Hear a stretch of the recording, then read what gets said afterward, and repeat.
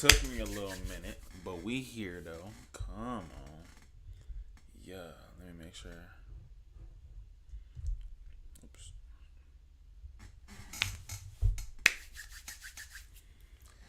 Yes, yes, yes. You came to watch the best. Alright. Per usual, blessings for joining the stream, whether it's now or later. Hopefully, you're having a wonderful day, evening, morning, night, however it may be. Appreciate each and every one of you guys from the bottom of my heart. Make sure you guys like the stream, share the stream, bless the stream. You know what I mean? Come on. We on to another Rotten Mango murder mystery situation. Now, Joker, parentheses. Killer ran over a girl to turn her to spaghetti and still has 4,000 fans who want him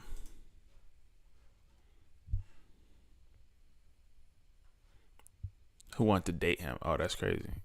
I didn't read that last part because it was too long. So he still has 4,000 fans that want to date him. Apparently, this is a good-looking individual, so much so that there's ladies out there that still want to date him. See, now, hold on. Before I dive deep into that, let me make sure my chat and everything is right. Cause I got my chat up. Hey, Mind Spasm up in here. Yeah, Kenya up in here. Sir Spry, that be me.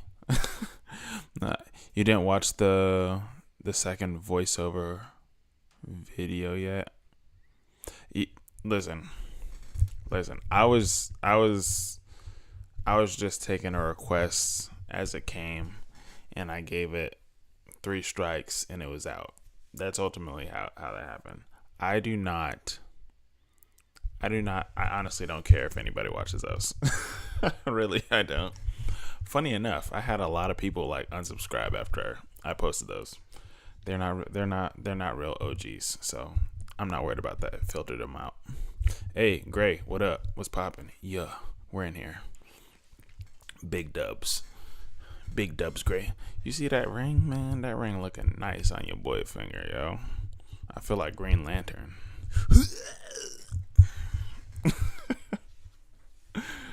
Come on, it's an amazing day today. Blessings.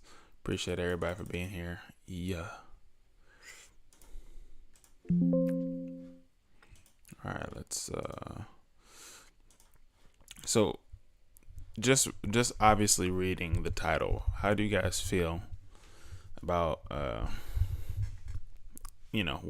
not in a sense, I'm not surprised. For whatever reason, girls like to get murdered. That's like the trending thing these past few years, like past 60 or so years. It's like, yeah, let's get murdered because he's cute. I stayed because he's cute. This trend needs to stop. This isn't fire. This isn't one I recommend. It happens all across the board. Kid you not. Like, a lot of times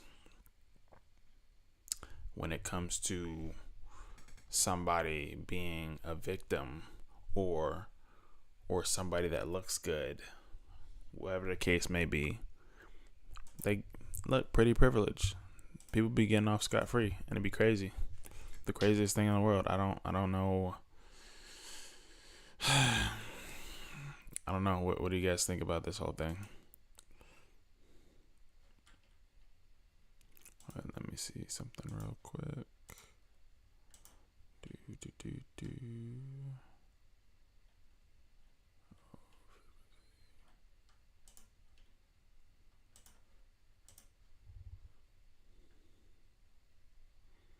All right, he said, why did they unsubscribe? It's strange to the people that think that that you have and love SK is attached. I think because they just didn't like the video that I watched. I don't understand fully why people subscribe, unsubscribe, whatever the case may be. It is what it is, you know. But I'm actually happy that people do unsubscribe for whatever reason it may be. If I didn't do anything like me personally do something like crazy, criminal, whatever the case may be, I don't necessarily understand, but I call it a filtering system because some people only want to watch for them to watch to strictly benefit them, and that's fine. And then some people like y'all enjoy, you know, my presence and everything else that correlates with that, and then we can enjoy content together. Y'all guys are on a different level, you know. I'd be a lot more sad if y'all guys was just like, I'm out of here, about to the heart, you feel me? But them's not those people. So hey, I think that's why there's filtering systems, because it's supposed to filter out the bad for the good. I'd rather have solid individuals rather than a bunch of ghosts that don't comment, that don't interact or anything. The only time I've unsubscribed is because the creator was controversial or spitting lies. I feel that. No lies around here, no lies. But yeah, let's go ahead. He said, Gray, when people like a group, if you don't like everything that they release, then those fans will turn against reactors. I saw it happen with Blackpink with their last comeback. That's crazy. Yeah, see, that's why I like to mix my content up, and that's why I don't like it just being strictly one thing and one thing only.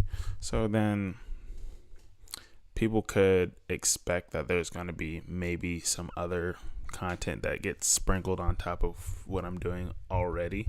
And then that's also why I do lives, is because it's not strictly just one type of content or one piece of content to where it's like, oh, I only expect him doing Stray Kids content or K-pop content or whatever the case may be.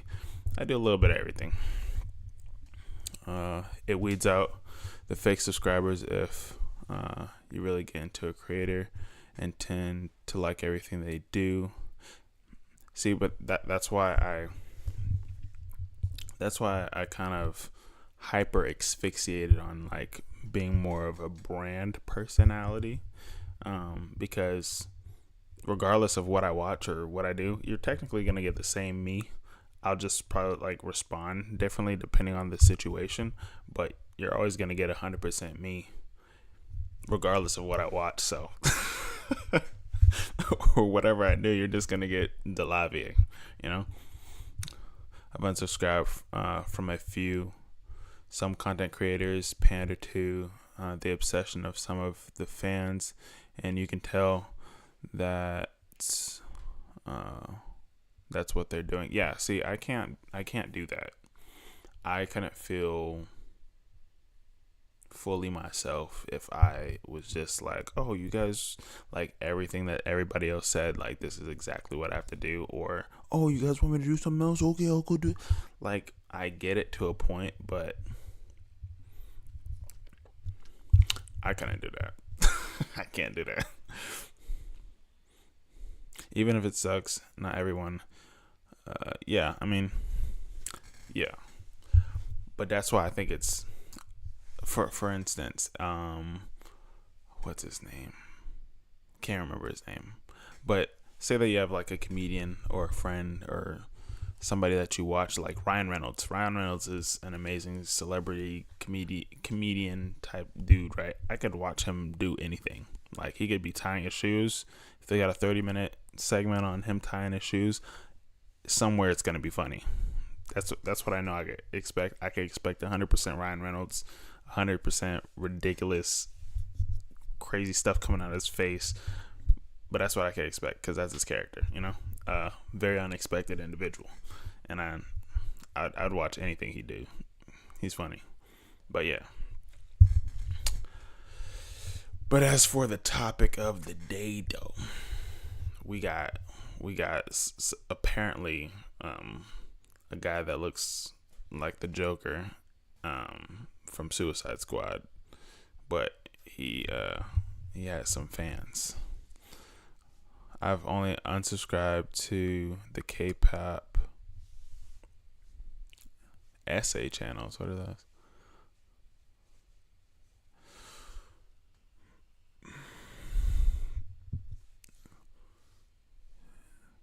To date, involved with Burning Sun. Yeah, I don't know what type of channel that is. I actually don't really watch a lot of particular YouTubers, especially in my. I don't keep up to date with a lot of things, to be honest with you. I'm just like, all right, let's see what's on my feed and or what's recommended, and I'll do that. But that's about it. Even I had some stays come for me if I don't like something. Yeah, I feel like culturally, the demographic and the type of community the whole K-pop genre curates for themselves to literally have a fan base of people that legitimately worship the ground they walk on, to be crazed fans. And if you actually understand that, you kind of already get a feel that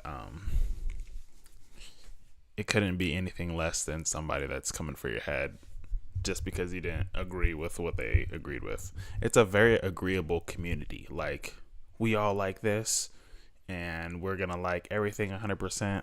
They can't do anything wrong. I'm just like, I don't even believe that they want you to perceive that they could do anything wrong. I think they want you to believe that they're most human, but at the same time, they want to produce their art as best they can at the same time, but not to be looked at as somebody that's perfect. That's just the culture it brings. So I couldn't. No. Hey, to each their own. You know what I mean? if that's the way the cookie crumbles, it be what it be. But I couldn't fully invest myself into somebody or something else like that, other than what I do and who I am on and off the camera. My wife will tell you straight up, I am the same person. I try to understand where someone is coming from with an obsession of serial killers, like they're an outlier who doesn't follow society's rules, but also you're not special enough to change them. That is a fact. Everybody, look, if you want something to be done right under the justice system, get Batman on the scene. Batman is nothing but justice. No jaywalking. If you ever seen those little videos of Batman when he catches the dude just doing like the smallest criminal, it's not even criminal, but the smallest act, like jaywalking, and then just whoop the crap out of him. It's so funny. If I could find it, we'll see it in a second.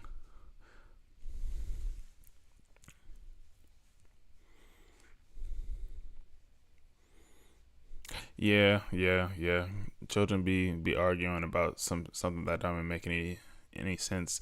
I'm just like, hold on. So you're so deeply invested into something and somebody that doesn't pay your bills, that doesn't even know who you are.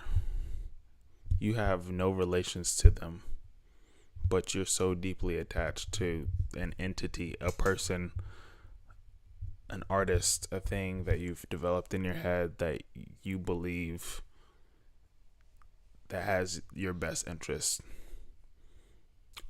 Now, in hindsight, yes, of course, they want everybody generally to be good and do all the right things and love, whatever, right? but they don't know you. They do not know you.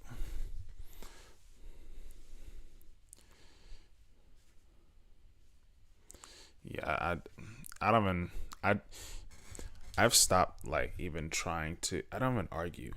I don't even correct anybody anymore. If anybody is in the comments that I see and they're like super Mr. Obvious, they're just like, it was like, I still get comments and on other like videos that I've done like 2 or 3 months ago that I completely forgot that I did.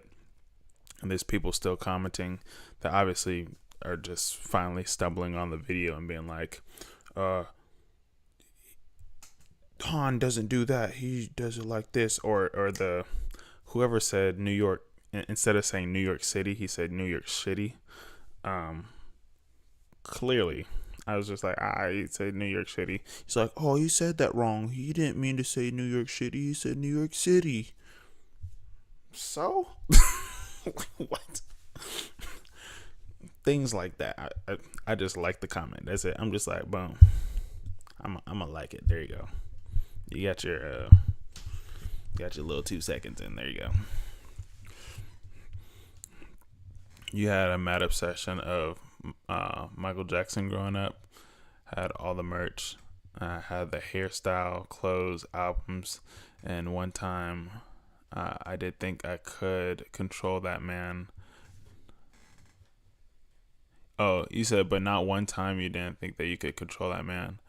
Control that man, nor think that he was solely mine. Look, I don't know where it comes from. I think music alone has a different effect on people, but also it comes with how the industry and how marketing and everything makes them seem as if they're like this other being besides a human. And I think it's wild. But Michael Jackson was on another level for sure. Like, he was probably alien. I'm not gonna lie. He's probably an alien. When you're young, you have a weird view of the world, especially with famous people trying to, what is that? Infatualize them and bring them down to your level and create a weird relationship with them. And look, that even happens with older people. Older people are like that. So I had a lot of artist merch back then too. Michael Jackson, Prince is a good one, etc. But those were good times. Yeah. Sadly enough, I don't think people grow out of it, because usually people try to compensate for what they lack in their life, and I believe that they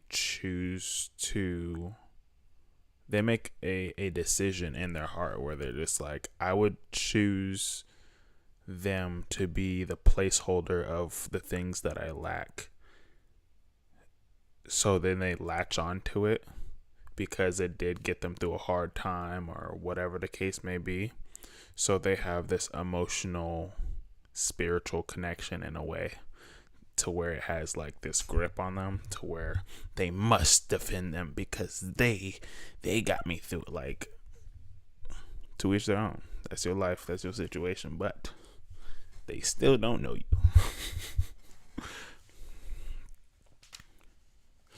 You also think it has to do with the way people grew up. Hey, we on the same wavelength. We are on the same wavelength. My mother would never let us spend the whole day on the computer. We had to go outside, touch grass, have other meaningful hobbies. Yeah. I know the day I have children, there's no way I'm letting them have phones. There's no way I'm letting them. I'll let them have a flip phone. That's about it. Y'all gotta have a flip phone. Call, text. That's about it. You know what I mean? Minimal TV time. If anything, it'd probably be like movies. But watching full length television shows and nah, bruh. I ain't gonna do that. Defending an artist makes you feel like you're defending a part of yourself, I guess. I would say that's pretty accurate. I would say so. Because like I said, they would correlate it with like their situation or what they lack or their emotional state. So I hear too many times where it's like, man, you saved me. And the artist is like, okay. And they're like, you saved me from suicide. And like, ooh. I don't even know. I wouldn't even know what to say if I didn't directly, have a conversation with somebody. But they watch something, not in a bad way though. Not in a bad way. I just don't know how I would,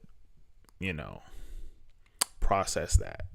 If someone's just like, man, I watch your videos and it saved me from suicide. I'm like, thank God it wasn't me. I'm just talking on the mic. That's it. That's it. I ain't do nothing, but I appreciate it though, and I'm glad that you were able to see the light. I'd be floored by that answer, to be honest, or that statement. My son had an emergency phone until he graduated high school. That's good. I need one of those minimalistic phones. I love some aspects of no Wi-Fi, like going to the theaters, reading, etc. Teachers are complaining that the generation can't read and lack of comprehension skills. Yeah, that's because of the phone. That's because of TV, television, YouTube, internet. Everything's super fast, in your face. You can't. You have like an anxiety built up in your body that's just like you have to do something and you're always antsy. And I feel like that comes from instant gratification. People that don't work for the things that they have, people that don't challenge themselves, people that don't do things that are purposeful. Now, there are medical situations too, but we're not talking about that. We're talking about the habits that are developed in the technology that we have at a young age. All these kids with phones and everything else and video games. I am a victim of it, and I also indulged in it willingly. And I was just like, F this, I'm gonna still do it. Like, I was one of those too. So, but you have to understand when to say no. I'm right in the middle. So I remember last night we had conversation, and it was like, some of your kids are 92 babies, 91, 93. We're like right in the middle of where internet was and wasn't, and then was coming onto the scene. We were right in the middle of progression of all of it. Reading isn't an interesting reading isn't an interest cultivated in kids usually. Sorry, I have like this small little chat box and I can like barely see, but I have to have my computer far away or my laptop far away, so I gotta be like strain my eyes. If you don't read out loud in class, most kids don't have books, and if you don't have access to a library, I'm not surprised. I remember when reading was actually cool. Like reading Rainbow, bro. Reading Rainbow was tough. I love reading Rainbow, and I was like, look, it's a nigga. Nah. All right. You can relate to a person, but it's unhealthy to equate their existence on their life. Yes, I've discovered BTS when I was in a bad place, but it was the music that brought me up, not any one individual. Truth, Kenya discovered BTS when I was down and out, but down and out. While I'm grateful for Jesus.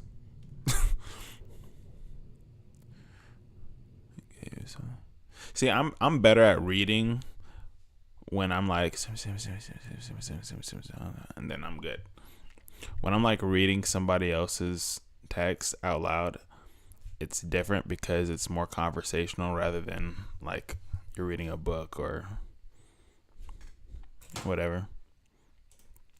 Bro, kids made fun of me for reading, and I would snatch my library books and tear them up. My parents didn't play with me like that.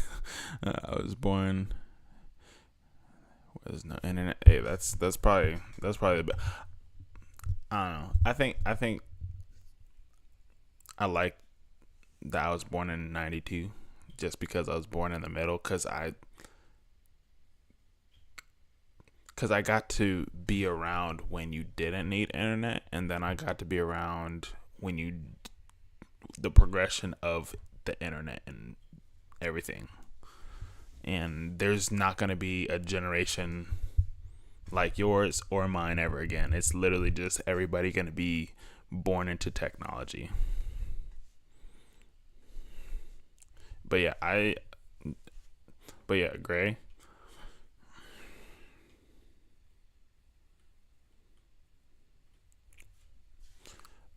Yeah, I was not all that good at reading, and I hated reading out loud as a kid, especially third grade. Ooh, I was pissed. It was funny because I was doing martial arts as a kid, and my dad told me to never tell anybody that I could fight. So the bullies that I did have, they bullied me because I knew I couldn't read at the time, but they never like physically touched me, and I wanted them to, just so I could beat them up. But I knew I would have gotten in trouble still, anyways, even if I did that. But out of self-defense. But when they did find out, because they're on my football team, they're just like, "Oh, so he could have beat us up this whole time. His dad just told him not to." They're like, "Oh, never had a bully ever again." Because the bullies that I had, they're on my football team, and that's how they found out, was because when my dad had to pick me up from practice, I was going to boxing practice after football practice. They're like, what? Because before I learned boxing, I learned taekwondo, so I was willing to kick somebody in the neck. I didn't care. My dad was just like, "You better not say something." I was just like, all right. I was more scared of my dad than anything. So said my ADHD don't tolerate reading physical volumes anymore, so I have to listen to audiobooks, otherwise I can't focus. Listen, I am low-key in the same boat, not gonna lie to you, but I do make the attempt to read. I grasp the knowledge a bit better, and I know that by reading. Like, I have to read some things, and one of those things has to be my Bible. I have to read that. I can't just do an audiobook. I have to read them scriptures. I love that we have live during the best years in music. Kenya, my birth year sister. y'all are sisters now. Truly the best years. New Edition. That's what we played. We played New Edition at the wedding. It was fire. That was our song. On a perfect day, I know that I can count on you. Stop playing, bro. Stop playing with me. Yeah. When that's not possible, tell me, can you weather the storm? Oh, stop it. 'Cause I need somebody who can stand by me. Stop playing. Come on now. Coming out music video next week. Your dad protected those kids. He hella did. It was hilarious when they did find out that I was just quiet. I was just quiet about it. I would never really defend myself because I knew I couldn't read, but I'd be sitting there like, and the dog ran. I would avoid any time to try to read. Anytime. But when I finally was playing football, them same dudes was on my team. And they found out. I didn't even say much about it. Just like, I was quiet about it. I was just hoping y'all would do more than just nah, you can't read. I was just like, okay, just do something, and I'm ready to get it up with you for sure. I am. Girl, I love New Edition and Jodeci. Stop playing me. Yeah. I tried to go see New Edition in Chicago. I left the crowd was wilding. I'm sure. You know what's funny? What's really funny? Although American R&B, actually I have to say R&B because I don't think anybody R&B's like American R&B's, but American R&B, since we're all in like the K-pop esque, but American R&B, right? Not a single artist that I know of is married. All of them be rapping about love, air quotes. They're ladies, a woman, this, that, but they not married. And if they are or were, or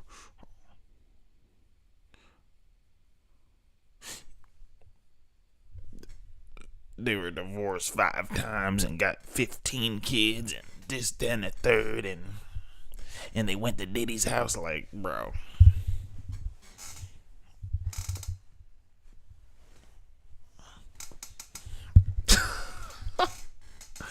They're terrible examples of being a man, I swear.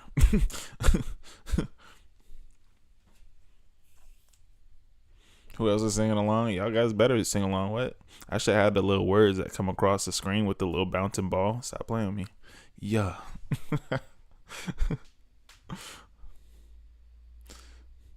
How tall are y'all? What you mean? They've been in Cleveland twice. My cousin, they came into the restaurant I worked in. Oh, they did. That's dope. I met Jodeci at a club in Detroit. I was disappointed because they were so short. I'm only 5'7". Listen, well, my wife is 5'7". Thank God.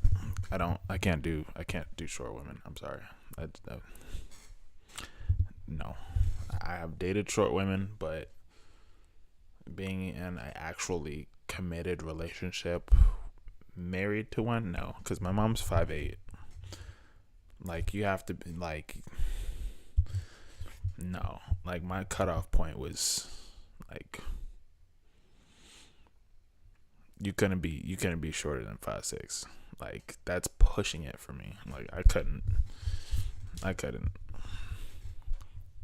Me personally, because look, the reason why I harp on height, especially for women when I was dating, was because all of my dad's side of the family, not all, most of my dad's side of the family got screwed because of my grandma, because she was short. Little bitty thing, freaking 4'2", 4'3". My grandpa, freaking 6'2" or something like that. My dad's 5'9". My mom's 5'8". I'm 6 foot. My brother's 6'2". My little brother. We got blessed. So if I'm computing correctly, right? If I'm 6 foot, my wife is 5'7", right? bare minimum, bare minimum, all my at least guy, like male children, right? All the boys, they should at least bare minimum be 6 foot. If I have any daughters, the females, if any of them come out, they should be bare minimum 5'8", 5'9", or taller. I hate seeing in photos where like the dad is the tallest and then the children are shorter than the dad still. That's crazy. Because it's a little bitty mom like this. Moms be this big. Dads be this big. Then the children be this big. Like, I'm just like, you kind of effed it up. Low key.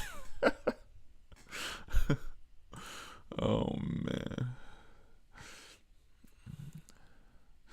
He said, spare some height for the rest of us. He's like, I'm 5'4", like my man tall. I'm a short girl. Hey, I feel it. Trust me. I hear you. But my thing is like 6 foot. 6 foot isn't the general pool, of people. Hey, what up, Riley?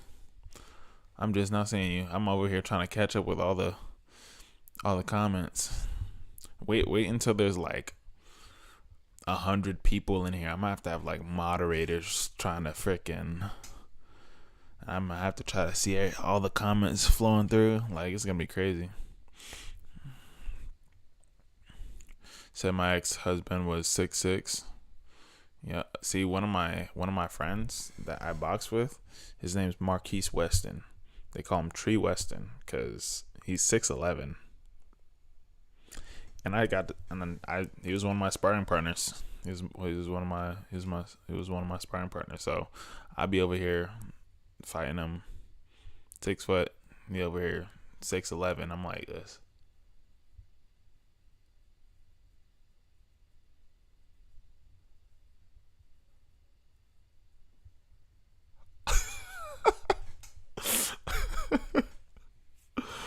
Oh my gosh, it was hilarious. I have a cousin who's 7'1". Yeah, that's crazy. What I get irritated about is all the tall people that don't do nothing with their height besides just be tall. Like, I'm just being tall. Like, what do you do? I'm a cashier. Like, bro, if you don't get your 6'15" Buddha in the NBA or something, they'll just pay you just to be tall and they will teach you the rest. You're good, bro. Don't just be tall just to be tall. Do something with it. You the 1%. We volunteer as tribute for them. Oh man, that's funny.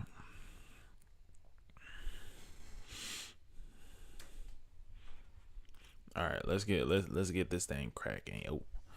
Let's get it cracking, yo. All right, let me pull up my chat on my phone. Hey, but this is what the live is all about. It's about being able to interact with everybody at the same time.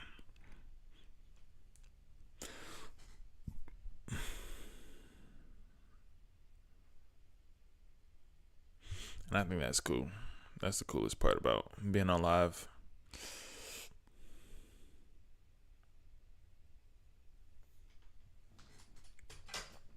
It's just not subject to one video. Hey, so now I'm gonna start posting my videos to Premiere so everybody can see what's coming up on Mondays and Fridays.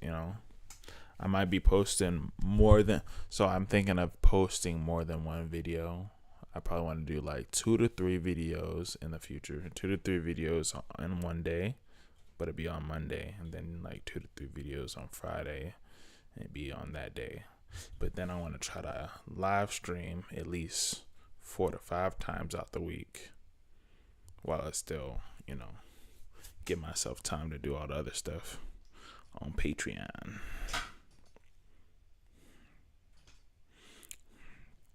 Yeah, this community fire. Top tier community. Super OGs in here. Yeah, the community we definitely build is buzzing. It's a we thing, It's not just me. It's we, because we kind of. Look. At the end of the day, I can't do a community by myself. You know what I mean? So I can't do this without y'all. Y'all guys get the ups just as much. You know what I mean? I'm all I'm doing is watching a video and reacting to it. That is like the most easiest thing you can do in your life. Is I'm pressing record, press play, watch it, see you guys later, unrecord. Like that. It's the simplest thing in the world, but I enjoy it more because y'all are here. It makes everything that much better. Yeah, the stream schedule. The only reason why I haven't been able to post I'm still working on that, is because I'm getting these work interviews. I have 3 or 4 coming up, and they're in the middle of the day, afternoon time, and some just weird times, and it's hard for me to gauge when I can get a fixed schedule where it's okay, this is what it's going to be every day, or what I'll have to do is I'll have to change it throughout the week and be all right, I could do it here 12 and then do one at 6 p.m. I wanted it particularly just one time, but I think I'll have to adjust and make it be all right, this one I have to do it later in the day, or this one I have to do it early in the morning, or whatever the case. That's what I think I'm gonna have to do, and I think I'll have to do it by week instead of by month, like I wanted to, until I actually get my schedule for work and everything. Yeah, we definitely keep it real over here. Real deal, Holyfield. Yeah.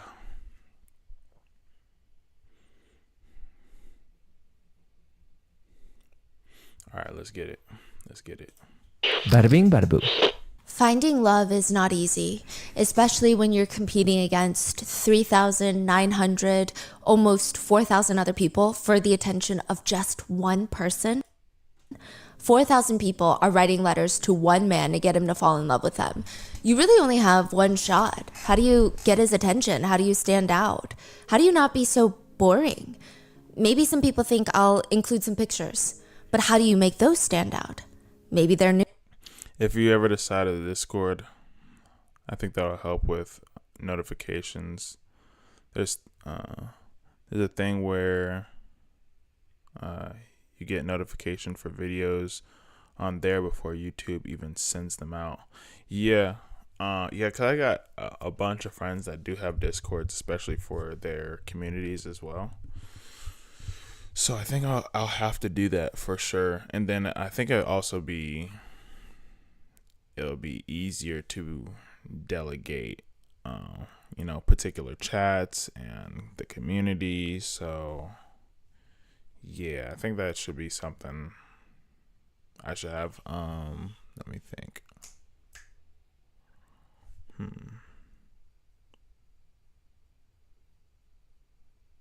I'm gonna write something out after the stream, and let me screenshot this so I could keep it for later.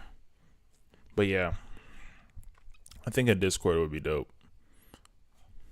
A Discord would definitely be dope.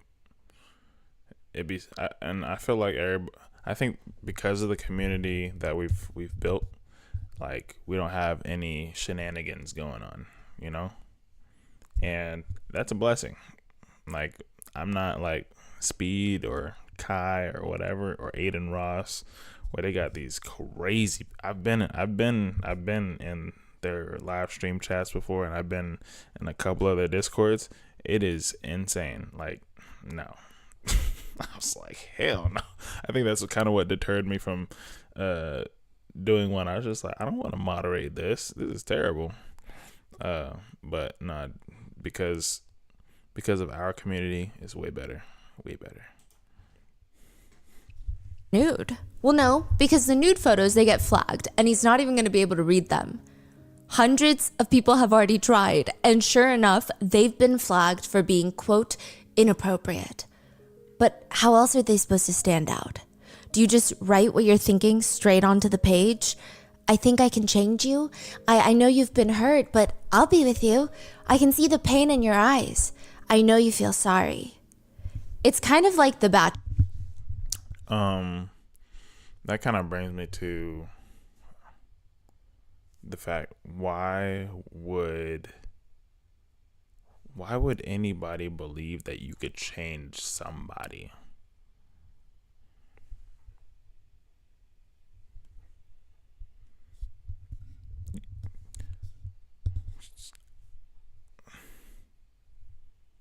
How do you think that you could change somebody? No. It's a decision that somebody makes to make a change. You can't change anybody. I don't get it. And that kind of goes back into the infatuation thing that we're talking about. This is like based on they have no real connection with this dude, right? But they saw a picture, saw his mugshot, saw whatever, right? And then they're like, oh man, he looks fine. I could change him. How in your right mind do you believe that you could change somebody when you got probably addiction problems? Change that. You know what I mean? Like, what are we talking about?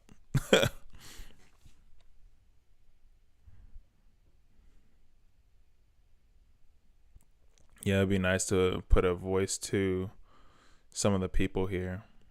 The chats for big creators are too much, especially since there are a ton of kids.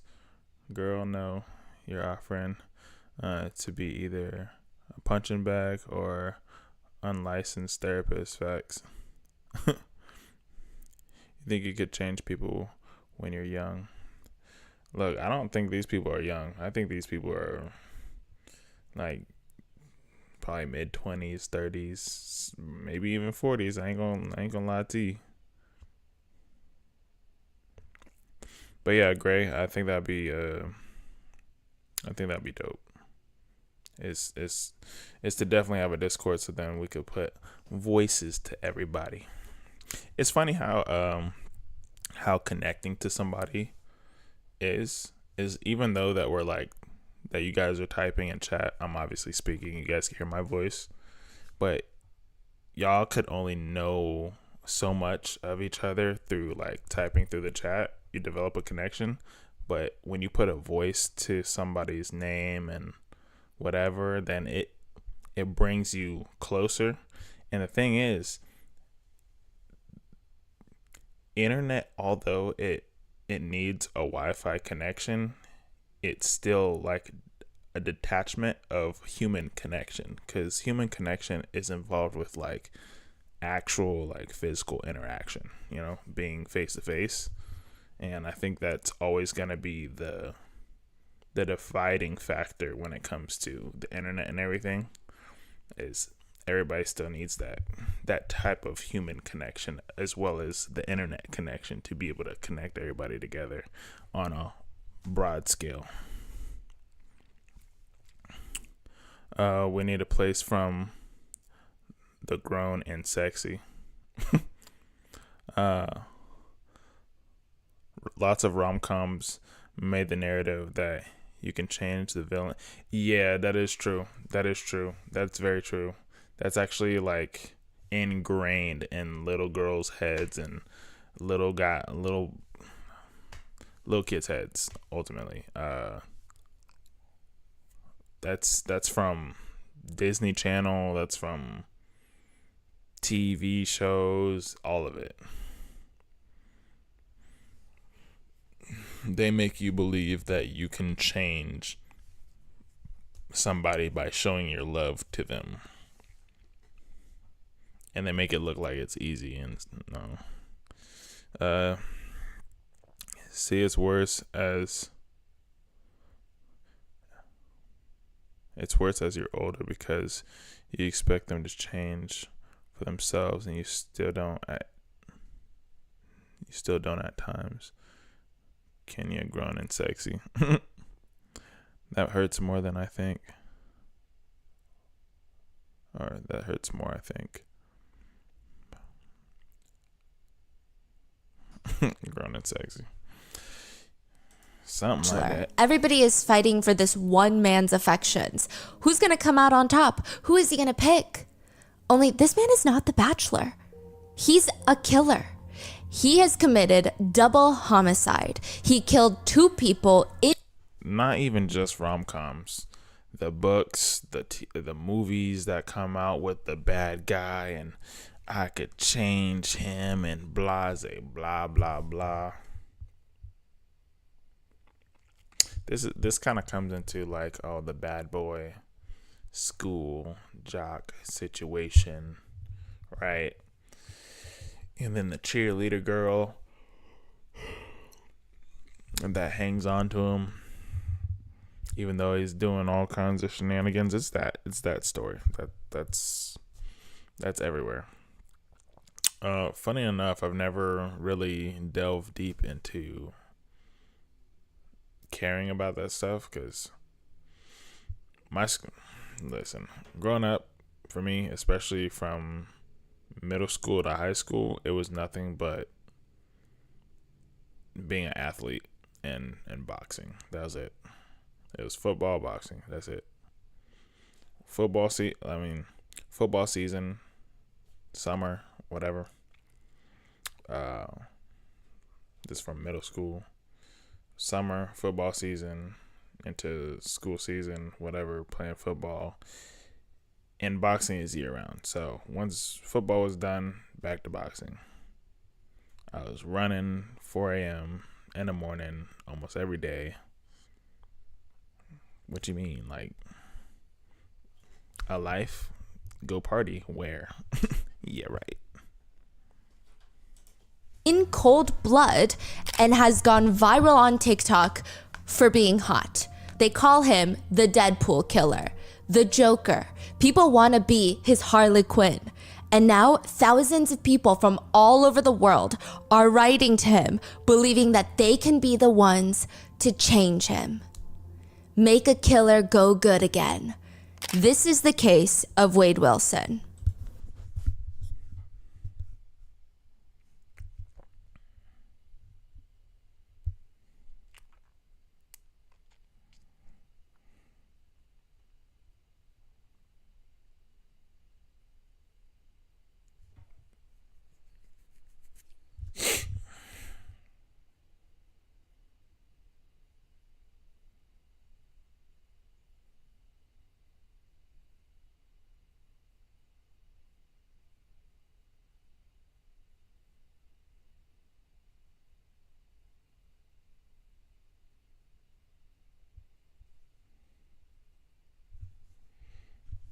Seriously.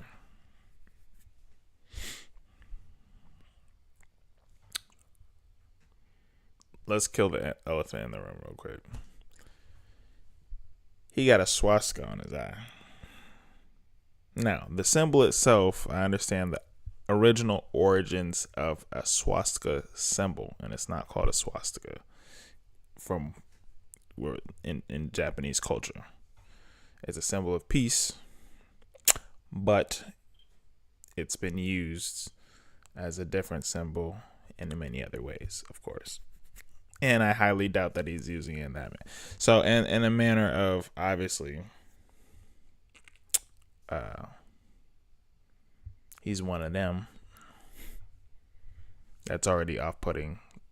Killed the elephant in the room, all right? Secondly, he looks like a normal white dude. I ain't gonna lie to you. He looks like his name is Tyler.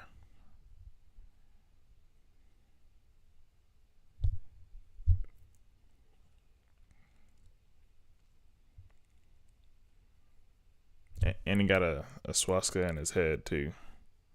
I can see that.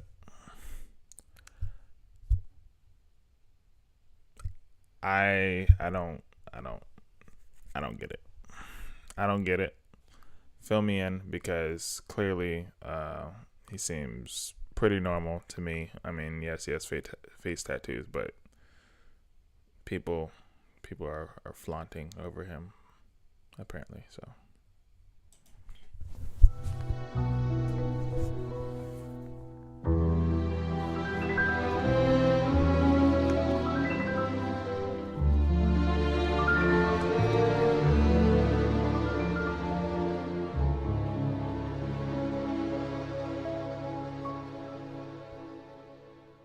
We would like to thank today's sponsors who have made it possible for Rotten Mango to support the National Network to End Domestic Violence.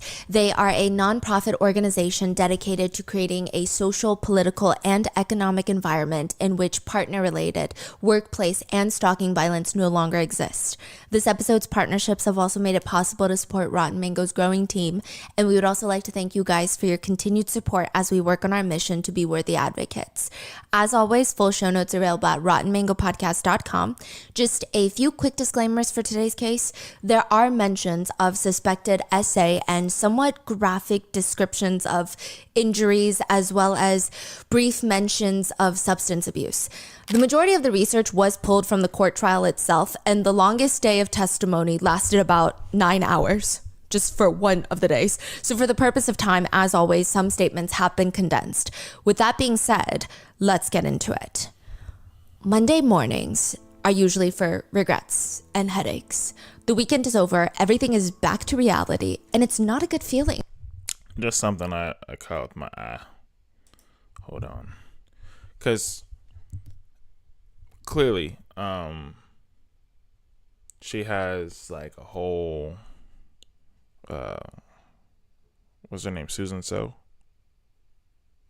She has like her whole, Day of testimony lasted setup, about right? 9 hours. Just for one of the days. So for the purpose And I of figured time, that as she always, has some like a statements teleprompter or something, because I noticed when she have been turned condensed. right before, because she keeps looking over here in this corner, in this left corner. So I'm guessing she got the notes over there, because everything just flows so nicely. Everything from just conversational pieces and then to like the actual storyline of what she's given us. It just flows very well. With that being said, let's get into it. Because then she looks Monday over there. mornings are usually for regrets and headaches. The weekend is over, everything is back to reality, and it's not a good feeling. It's not great. In Fort Myers, Florida, Mila, she's freaking out. Her car was basically stolen from the bar last night, from the Buddha bar. Her $80,000 car is now gone. Stephanie, another resident, she can't get in contact with her best friend Christine that she went to the Buddha bar last night with. What is a Buddha bar? I don't know why, but my chat was not popping up on my phone, and I could not see anybody. But okay, let me go back real quick.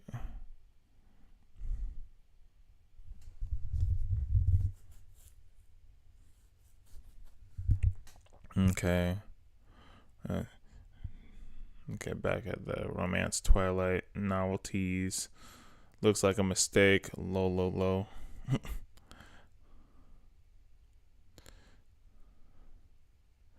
Nah, dude with a swastika on his face. How's that attractive? Factuals. You said he looks like Jake Gyllenhaal got cast to play him. He's average looking at best. Listen, I've seen phenomenal looking individual. Look, I have no problem with saying a dude looks handsome, or he put his fit on, whatever. You know what I mean?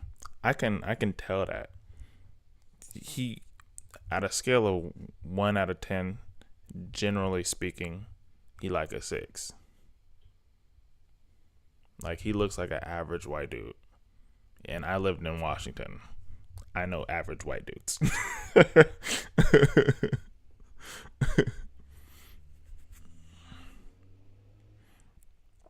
Yeah, same.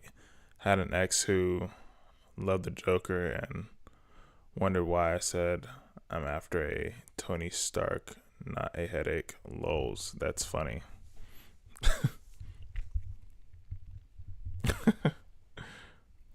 That's hilarious. Thank God I never ran into anyone like this. I've had crazy, but they're just black folk crazy. Yeah, black folk crazy ain't really all that crazy. They're just black folk crazy.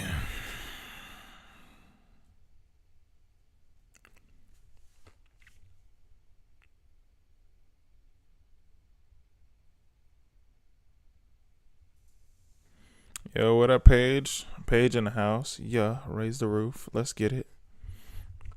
Appreciate you for being here, Paige. Much love. We got the squad in here. Yeah. You dated a guy who's gorgeous but out of his mind.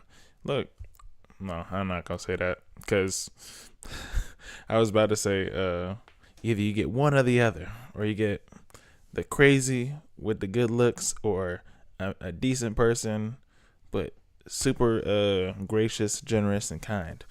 You can get best of both worlds. I wouldn't say they're all in America though. I take that back too, because there's a lot of countries out there where they have a aggressive culture to dating women and stuff like that. It's crazy.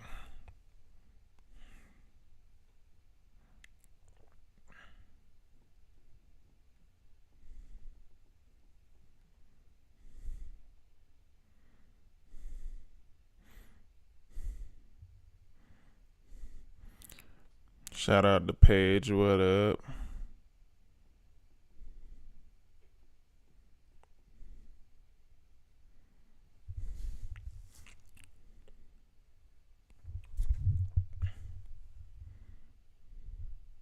Can't trust cute ones either. They have a whole other level of crazy. Yeah, look. You wanna? All right. So, check me out. So growing up, I was very smart as a young man trying to understand women. I actually just told my wife this the other day. The way I would understand women was not asking my friends that apparently slept with everybody, right? I would ask actual women. I'm just like, okay, what does this do? What is this? What happens when you touch that? Why does this happen when this happens? I would ask all the questions. And I'm not talking about I would ask like girls my age. I'm talking about I was dating older women. I was 20, 21, 22, 23, dating women that were in their 30s, 40s, and 50s. So stop playing me. I know. I would ask all the questions. All the questions. And then I'd progressively learn as I dated around and whatever like that. A lot of times you don't get, for women, you don't get guy friends or somebody in your life that mentors you actually and not dating or whatever, but having those genuine questions that you're like, why do guys actually do this, and are experienced and well versed as far as everything, like they've done a lot in their life. You're gonna get a one-way answer usually, and sometimes they are, but a lot of times they aren't. It's like, oh, guys do this. Well, guys that have been misled because they've been mistreated their life, this is why they do that. Or because they're insecure about this is why they react like that. Now, you go on the scope of like, oh, guys that have been raised by single family mother households compared to guys that have been raised by a 2-parent household with stand-up parents are completely different guys. Guaranteed. One's going to be more emotional. One's going to be a little bit more secure and reserved. So if you want to know a guy and how they going to treat you, you got to know how they treat their mama, how they treat their grandmama, how they treat they girl cousins, how they treat people. You know what I mean? You'll know more about somebody the way that they treat everybody else in their life.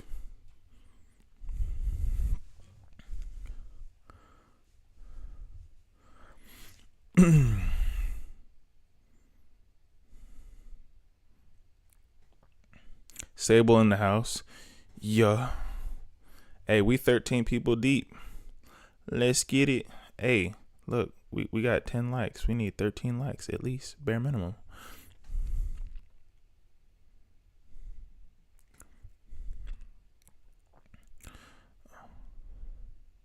Over competitive or short temper is the dudes I know.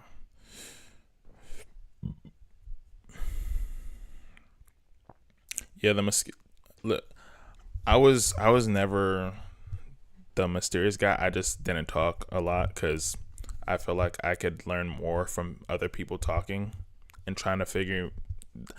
I wasn't trying to get figured out. I hated when people tried to figure me out just because I was quiet. And I was quiet because everybody else was stupid to me. I was just like, everybody's dumb. I was just like, I don't want to talk to y'all. That's why I'm not talking. So people are like, oh, Delive is mysterious. I'm just like, no, y'all guys are just stupid. I didn't want to talk to y'all. But I hated when people tried to figure me out. When I felt like someone's trying to figure me out, I already discredited them. I was like, go away. You're lame. I've had one of those mind spasm. Took moving a different state to lose them.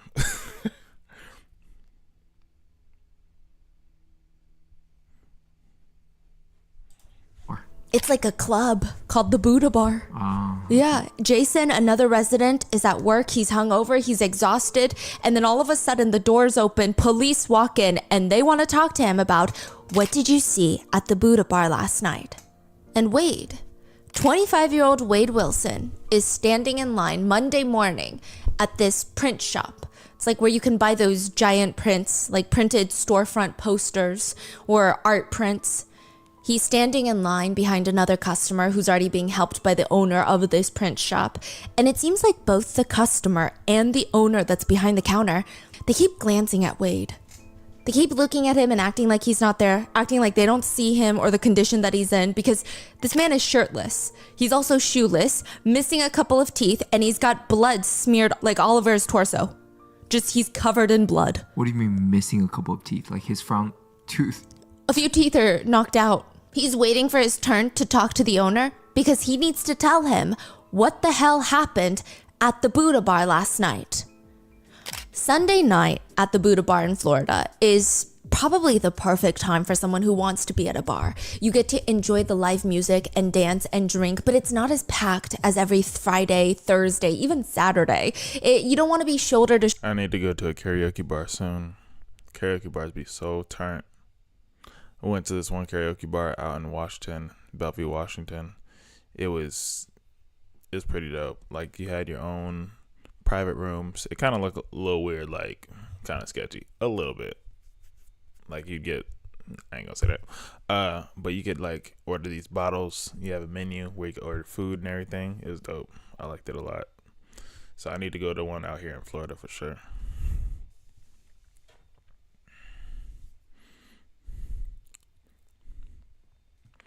No, there's a difference between quiet guy and a guy who thinks he's a vampire or some shit. Yeah, I know.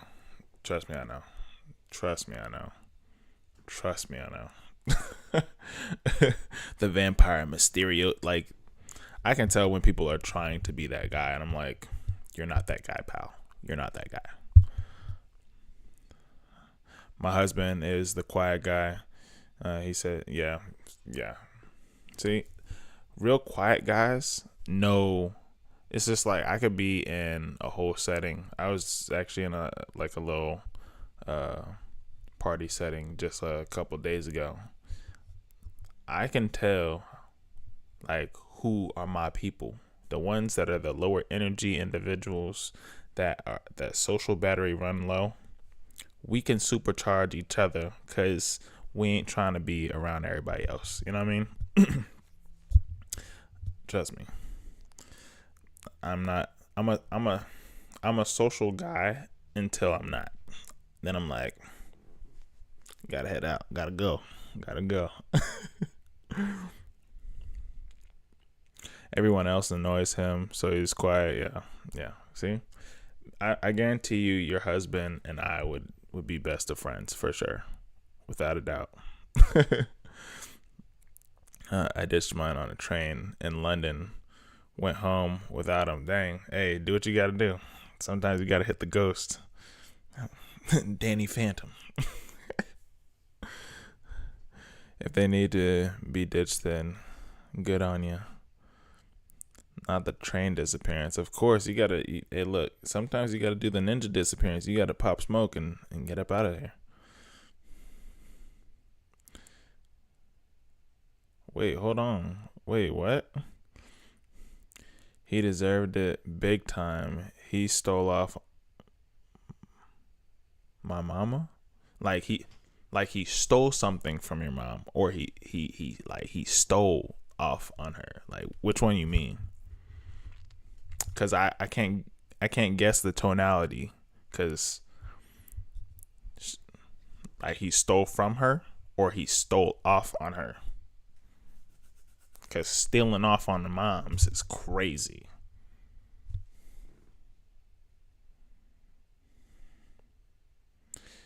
Yeah, he was a bad one, thankfully. I'm in a much better place now. Okay, he stole something. Okay, I was about to say that's different. Oops, I'm usually high energy or low energy, never in between. I feel that.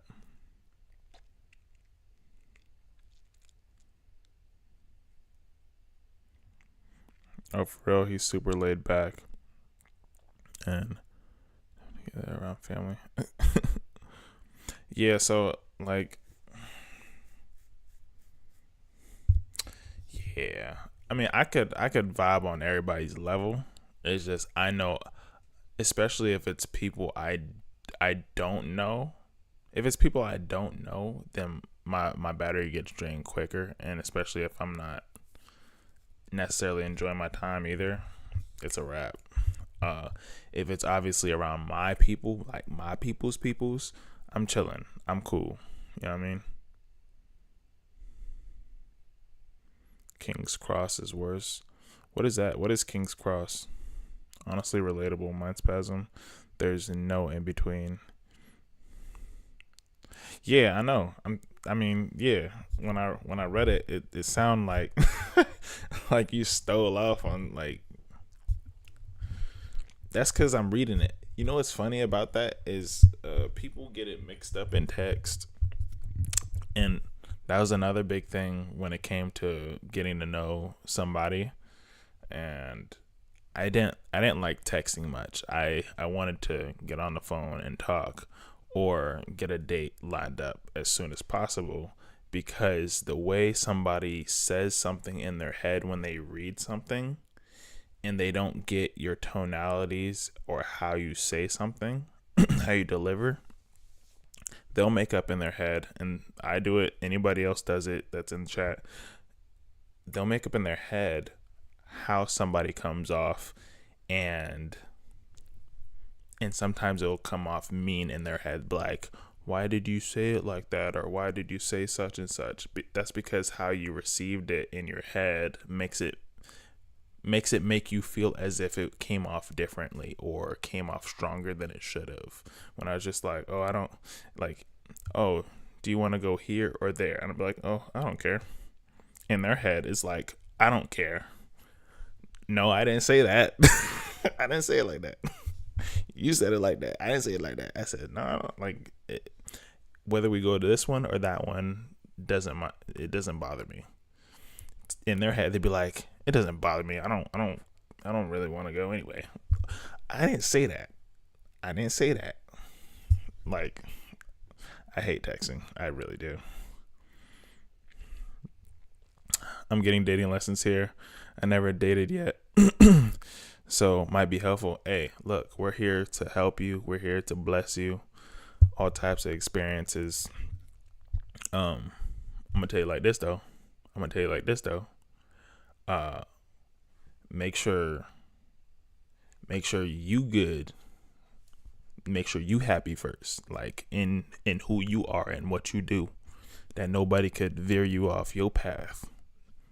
That's number uno. Make sure your heart good. Make sure your mental state is good.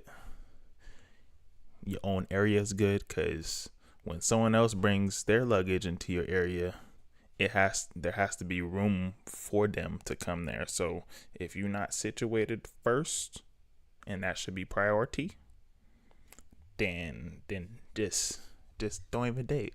Because look, I tell you this much right now: dating, just mark all your expenses up at least by 2. Whatever you paid going out for yourself, times that by 2, and then times everything else by 2. Everything just gonna cost more. So if you don't want to spend more money, don't date.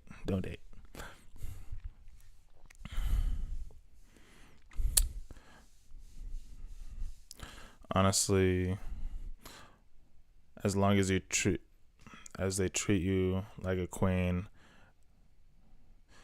just watch how they treat their mama. If they don't treat their mama good, it's a no-go.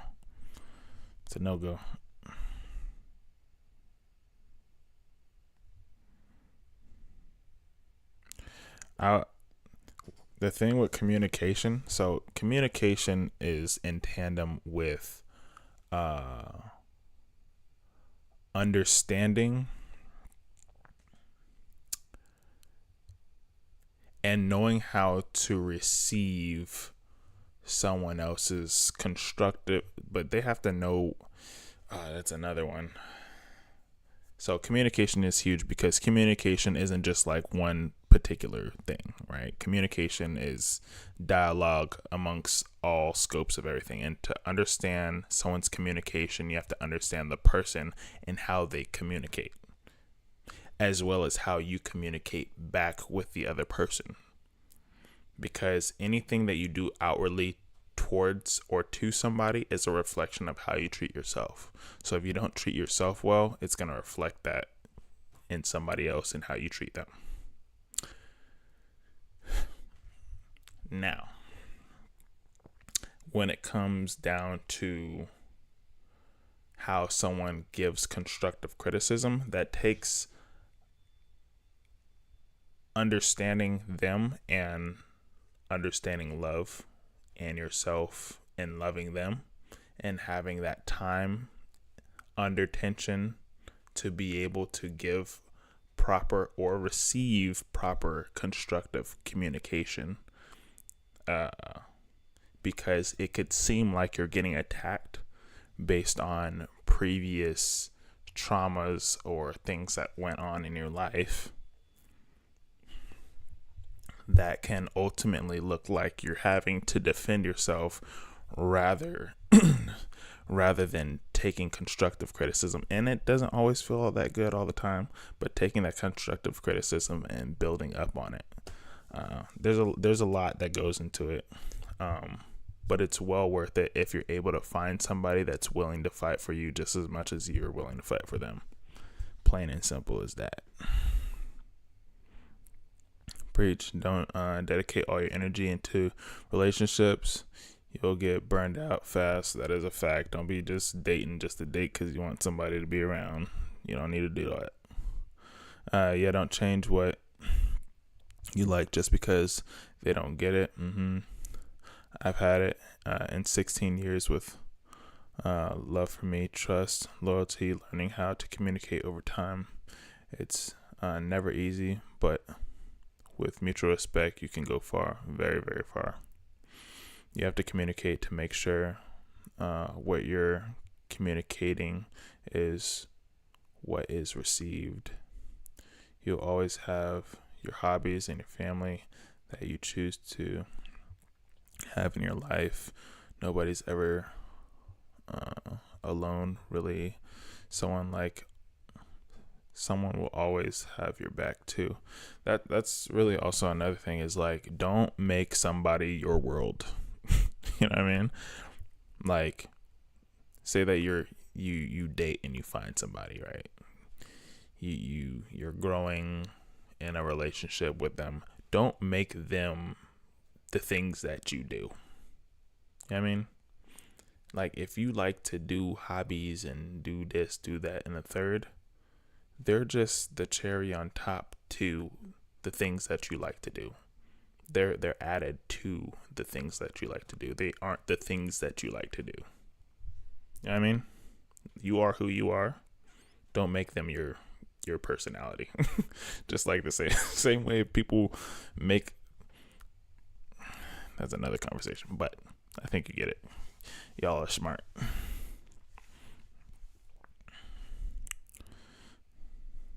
We say communication, but it means understanding how to communicate your wants, needs, feelings, thoughts, as well as how you receive them. Facts. It took me a long time to figure that out. Yes, sir. Don't be automatically defensive with rare exceptions. Never downplay yourself based on other people's preferences. It's easy trap to fall into. Seems agreeable, but note that boundaries are non-negotiables. Boundaries have consequences. Group therapy hug. Yeah. Teamwork. Let's go. That's tough. Yeah, big hug, thug hugs. See, the thug hug, the brotherly thug hug is when you got the fists and then you boom boom on the chest, on somebody's back. You're like, tuck it in, brother, tuck it in, thug hug.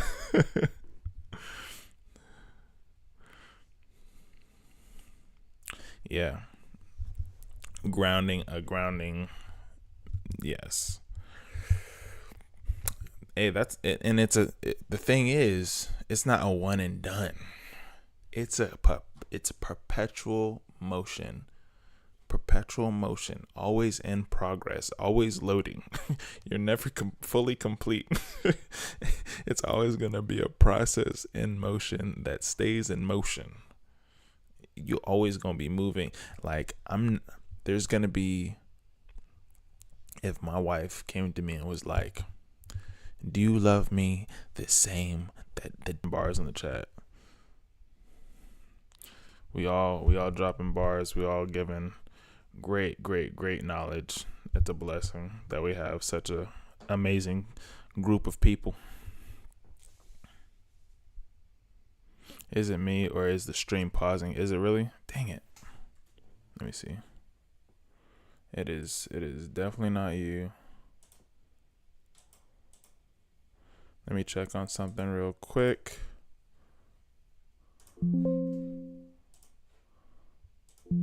See if I do this.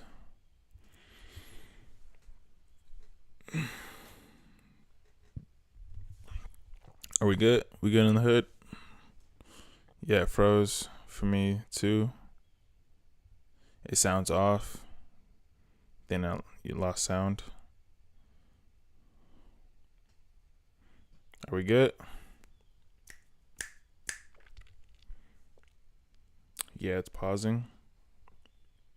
We good? Okay, because I had to close a couple screens. Sometimes that's why I'm gonna be preparing to be able to. I'm getting a computer built. I'm gonna have my own custom built PC. Right now I'm working on my laptop. So my laptop can only do so much. It could do a lot for like editing. My laptop is meant for editing videos and stuff like that. But I'm having a PC built. I'm gonna have a PC built hopefully by October 1st. But I'm gonna have a PC built so then I could do all the things. And then there's not gonna be any bugginess, no pausing, freezing, nothing.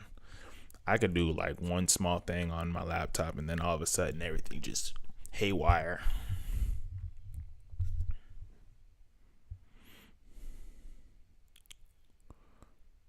Is that Roro? Yeah. Come on. Yeah. Blessings in the chat. Come on now.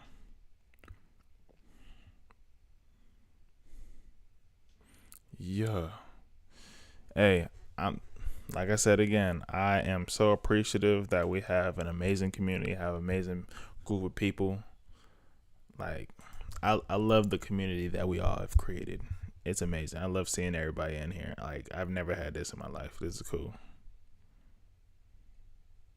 Oh, it's cutting in and out for you? Hold on. Me too. I've been watching Rotten Mango since 20. Hey, look. That's the longest I've heard so far. Let me check one more thing.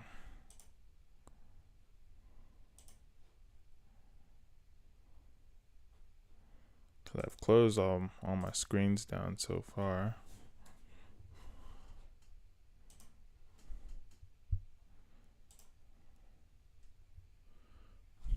Oh, 2019. That's still a long time. 2018. Ooh, you flexed. Sable tried leaving and then re-entering the live. Okay, BRB. Yeah, because everything should be good. Everything's good on my side. Everything's green bars. I have all green bars. Everything's solid now.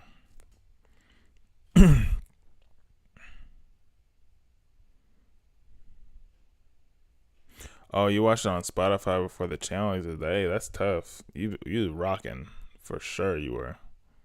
Okay, yeah, it worked. Yeah, we in there. I can't help but binge watch her on rainy days. Hey, that's blessed. It's been 7 years for me. I've been on other channels. Okay.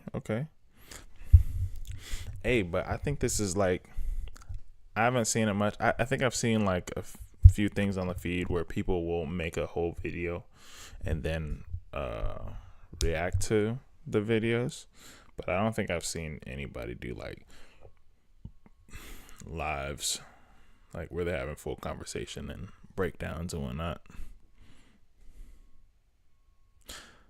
I've just seen clips on Facebook. Not gonna. That's actually where I saw her, and it was this year. I saw her like the first couple clips on Facebook, and I was just like, this is super interesting. And I was just sitting there watching, waiting for it to end, because you know how some videos are like not that long. You can't tell sometimes if you're on your phone, unless if you tap the screen to see if like the bar is there to see how long it is.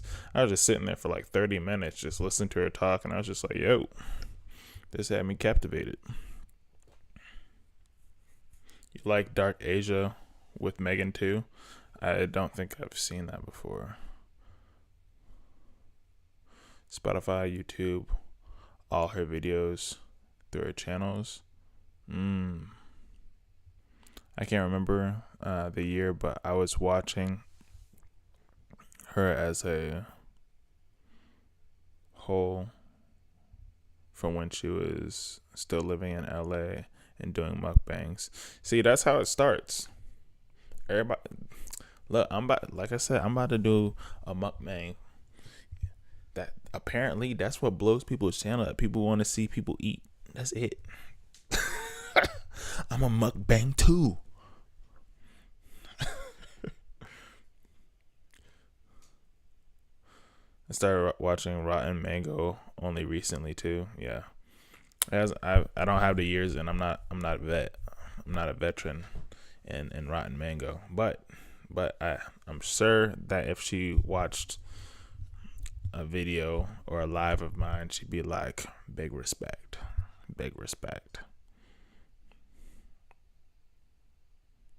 Yeah, she does have a soothing kind of voice where it's like, it's not hard on the ears. She doesn't have like a whiny voice. Oh my gosh, do you know whose voice freaking irritated me? Is a TV show with Rob Dyrdek. It's where they watch those funny clips. I say funny because they really weren't all that funny to me. It was just really stupid. Ridiculousness. That one chick on there, what's her name? That white chick. I don't remember her name. Her voice, her laugh absolutely had me to the wall. I was like, oh my gosh, I can't I can't stand her voice. I can't stand her laugh. I couldn't watch the show. I forget her name. Chanel West Coast. Oh my gosh, yes. I don't know her as a person. I can't say I can't say that. But her voice alone, I was just like, I can't do this. I cannot. I couldn't do it. I was just like, they got, yeah. They got it. Yeah, it was Chanel West Coast. Shoulder with people in this sweaty, humid room. It's busy, but it's not overly crowded. You actually get to socialize with some of the people there. It's not the craziest crowd, which is perfect for Mila. She just wants to have a little bit of a low-key night. Mila walks into the Buddha bar, maybe 10:30 p.m. She has this thing, okay? Mila has this thing where she never brings a purse with her. She likes to be hands-free. Her phone, her work phone, she's got 2 phones, her business cards, her wallet, her keys, everything goes into her pockets. She just stuffs it in there. And if it doesn't fit into her pockets, she usually has somebody with her that has bigger pockets than her, like her boyfriend, Wade. She gives him the keys to her $80,000 Dodge Hellcat. It's like a muscle car. He's the keys to her $80,000 It's not like a muscle car. It is a muscle car. Dodge Hellcat in his pocket, and the two start partying it up at the bar. So Mila is dating Wade Yes. Wilson. Yes, and she's at the bar with him. I didn't even catch that. You said if you laugh too much, you sound like her. Listen, I got a thing called headphones. I'd be like,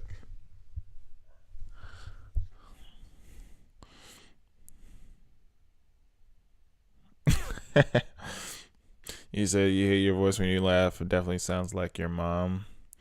Please react to her wedding vlog. I've actually seen it lingering around on my feed. I'm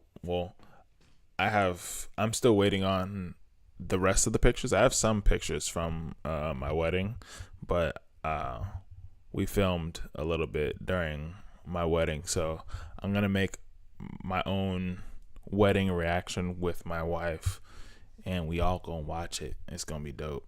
Hey, I'm gonna show. Hey, actually, I'll show y'all like a little bit of a collage that we got. I'm gonna show y'all guys. Hold on.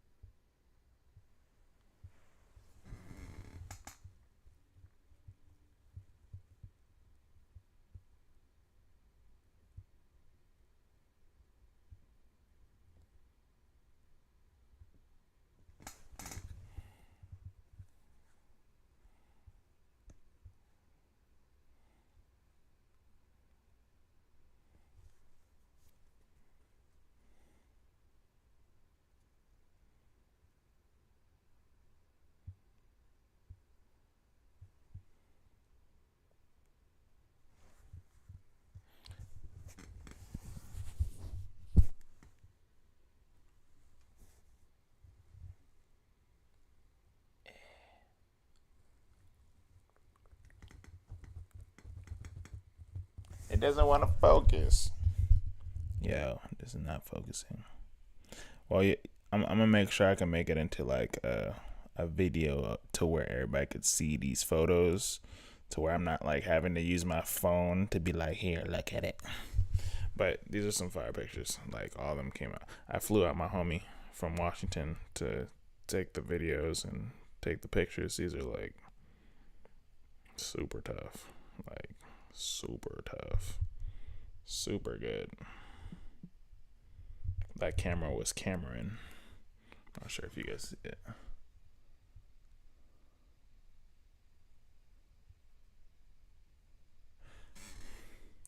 It's like not wanting to focus. That's my best man and her best gal. Her bridesmaid, or what do you call them? The other one.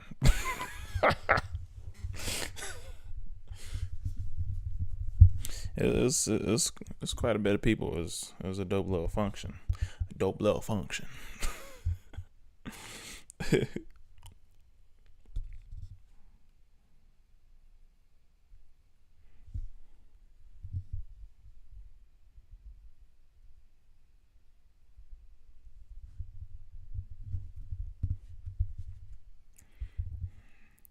Maid of honor. Yeah, that's what it is. Like, I kid you not, I knew jack squat when it came to what everybody was called besides bridegroom, best man, groomsman. I was just like,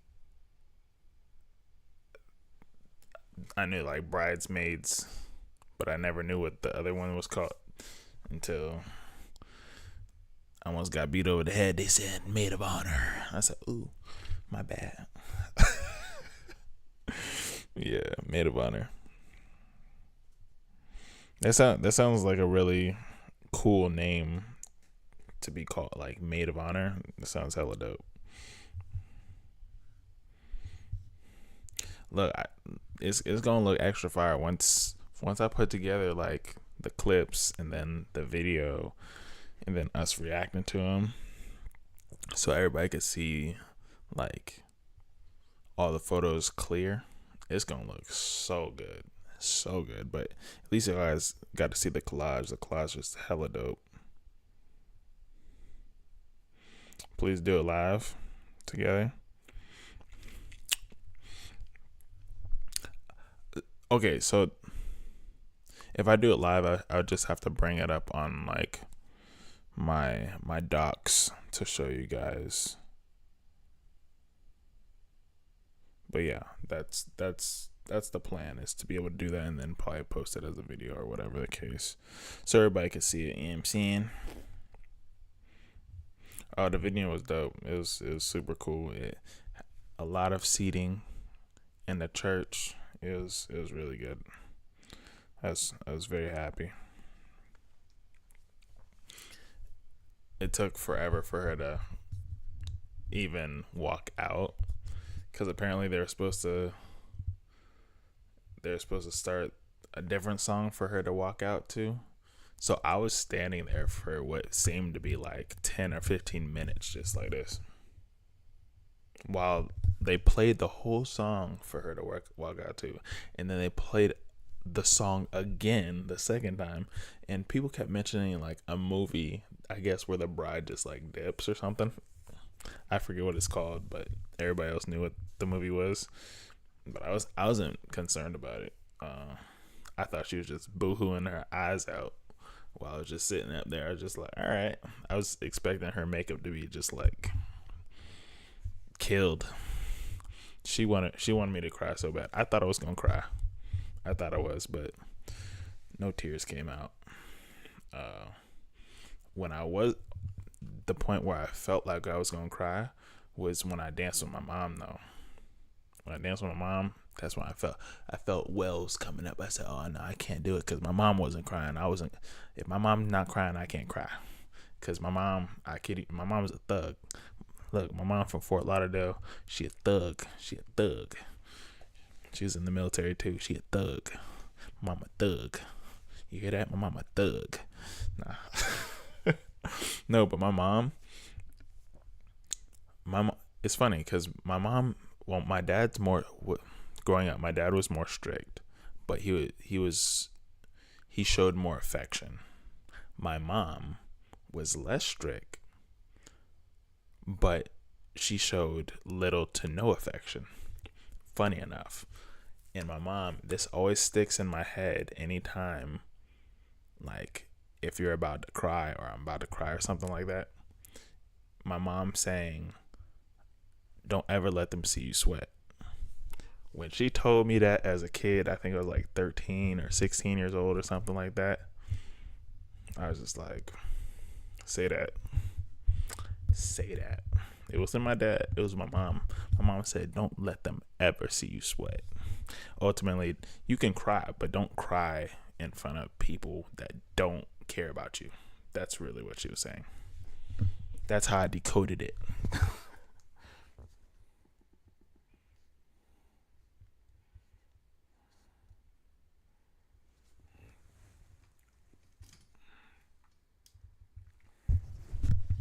You know why? Because my mama thug. My mama thug. She a thug like a bug on a rug. I'll have a man of honor because I don't have female friends and my bestie is a male. Hey, look, there ain't nothing wrong with that because, well, my wife, she had... Well, the guys that were supposed to be there, they all dropped out because something happened or whatever the case. They couldn't make it. Same with me. I was my groomsmen. Only half of them were there. I was supposed to have 13 in total. Well, I guess 12 groomsmen and then my best man. I was supposed to have 13, but things happen and whatever. But I prayed before this. We made everything happen. I was just like, Lord, only bring people that are supposed to be there. And guess what? People started dropping off the map. Come on. Hey, she in there. When did you get here? You just got here?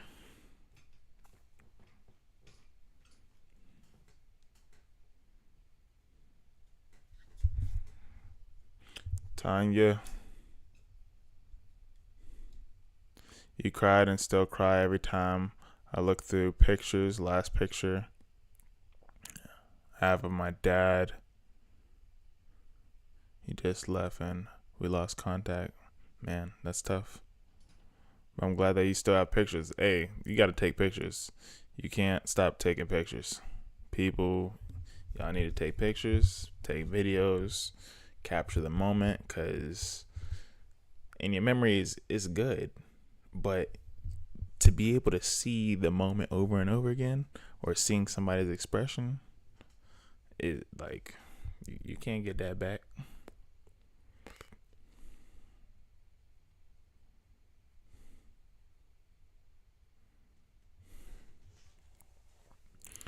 People are African, so I can't even tell y'all. Those Jamaican women ain't nothing to play with. Look, I've heard nothing but that while being over here in Florida.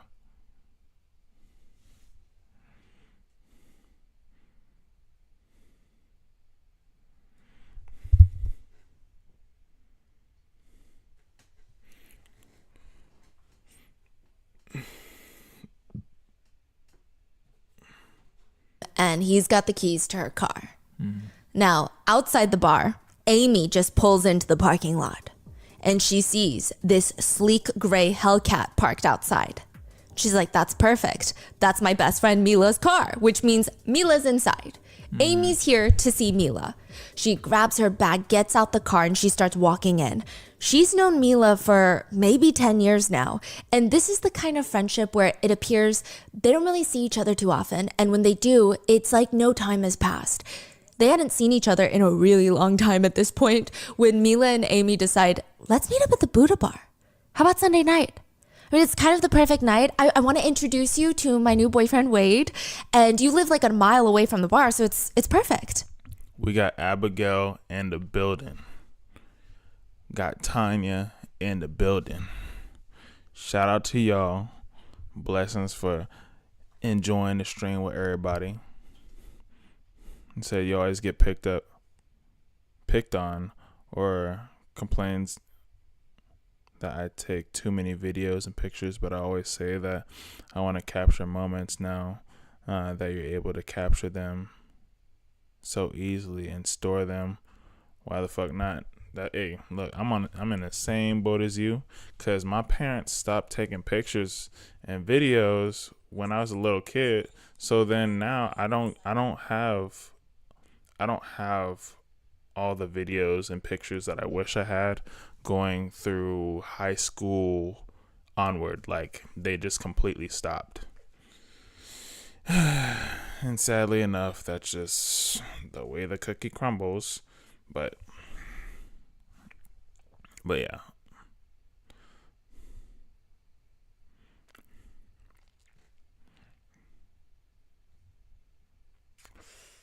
Sadly enough, that is the way the cookie crumbles.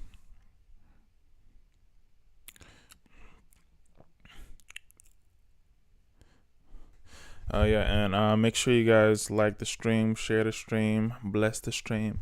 Very much appreciative.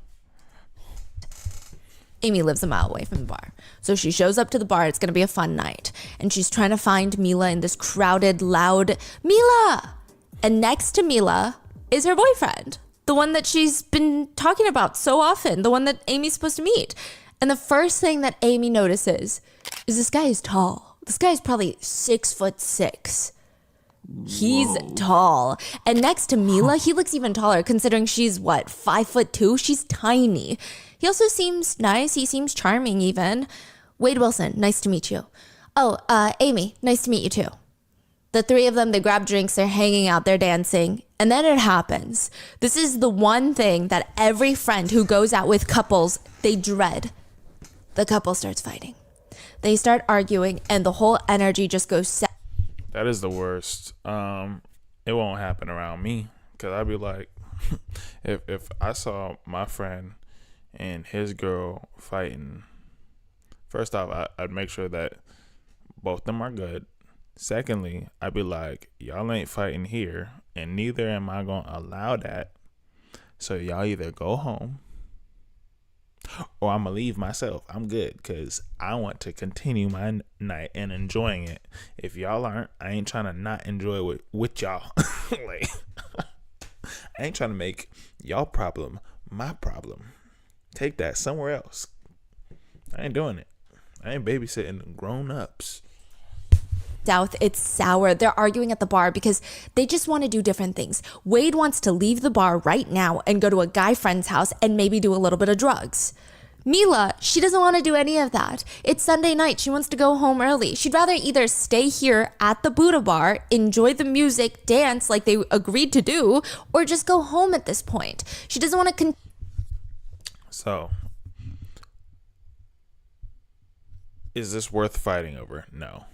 Secondly, I would much rather enjoy the Buddha bar karaoke situation rather than do drugs. I know nothing about the druggy life. I don't. The fact that you have to argue with your significant other, whether drug time or chill time, you got to really reconsider, like, what are you really doing? You know what I mean? Like, you're arguing with somebody about either doing drugs or hanging out and chilling and not doing drugs. This is what I'm talking about. People they don't think when they're in these situations, and usually they don't have the right people around them to be like, do you understand that you're arguing about something so stupid? Like, what is this? Continue the night at somebody else's house, and she doesn't even know this person. And what is she supposed to do? Sit there and watch them do drugs? She just wants to go home. They're going back and forth, back and forth. Nobody wants to budge. Mila's like, I've told you at least 3 times that I don't want to go over there. Please stop pushing it. Besides, this bar is about to close. It's nearly 2 in the morning. I think we should call it a night. The two step away from each other to cool off, and Amy's trying to stick by Mila's side. Maybe let's just head out, get some fresh air. I'm sure he's going to join us outside, and once he gets outside, maybe he'll change his mind. Maybe he'll be like, you know what, babe? Yeah, you're right. Let's go home. They walk outside the bar, and they hear a car engine rev and crack, and then they see a car speeding away. That's Amy's looking at the car. She's looking at Mila. She looks back at the car. Isn't that your car? Wade, Mila's boyfriend, had taken Mila's keys to her $80,000 car and had just driven off. Stranded his girlfriend at the Buddha bar. At the same bar, there are 2 other girls. Now look, clearly he's a psychopath. He just took off with her car. But look, I always say it takes 2 to tango. You picked him.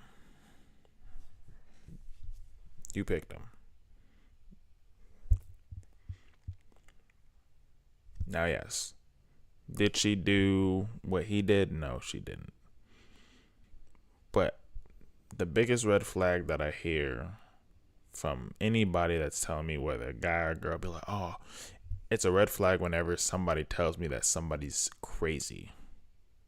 Because I'm just like, if they're crazy and you picked crazy, aren't you the crazy one too? Because, I mean, y'all attracting each other, so that's like the pot calling the kettle black. What are we doing right now?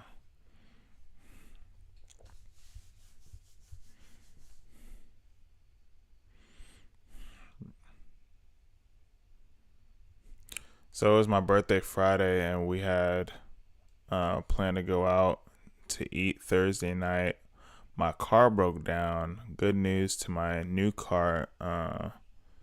Matches my blue hair. It all worked out in the end. Hey, blessings to that. I'm glad that you're able to get that figured out, because having a car break down is a whole situation. Trust and believe. I've had my own situations with vehicles as well. Trust me.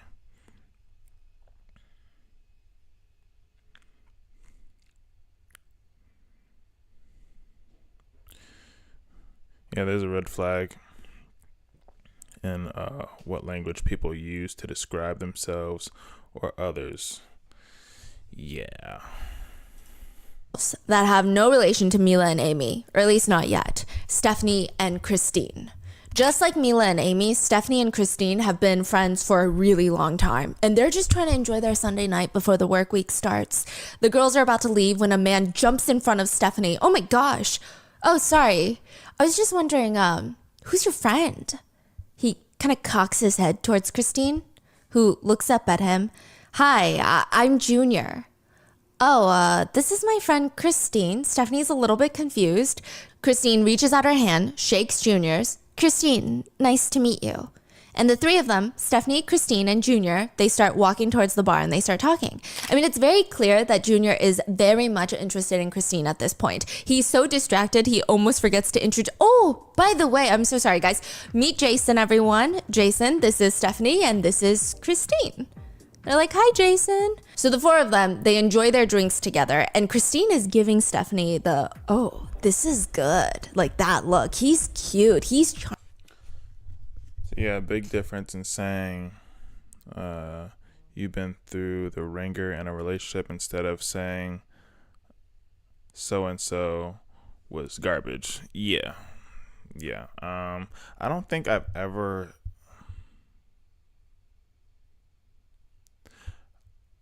If someone asked me, like, how was it that you all broke up, or why didn't it work out, I'd give the whole situation to give grounds on both ends, but never just like slandering somebody. it makes it look bad. And a lot of, not some people, a lot of people telling themselves by the way they talk about their past relationships. I mean, if they were a douchebag, they're a douchebag, but there has to be plausible reasons as to why, and explained with detail as to why, if you're going to make a claim as such as that, especially if it's brought up in conversation. But knowing how to deal with situations is, and divulging that type of information is huge. So if you're talking about somebody that you used to love, or whatever the case may be, in a bad light, like they didn't do anything at all for you, and you guys were together for 3, 5, 6, 7 years, okay.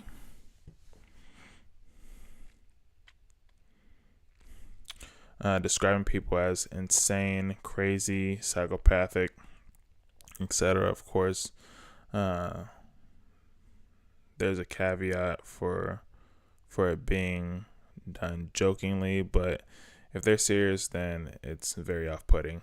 I feel like if you're getting to know somebody and then they say something like that, you better be quick on it, like, it wasn't like that, but it was da-da-da-da-da. You can't be like, they're just crazy.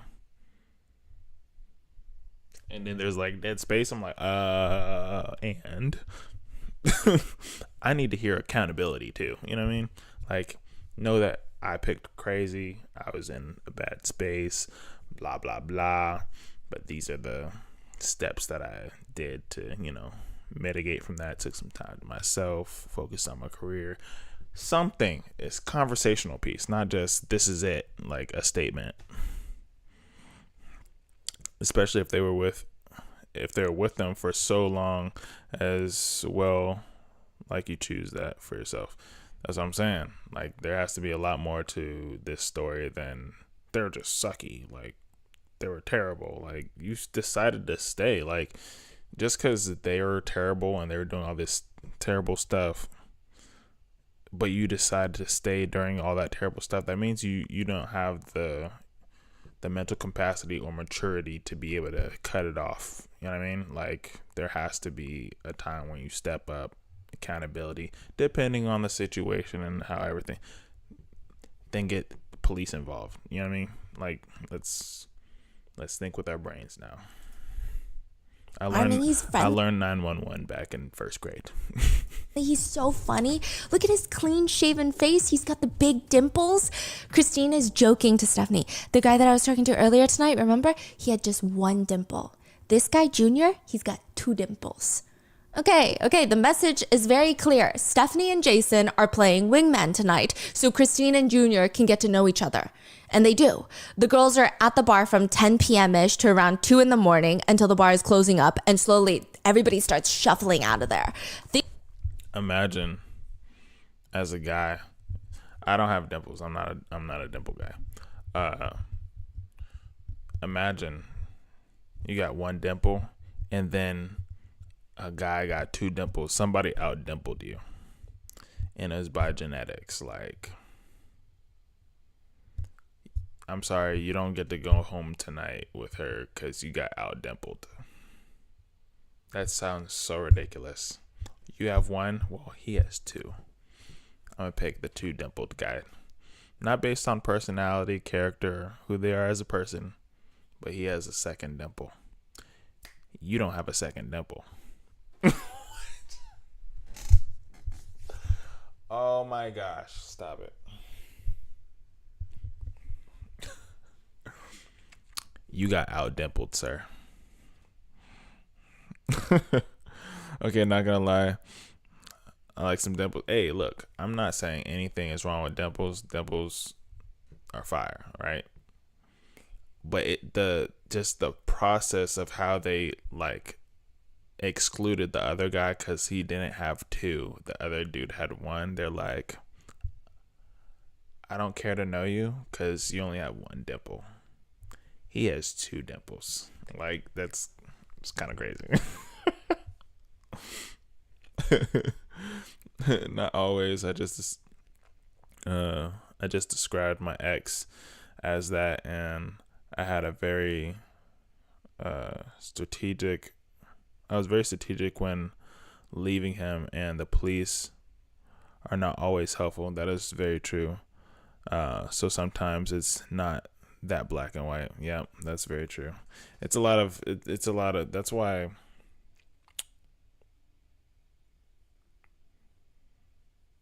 sometimes there needs to be disclaimers, be like, all right, this isn't all situations. This is just a general situation, and the aspect or the perception that is being told and how I'm perceiving it. This is that. And it looks good, yeah. Dimples do look good. I'm not gonna lie to you. Out dimpled. Well, my daughter has dimples, so I've been out dimpled. Then you've been out dimpled by your own daughter. Sane Sable. You have dimples. Love them. Lucky ducks. I have 0 dimples. I seriously contemplated getting the dimple thing. Oh, I know what you're talking about. People put earrings in their cheeks to get them. Yeah, kind of like the what is it called? The pinup thing. Yeah.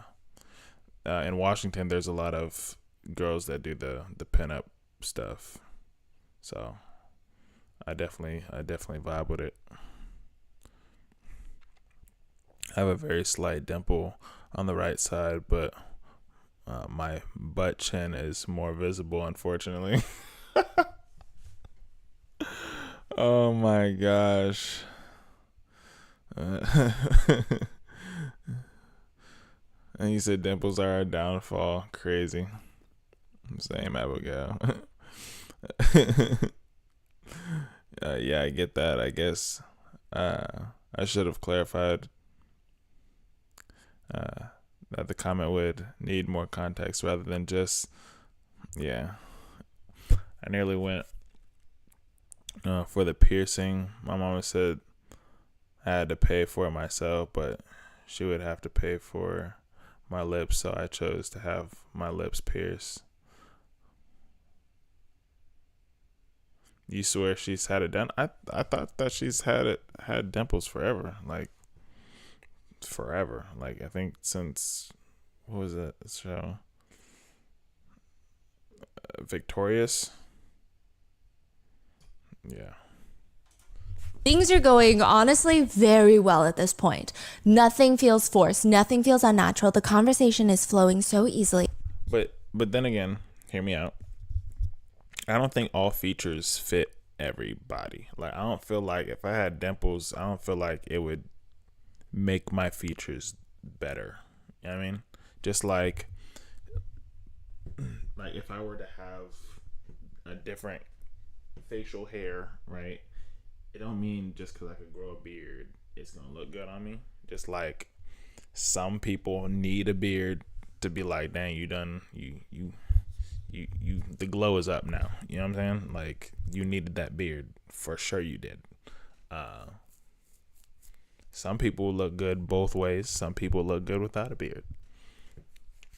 So I don't think in my place, I don't feel like it would. I don't think I have that facial feature to have the dimples. I don't think it would work. I don't think that would be working for me. I think God knew what he was doing with me, and I'm gonna just trust him and be like, if the dimples didn't work, I'm cool with that. There's a way to get dimples without dimple piercings. When I was younger, I wanted to get dimple piercings too. On hot ones, it looked like scars, to be honest. Really? I did see her eat the wings on hot ones. It was kind of weird watching her eat wings because her reactions were, I don't know, it was really odd, just to say the least. I have dimples, and my husband has dimples, but my son got the eye dimples, like when he smiles. Oh, okay. So like they don't. Okay, so only when he smiles, that's when he has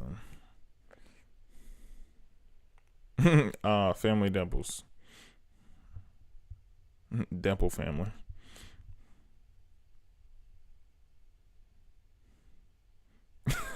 You only have moles and not dimples. That's crazy. Oh my gosh, I agree. I would change my butt chin visibly with the dimples because I look good with dimples, but not the butt chin. My mama never minded me doing my hair crazy or piercings and tats. She was pretty chill. My parents didn't want me to have tattoos, but my dad had tattoos. Like I was just like,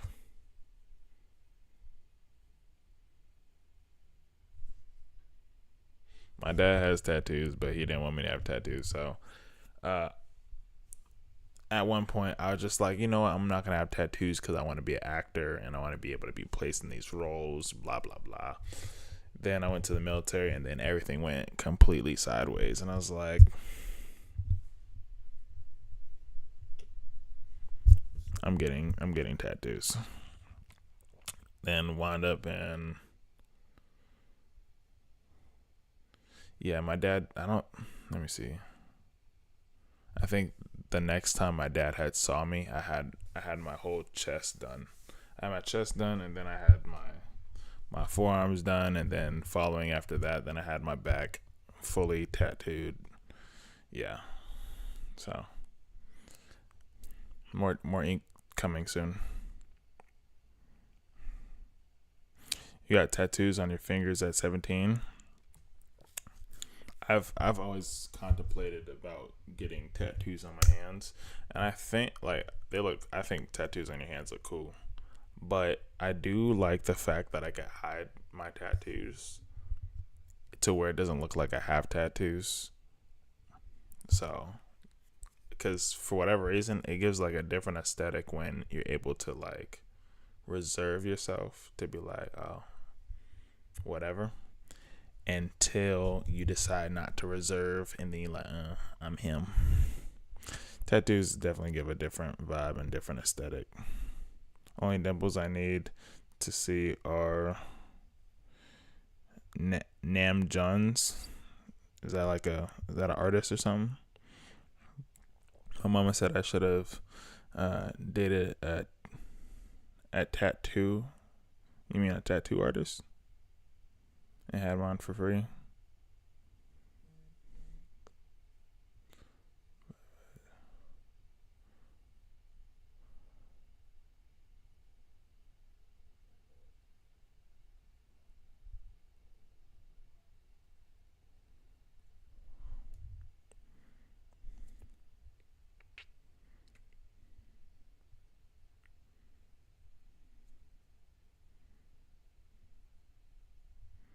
I love hand tattoos. It looks so badass.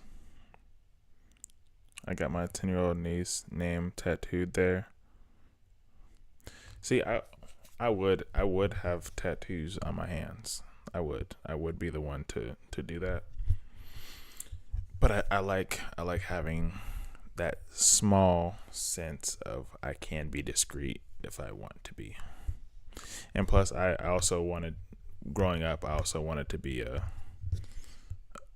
special forces, and I wanted to be a CIA agent. So I was just like, I don't want anything to give off anything to be like, oh, I remember this guy because he had this tattoo. I wanted to be everything. I wanted to be an actor. I wanted to be model. Well, I did act a little bit. I did do a little bit of modeling, but I wanted to do all these things that I was just like, having a tattoo would probably discredit me a little bit. It'd be a little bit harder. So that's why I didn't get tattoos for the longest time. I'm glad that I waited though, because then I got what I really wanted. I did have to get a tattoo removal. I had to do it like 6 times to get it faded enough to get a tattoo over it to where you can't even see the tattoo anymore. I mean, I can barely even see like where it was, like really at all. I can't even remember it. I only could remember it because I had a scar from it, like a small scar from the first time I got a tattoo. Are hand tattoos the most painful because the skin is thinner? or does it depend on what you get? I don't know that one, but I know my back was like I would never do. I'm glad I have a huge back piece. Let's just say that, because I would never want to do my back ever again. Like the lower region and on the sides of my back hurt so bad. Chest was not fun, especially around the nipples and around the center. Hell no, ain't no way. I would figure that the legs would hurt, and I want to get my legs done. So face tattoos, I'm gonna say all of them hurt. I'm sure. I say all tattoos hurt regardless of where you get it, because you're bleeding. All tattoos hurt. I've heard the feet kill. Yeah, you just immediately pass away right when you get feet tattoos. just pass away into the abyss. Your calf hurt. Yeah, I would figure that anything on the leg would technically hurt. So when I do get mine done, I normally like to do big pieces, so I don't like to do a whole bunch of sessions. So if anything, I want to do 2 sessions, get all the outlining done, first one, then come back for the next one. But 2 sessions for each leg, because I only needed 2 sessions for my back, so it shouldn't be anything more than that for my legs. You start ascending as soon as the ink touches your feet. Exactly. The soul raises about the body. And they're all standing in the parking lot for a second when it's suggested, why don't we just all go back to Jason's to finish off the night? Christine and Stephanie had Uber to the bar, so it makes sense. It was kind of perfect. They get into Jason's car. Jason starts driving back to his place. They open up the front door. They're all giggling, all 4 of them, when they flip on the lights, and on the couch, sitting there, staring at them, walking in, is Jason's mom. And she's pissed. It's past 2 a.m. It's Monday morning now, and Jason's been out all night long, and now he's brought home 3 people over. How old is Jason? I would say probably early to mid-20s. Oh. So everyone tries to make small talk with Jason's mom to kind of ease the tension. And it's not really working, so they all just run off into Jason's room to get away from the weird awkwardness.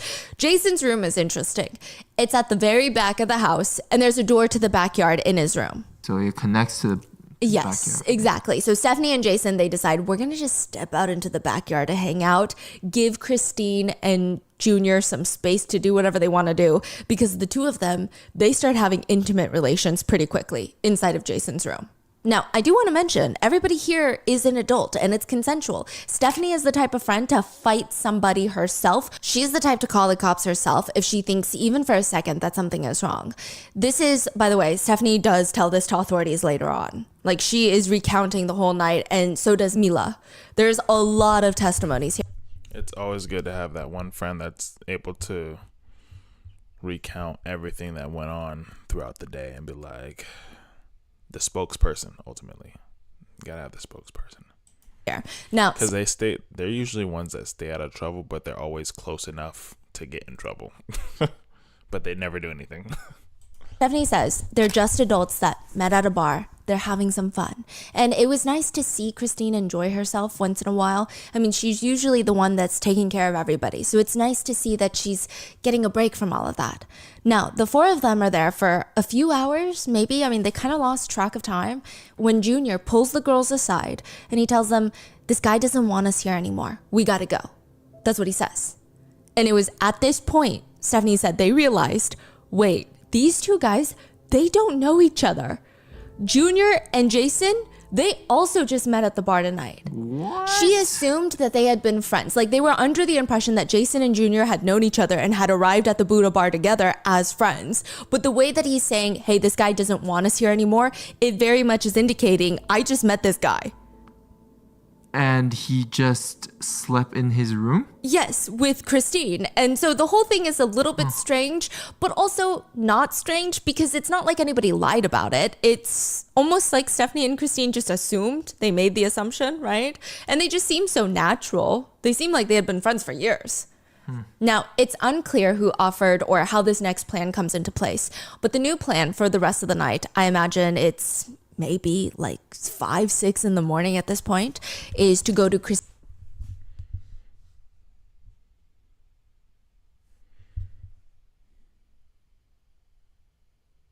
See, this is some jobless activity going on right now. Why are you trying to find where the next spot is at 5 in the morning? 2 o'clock in the morning, if that. Like, what are we really doing with our lives? What?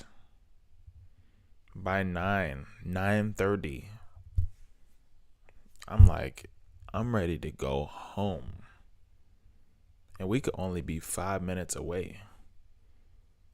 This is how a date night looks like for adults, at least for me. Especially when I was in Washington.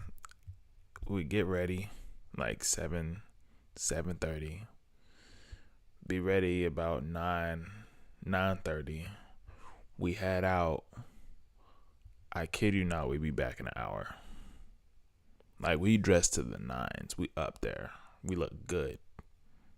Good. I'm back in an hour. I'm tired. I want to go to bed.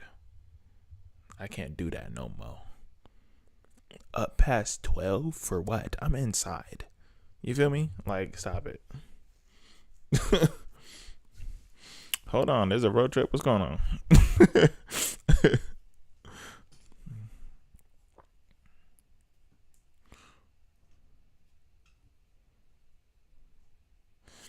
Hey, look, I think I don't know. For buffoonery, I can't calculate, correlate, or make sense of why people do what they do anymore. I opt out. I veto. You know? Quick question is the thumbnail clickbait. I saw the case on my For You page, but I haven't watched it yet.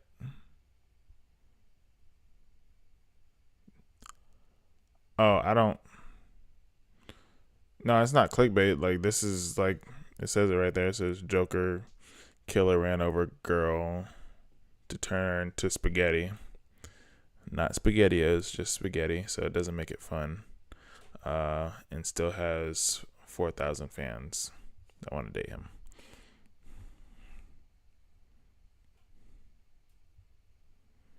I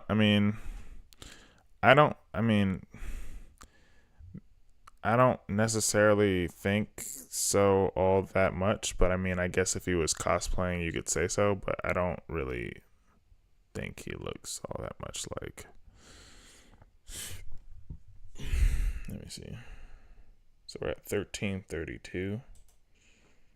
So for the purpose of time, as always, some statements have been condensed.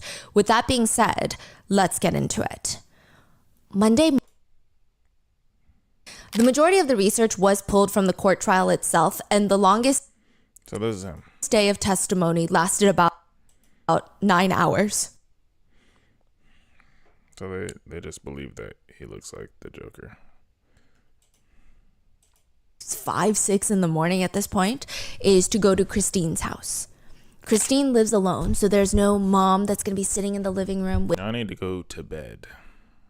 Y'all need to get a job.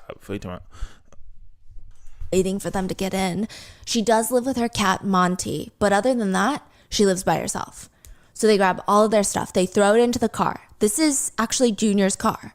That's also another revelation the girls are having. They're sitting in the car and they're like, wait, Jason drove this car to Jason's house, but now Junior's driving it. So apparently it was Junior's car that Jason drove. It's weird. It's a little bit weird. So they get into the car. Junior's in the driver's seat. He turns it on, and the engine is so loud. I mean, especially because it's 5 a.m. and they know that all the neighbors are probably going to wake up to this. It's just revving so loud, practically waking everybody up. Junior puts his hand on the steering wheel. He puts his hands on the gear shift, and he starts backing out of the driveway, and the engine is getting louder and louder. But the car is not moving. The car is not even moving an inch. What the hell is happening? He tries to back out again, and the car engine revs loudly again. I mean, do you know how to drive your own car? Like, what's going on? Are you drunk? He doesn't seem drunk. Junior is fiddling around with the pedals, and it's not moving because it's not even his car. He had never driven a manual car before. This is a stick shift car. He's used to automatic cars. He's never driven a Hellcat before. This is his girlfriend's car, Mila's Hellcat, that he stole from the Buddha bar. And his name is not Junior. His name is Wade Wilson.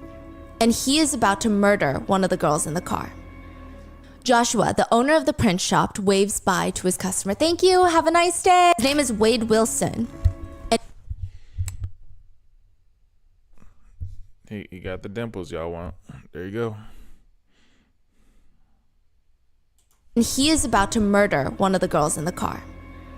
Joshua, the owner of the print shop, waves bye to his customer. Thank you. Have a nice day. He's smiling at the customer, and he's avoiding Wade as much as possible. So your comment section is planning a road trip to Korean barbecue. Listen, I'm all for it. I'm actually gonna go soon. I don't have an exact date, but it's soon. It's gonna be this month for sure. Korean barbecue for sure. Yeah, nothing good ever happens after. Well, I would say at night, but of course. Never had SpaghettiOs your entire life. You're not missing out. I'm gonna tell you that. It's not all that great. At 6:30, my youngest is in bed. By 8, my oldest is in bed. And then it's time for shower, sit in bed, watching the YouTube. You know what show I just started watching with my wife? The Bear. That one dude, I don't remember his actual name as an actor, but he's the dude that played on Shameless Lip. I'm watching The Bear. I just started that with my wife, so I like that show. That show's fire. Very intense. You're not missing out. Yeah, you're not missing out on SpaghettiOs. Alphabet soup. Ravioli girl. Oh no, I didn't like any of the spaghetti type soups or ravioli. I don't care for lasagna. I don't care for them thick Chicago lasagna sized pizzas. I don't like none of that. You hate stick shift? Well, guess what? It's theft proof nowadays because people can't drive stick shift. So if you can, keep one in the Duffy just in case.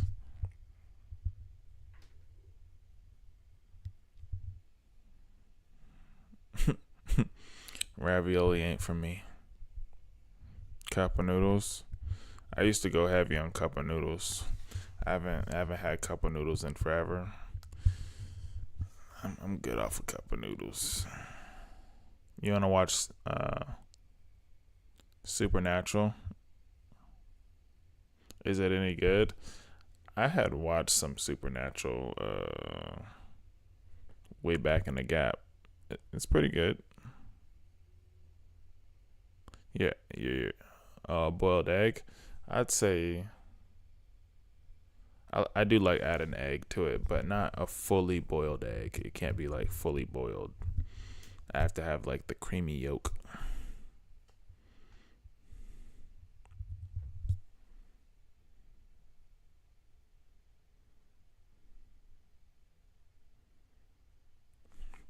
Yeah, deep dish pizza hasn't ever made me be like, ooh, I can't wait to have that. Can't have dairy, so we over here flexing on you. And so like I said before, if you're lactose intolerant, just tolerate it.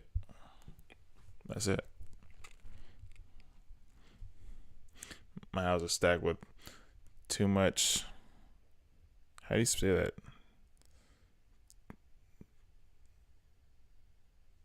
Taboki? I don't know what that is. What is that? Get up. While that customer is walking out of the print shop, he pulls Wade to the side and he's asking him, this is also Joshua tells the police later, what the hell is going on, man? Wade starts pacing back and forth inside this print shop. I need your help. I need a bus ticket. I need a plane ticket or something. I gotta leave town. Joshua had heard about the fight with Mila from a mutual friend of theirs. And he tries to kind of calm this guy down. Wait, look, if it's about the fight with Mila, no, you don't get it. You don't understand. I killed someone. Wade starts frantically filling Joshua in on what happened last night, how he went to the Buddha bar with Mila, stole her car, but he didn't know how to drive it because he can't even drive a stick shift and the car is not automatic. He had some random dude named Jason drive it out of the bar. He, Jason, and two other girls went back to Jason's house and then Jason kicked them out. So Wade and the two girls, Stephanie and Christine, they were going to head back to Christine's house for the night, or early morning, I guess you could say, just a few hours ago. But Wade could barely get the car out of the driveway, and now Christine is dead. He killed her. Joshua freezes, and Wade begs him to help him get out of town. I gotta go. I need a bus ticket. I need a plane ticket or something. Because I also might have just tried to kill Mila this morning as well. Whoa. So there is so much going on. Just maybe, kind of, sort of, possibly tried to kill somebody. Allegedly. Kind of, sort of, maybe. Because my mom's a thug. Joshua is nodding, but the only thing on this guy's mind is, how the hell do I get out of here so I can call 911? He later tells the court this. He's like, I just needed to get out. I didn't want to alarm him to make him feel like I'm going to rat him out or snitch on him. So I'm thinking of, okay, do I tell him I need to go talk to a friend? Do I tell him I need to go smoke a cigarette? He just needs to call 911 so that someone can come and get this guy, because this is not good. Are they friends? He said they're more like acquaintances. Okay. He's saying they're not even that close of friends. So he barely knows him. Yeah, he's like, I'm not trying to help this guy get out of town. I'm trying to help this guy get arrested. And the Wade just showed up. Shirtless, shoeless, missing a few teeth, and with blood smeared on his torso. Wow. Yeah. Let me ask you something. How well did you know Mr. Wilson? I didn't know him very well. He was an employee at a friend of mine, marina in Conch Key, and Down in the Keys. down in the Keys, and I've only met him maybe a handful of times before that. Mila's also not having the best morning either. Not the best Monday morning. This is before Wade goes to Joshua's print shop. This is early in the morning. She wakes up on Amy's couch. This is the friend that was at the bar with her. And she's staring at the ceiling, probably contemplating her life right now, okay? Contemplating how she got here. How her boyfriend Wade just abandoned her at the bar last night, essentially stole her car, and the past 6 months of her life were a living hell. Wade was probably the world's worst boyfriend for the past half year of Mila's life. Within a few weeks of dating, she had already called the police on him multiple times. He had physically assaulted her multiple times. One time, Wade apparently got very upset at Mila for these text messages that she had on her phone. It's unclear what the messages entailed or what the contents were, but they're both in the car and he's driving, blowing up on her, and she doesn't like where this is headed. So she ends up trying to get out of the car, just trying to create some distance between those two. He runs after her, ripping off her skirt. She said she wasn't wearing any undergarments underneath, so she's just running down the street in nothing but a t-shirt on, trying to find somebody to help her. He ends up tackling her to the ground, choking her in the middle of the street until she passes out. She comes back to, and she's in the car. Her hands are tied behind her with a cord, and there's this makeshift blindfold over her eyes. He said he's taking her back home. Their place at the time had a boat on the property. And it's parked on the dock, so there's water out there.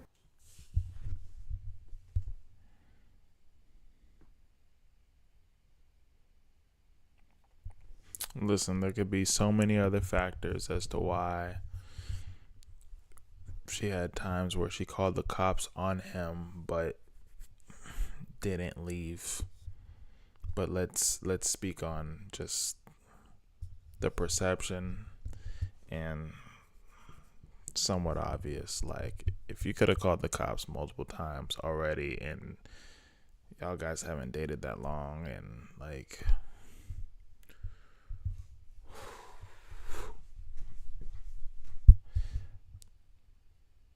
that gives you enough time to rebound, bounce somewhere, do something else, go disappear.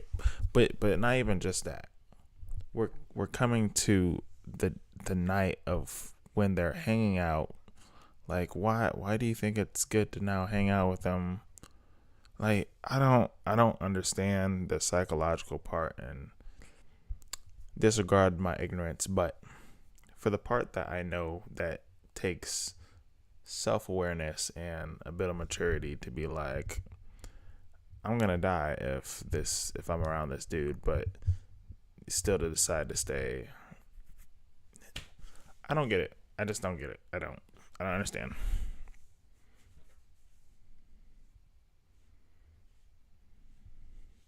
Your dad took your attention at the Olympic ceremony.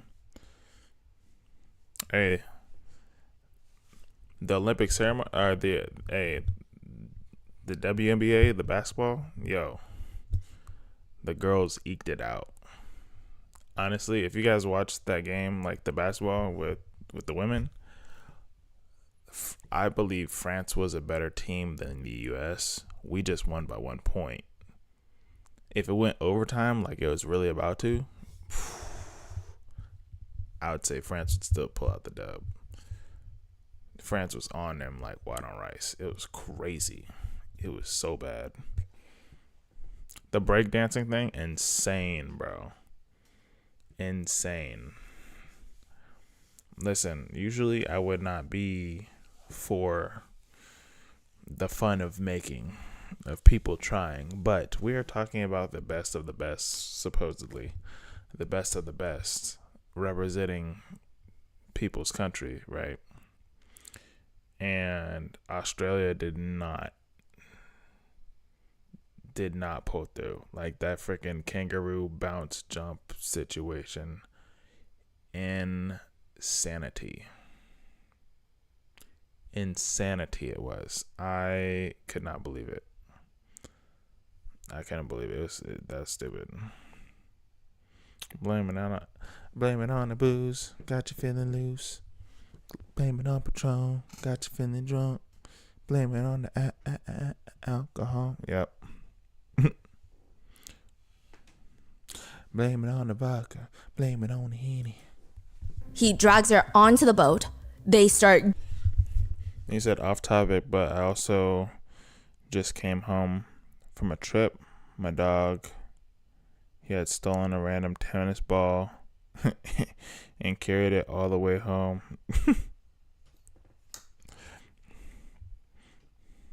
Well, at least it's not like a cat that brings like freaking dead animals and is like, here's my gift of death to you.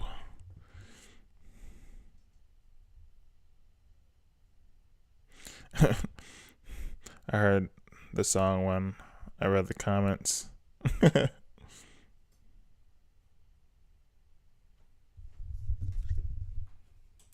Getting off into the water, so there's really no way for her to escape anymore. It's not like she can just jump out the boat. And he tells her, I'm teaching you a lesson. He essays her. And when he's done, he brings her back home and then starts trying to comfort her, telling her the pain is over now. That's what she said, like, the pain is over now. This is all reported to the police, and Wade ends up spending a total of 3.5 months in jail before being released on probation. He had actually just gotten out a few days ago, and then the two of them decided to go to the Buddha bar. But now, Mila's done. She's over it. She said she just wants her car back, she wants her property back, and she will be so happy to never see this guy ever again. And now it's the next morning. She probably has a raging headache from the alcohol. If not, probably from the mess that she's in. And her phone is ringing nonstop all morning long. She's getting a bunch of text messages, missed calls from an unknown number. She finally squints her eyes. She looks at the time. It's around 8:45 in the morning. She calls one of the numbers back. Whoever this is calling her work phone, trying to get in touch with her. So it seems like could be work related. She owns a spa. It could be a customer. It could be a client. She doesn't know. She calls. The voice on the other end is the most agitating voice that she's going to hear all morning. It's Wade Wilson. And he's acting like none of that happened last night. She says hello and he's quick. Where are you? Can I come get you? She tells him, look, I just want the keys back to my car. I want my car back and I need to get it back today. I have a few things I need to do. Where are you? He starts calling her a bitch and a cunt and all sorts of threats. It's just a lot. It's getting pretty heated, enough that Amy can hear from her bedroom. She says that she starts walking out into the living room and she thinks the whole energy is weird. I don't know if she necessarily heard the conversation or maybe Mila told her afterwards, but they both state that he was going from being very calm, saying things like, I love you, we can make this work, to the next time I see you, I'm gonna fucking kill you. Like, it's just back and forth like this, just hot and cold.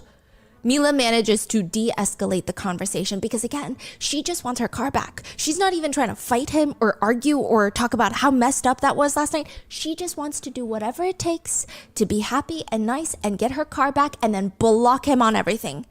She de-escalates the fight, and the two of them, Mila and Wade, they agree to meet in the parking lot of Mila's spa that she owns. Amy understands that as, okay, we both gotta go because you don't have a car. Mm-hmm. She gets ready. The two girls get into Amy's car because, like I said, Mila doesn't have a car. And as they're driving to her spa, the whole time in the car, Amy said, Mila's phone just nonstop blowing up, buzzing the whole way. He's just calling her the whole time. And this guy just feels very unhinged. Amy parks her car at the parking lot. She watches Mila get out of her car, approach Wade, who's sitting in the car, and she goes to the driver's side. Next thing Amy remembers is she's on the phone with 911 because there's just so much blood. Mila had gotten out of Amy's car, walked up to Wade on the drive. You can't ever forget that Jamie Foxx makes music. Jamie Foxx is probably the most, I feel like he hasn't gotten his full batch of flowers.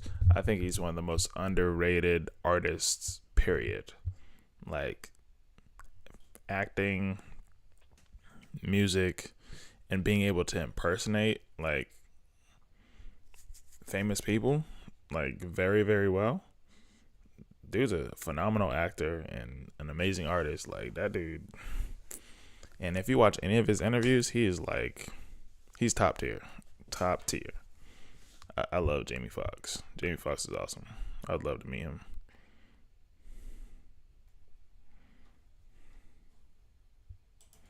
Driver's side of his car.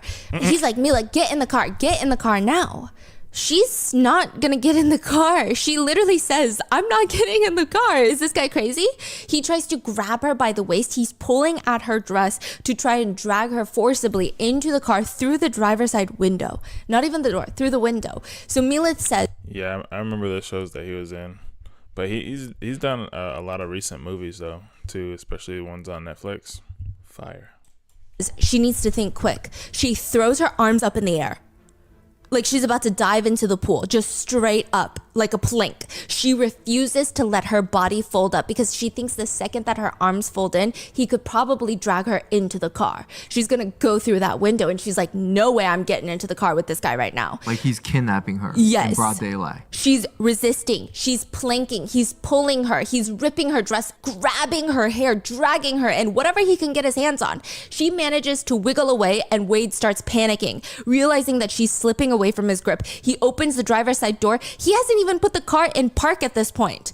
It's still in drive. He gets out the car, grabs Mila. The car starts slowly rolling forward because it's not in park.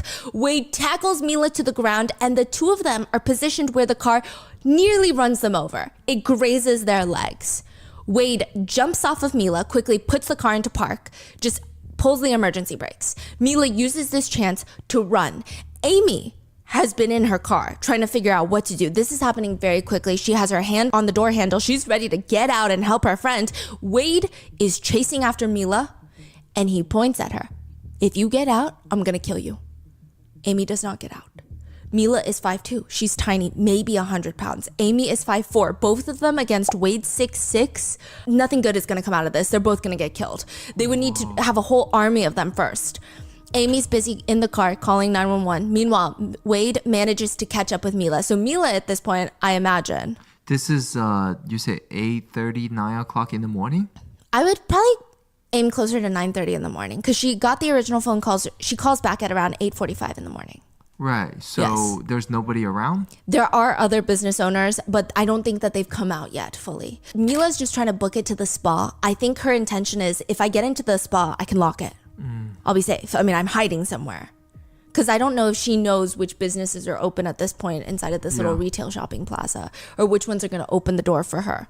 Now, Amy can see all of this. Mila is holding onto the stair railing at one point, quote, like a monkey trying to hold on. He just keeps ripping her more and more, trying to drag her into the spa. So now he wants to take her into her spa. Mila says she knows that if the two of them are alone in her spa right now, he's going to kill her. She said, I didn't know whether he was going to drag me in and then they would have to resuscitate my body. If he got me inside, I knew I was going to die.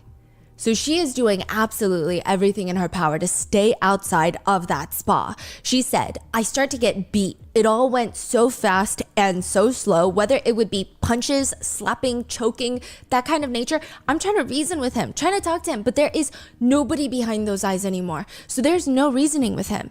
He just has these dark serial killer eyes where there's nothing to reason with. It's like looking into a black hole. You're saying words, you're trying to evoke emotions, but there is nothing behind those eyes. I'm just trying to buy time. That's what Mila says.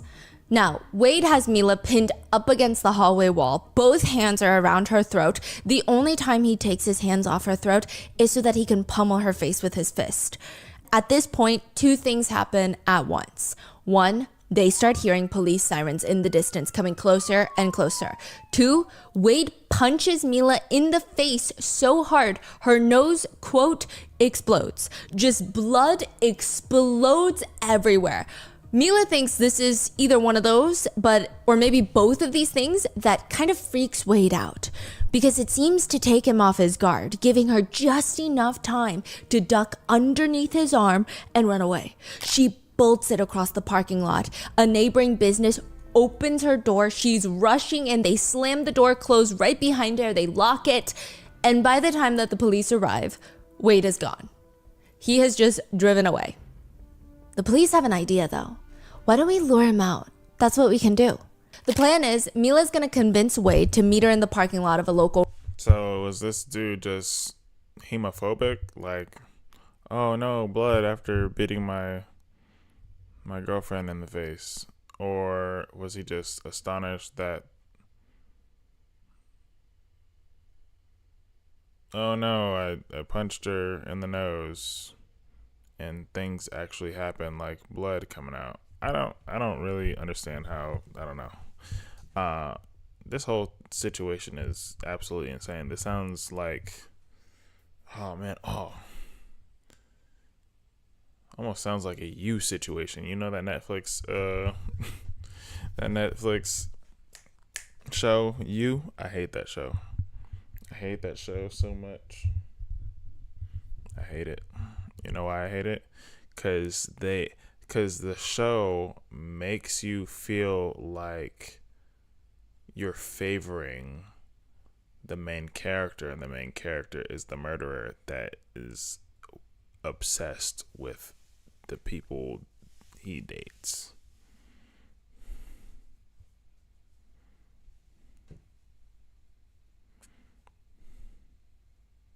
Oh, you watching the live 14 minutes behind? Oh, yeah. You got to catch up.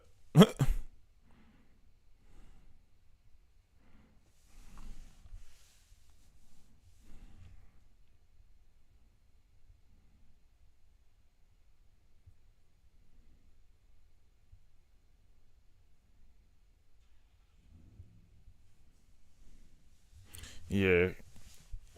I don't think it's worth it to watch You. You is kind of weird. No, it's not kind of. It's actually really weird. Very weird. Like somebody thought of a script and thought of a movie, thought of probably even a book, and like wrote out like Let's make this perverted dude the main character and make people fall in love with this character. And he's a murderer too. Like, it's weird. I think it's the weirdest thing in the world. You don't have Netflix or Hulu? I just got Hulu. That's why I watched the show The Bear. It's actually pretty good. Pretty good. Restaurant called Joe's Crab Shack, which surprisingly or unsurprisingly, I don't know at this point, but this man is headache inducing. Wade agrees. He's like, yeah, sure, Mila, I'll come meet up with you. Oh, yeah, He's and going they to have meet up with Family her Guy, too. at Joe's Crab Hulu Shack. does. There are 2 officers on site that's going to block his car so that he can't leave. And they actually end up talking to Wade. There's footage of this. He rolls down his window. The officers... Wait. This happened when? Right away? This happened like an hour or 2 after the assault. Wade knows damn well the cops were coming. Yeah. And he's like, let me meet you. I guess he was confident enough that Mila was not pressing charges or that maybe they didn't believe her. I'm not sure what he's thinking. But he shows up. The only reason why, well, I don't have Netflix. I don't have Netflix anymore. I do have Hulu now, but that's because got it at a discounted rate because my wife is in school, so she had got Spotify, and I think she has Amazon Prime or something like that. All of them get discounted because she's a student. So then we got Hulu as well. So I was like, who? I think Disney Plus too, maybe. I don't know, but yeah, I could see all the streaming services almost coming together. That'd be crazy. But yeah, I remember when Netflix used to be only like what, $11. I remember when it was like Redbox, like you just order it out the box, but now Netflix is a whole different situation. Now it's a whole different beast. I guess if the show forces you or tells you that you need to like a character, it makes you just like them to some extent. I mean, psychologically, it makes you fall in love with the character, but it's weird because the character is highly perverted, super weird.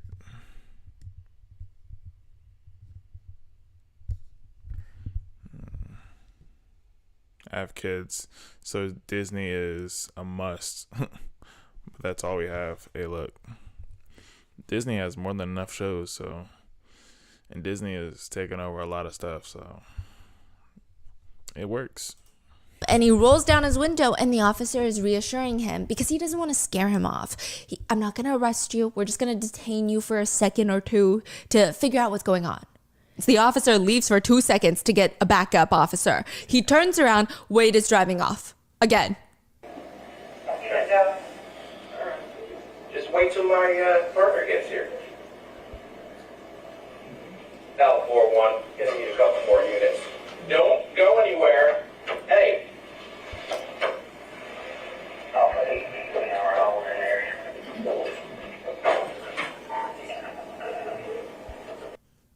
Like 1 second he's What is there, going on? the next second he's not there. He drove off from the Buddha bar in the Hellcat, he drove away from the spot, and now he's driving away from Joe's Crab Shack.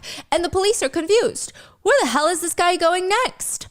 They don't have to wait too long to find out, because soon enough they get a 911 call from the owner of a local print store, Joshua. The call was along the lines of, hello, I have a friend of mine who came in here with blood covered all over him. He said he killed somebody. His name is Wade Wilson, and I told him I was going to go smoke a cigarette. So, is his point of telling everybody that he killed somebody, is that his way of negotiating to be able to get sympathy, to get a plane ticket and leave? Or I don't know. I don't think his brain is braining, clearly, but looks crazy. He was a ball of energy 24/7. Oh, dang, hold on. 24/7. You used to have a harness for our sled winner. Oh, y'all guys talking about something else.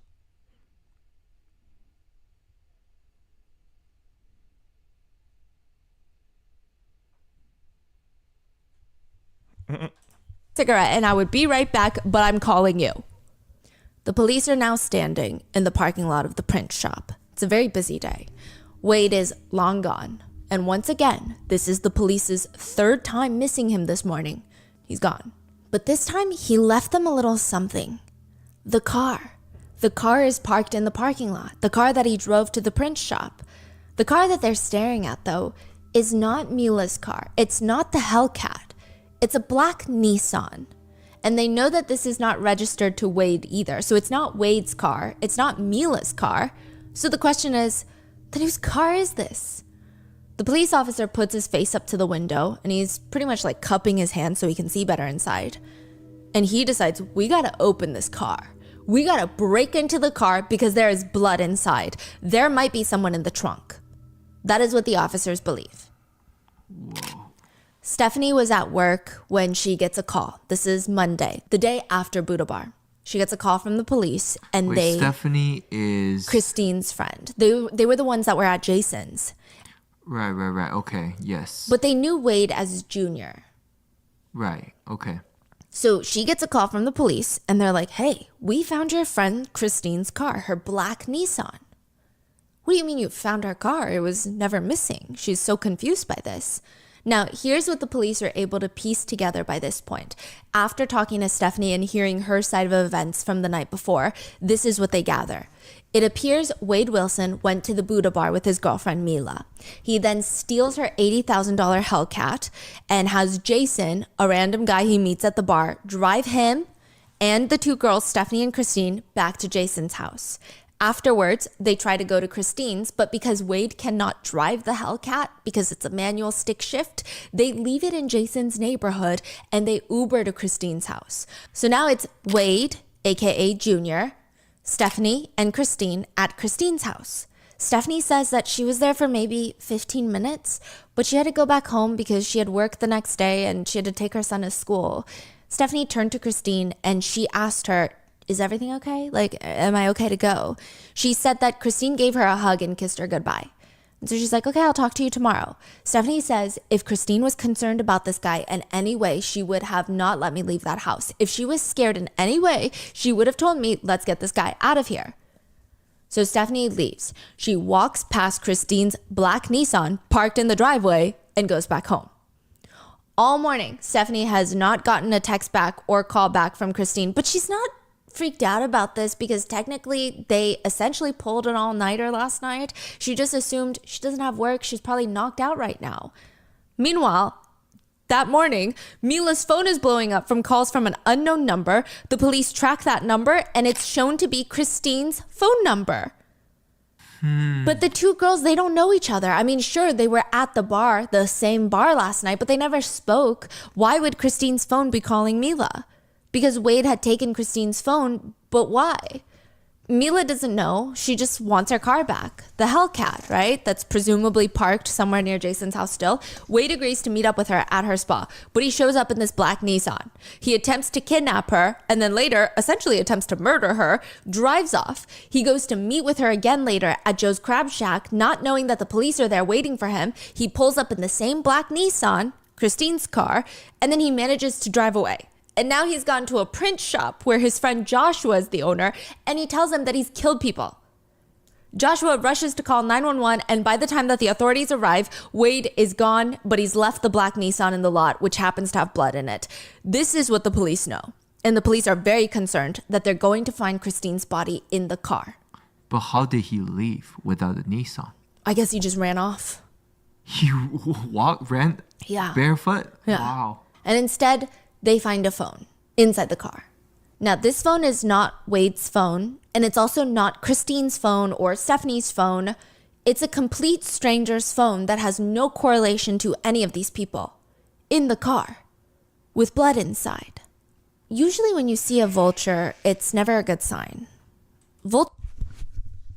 I'll definitely set up the Discord soon, like super soon. I promise. It'll be this week. I'm gonna set it up. I want to make sure everything looks good. I'm gonna set up the Discord. If you don't know what Discord is, I don't know if everybody knows what Discord is, but if you don't know what Discord is, it's like probably the best community platform you could have. And I'll definitely get it all situated, because in the near future I'm gonna be gaming. I'm gonna be doing this. I'm gonna have a little bit of everything. So I think it'd be good for everybody to be in the Discord, and it's free. So the PO box, I ain't got no PO box yet. No PO box. I should get one set up though. Oh, I got somebody gifted me a Gengar though. Check it out. Vultures are literally called vultures because they feed off of anything that they can find. And sometimes... hate on me if you want to. Yeah, hate on me if you want to. I got gifted a Gengar. Yeah, I still got the tag on it and everything. Yes, sir. So if you didn't know, I actually love Pokemon. Pokemon's fire. I like my animes. I like my Pokemon. Gengar is actually one of my favorite Pokemon. So if you didn't know, now you know.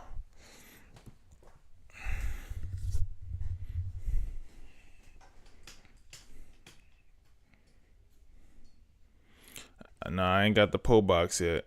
I ain't got the PO box. PO box, I ain't got it yet.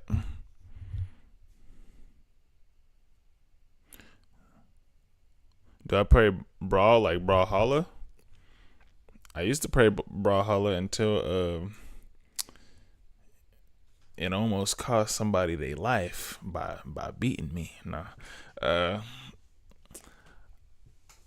I like Smash Bros better. I like Smash Bros way better than playing Brawlhalla, if that's the game that you meant. But I have my Nintendo Switch in this room as we speak. I'm gonna be playing everything. I'm gonna be playing the new Dragon Ball Z that's coming out, the GTA that's coming out, the new Fight Night.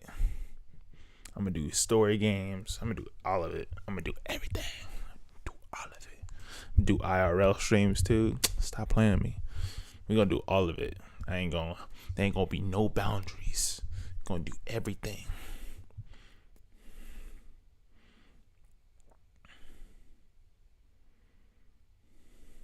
Your kids would be totally jealous. Come on. Oh, your daughter loves Charizard? Everybody has to love Charizard. If you don't love Charizard, you're tripping. You're tripping. You play GTA 5, Sims 4, Helldivers, and Final Fantasy. I wanted to play Helldivers so bad. Helldivers is, yeah. I want to play Helldivers for sure. I played GTA 5 for so long. Like GTA 5 has been out for like 11 years. I'm waiting for 6. Now that I live in Florida, it should be even funnier. Just like, let me see if I could go home.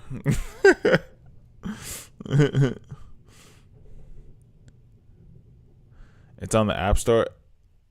What, Brawlhalla is on the App Store? I mean, I guess I wouldn't be surprised that it is. It's not like a super technical game. Like, it's only like 2 buttons you gotta mash to like attack. Bulbasaur is the best. I'm sorry for you too, because you get burnt up easy. I used to Pokemon battle back in the Gap. I used to Pokemon battle. I'm talking about I would go to Pokemon tournaments. I'd have my DS and I whoop on little nerds all day long. I kept it strong. No, I did. I like going to conventions. I like going to all the nerd stuff. I like going to the video games, the cosplay, the animes, all of it. But if anything, I gotta say is people need to learn how to use that deodorant. Oh boy, yes sir. It is a skill. Know that. Know it's a skill to use the deodorant. Not anybody could just wield deodorant. Apparently. It is a skill to use the deodorant.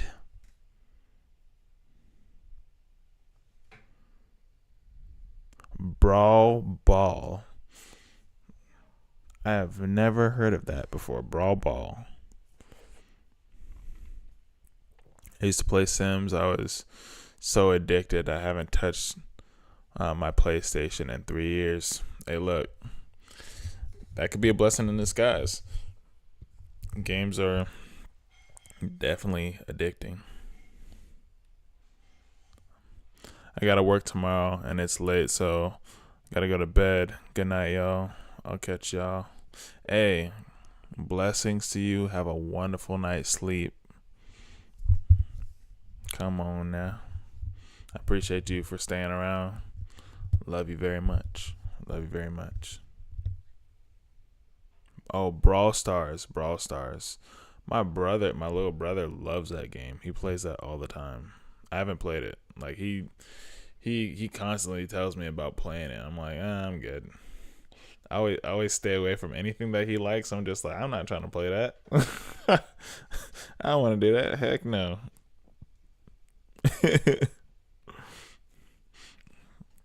But yeah, we gonna get the Discord buzzing this week. For sure. I promise. There are bodies that they feed off of. Police find vultures surrounding this wooded lot nearby, and it's like this empty wooded lot. The police decide, we gotta go investigate what's in there because that's a lot of vulture activity. They walk in and they search the place, and they find a woman's body. One of her fingers and nasal bones were fractured. She had injuries all over on both sides of her body, bruising up and down her arms, her hands. Her ribs were broken, as well as the hyoid bone in the neck. Her name is Diane Ruiz, and Wade Wilson had just recently killed her. Wade is sitting in the living room of this nice empty house. This is after the print shop.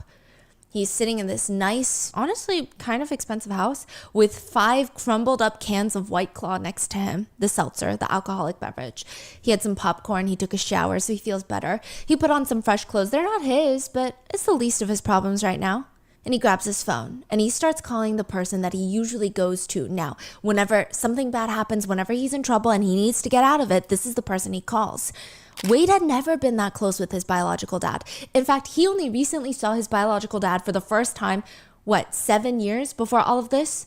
Wade is 25. He met him for the first time when he was 18. For all of Wade's childhood, he had been living with his adoptive parents. His biological parents had been 14 and 15 when they got pregnant with Wade. They just weren't in the situation to take care of him, so he gets adopted by a family that went to church with the mom, with the biological mom. They already had 2 daughters. They're of the age where they can really take care of a full family. And they think, let's bring Wade into our family and make it a family of, 5. For 13 years, it works. Wade is a very active member of their family. He's always spending time with them. He's spending time.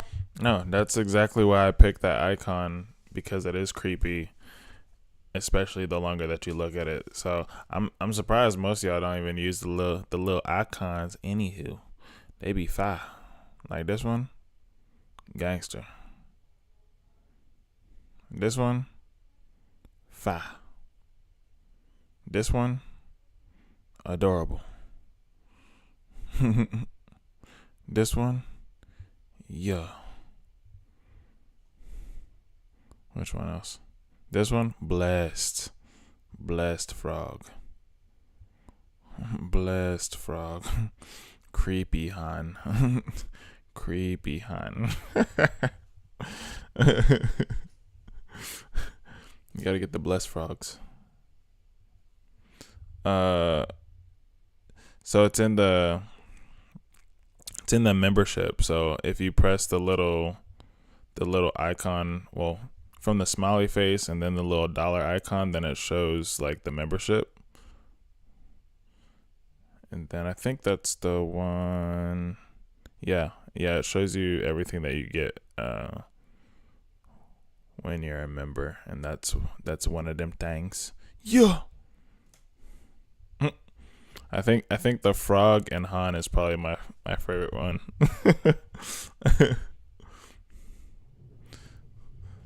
I'm gonna be updating them throughout the year for sure. I'm gonna have my own icons. It's gonna be so dope. I'm gonna have my own like live gifts and everything. It's gonna be cool.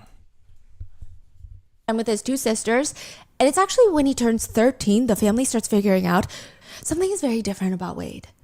It starts off with these small Yeah, exactly. Then Han pops in like that. Yeah. smaller things. One time Wade's sister was giving him a haircut, but because he was wearing this hoodie, it just keeps getting in the way of making sure that the hair is even in the back. And she asks him, "Can you take off the hoodie?" Which he does, but as he's taking it off, she notices something incredibly alarming. He's wearing a t-shirt underneath, and he had stapled his t-shirt to his skin. He had stapled the arms of his t-shirt to his arm, the sleeves of his t-shirt to his arm. There's just staples in his skin. Nobody knows why, but I think everyone can agree that's very alarming behavior. Regardless, Wade reaches out to his biological dad when he's 18 years old. And the two of them, they've been trying for the past 7 years to have some kind of relationship. It's a little bit hard to do when the only time that they've really seen each other is once. And Wade only ever calls his biological dad Steven whenever he's in trouble or he needs money. Kind of like now. His biological dad, Steven, picks up and he's like, "What's going on?" Wade sounds really frantic, like he's about to lose it. And he keeps repeating to his dad that he did something that he can't take back. And he's in big trouble. He needs help leaving town. There's two people who can't be here anymore. That's how he puts it. Because he killed them. He's a killer. That's what he tells him. Wade's dad does not believe him. Because he knows that Wade is always on drugs. And he's thinking he might be high right now. And he's like making up stories. He's hallucinating. He's delusional. Something's going on. But he's also kind of a fibber. Like he likes to tell these crazy stories. And most of the time they're not true. So he thinks, okay, this guy is just really out of his mind, bonkers high.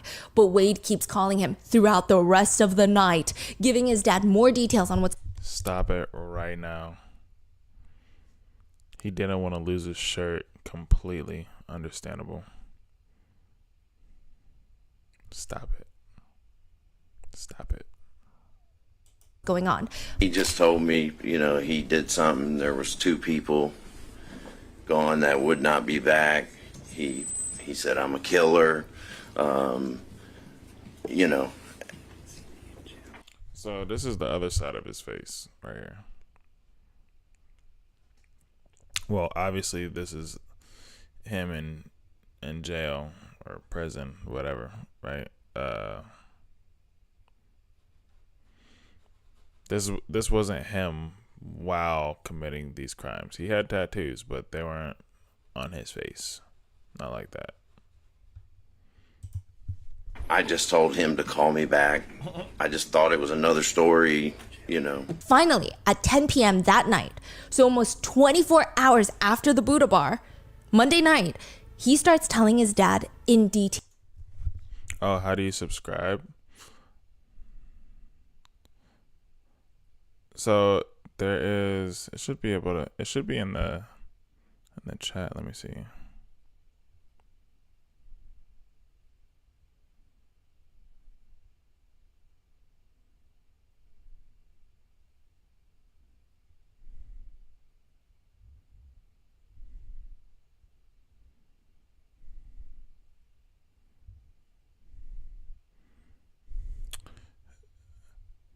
So you're able to subscribe when you let me see if I can show you.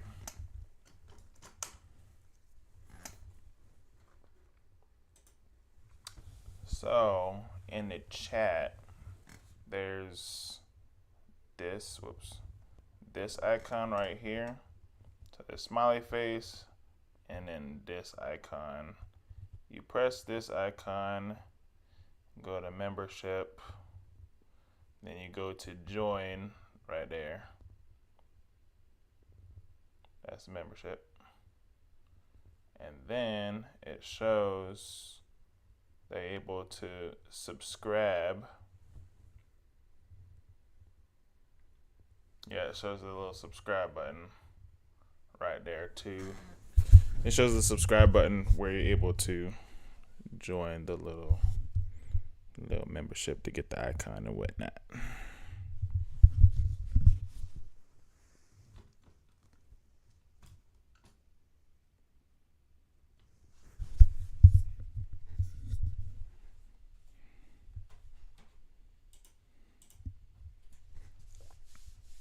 So about how he went it's home. a little $ icon on the side of the smiley face where the little chat bar is. Click that, click membership, join, subscribe. That's how you do it.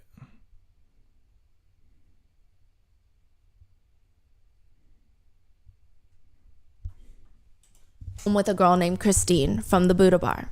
They hung out, and after she fell asleep, he got on top of her and he, quote, "I choked that bitch." He stated that he stayed in Christine's house for a little bit longer afterwards with her dead body, and then eventually he decides, I should probably dispose of her body. He grabs blankets, clothes, and he rolls her up inside the blanket, like almost how you would roll up a rug, sandwiches her, and the thought was initially he was going to put her into the trunk of her car, but he couldn't lift her. He told his dad that he thought rigor mortis had already set in, so it was making her body very stiff, and he thinks that's why he couldn't place her in the trunk. So he just leaves her in the apartment, takes her car, and leaves. The dad is periodically asking questions like, why would you do that, Wade? I don't understand. Why would you do that? And he says, I don't know, Dad. I don't know why I did it. I just wanted to do it.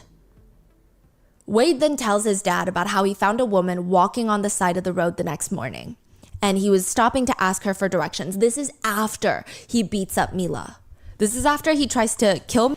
Okay, so then how you're supposed to do it. So say that you go to my page, like my normal page.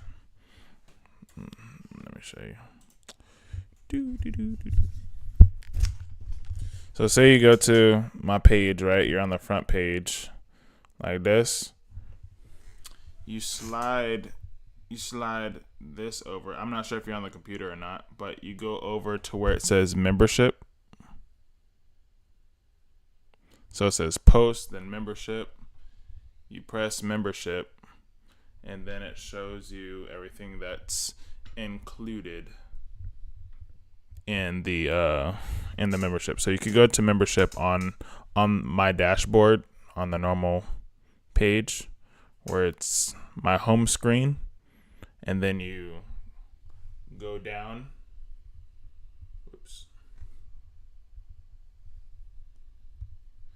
You go down to where it says membership, where it's playlists, posts, things of that nature, and then it's all the way at the end.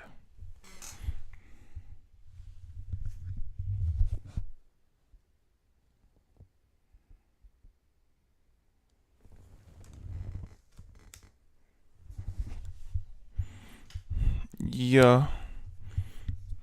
Blessings to Tina. I said Tina. Tanya.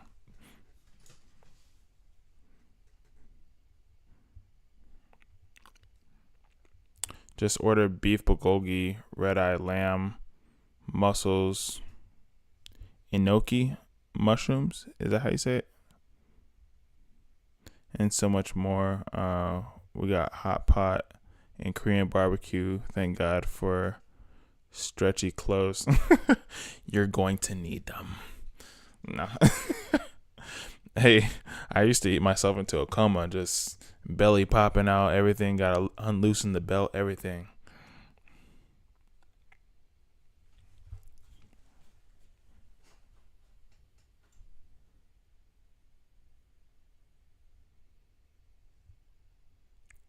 Yeah, I don't think it chooses.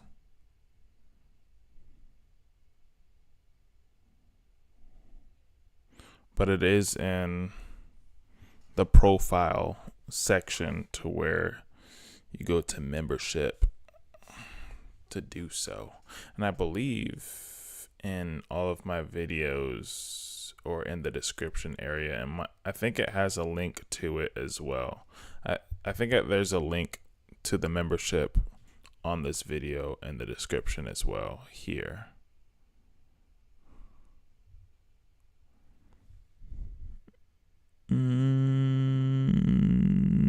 No. I thought I had it. I guess not. But it's on my profile though. For sure. For sure it is. Let me see if I'd be able to.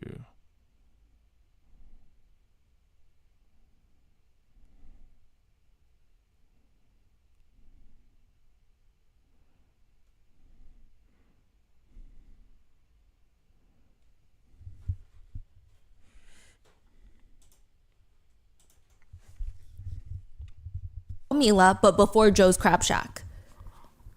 So this is like you're saying like 9:30 a.m. ish. Yes.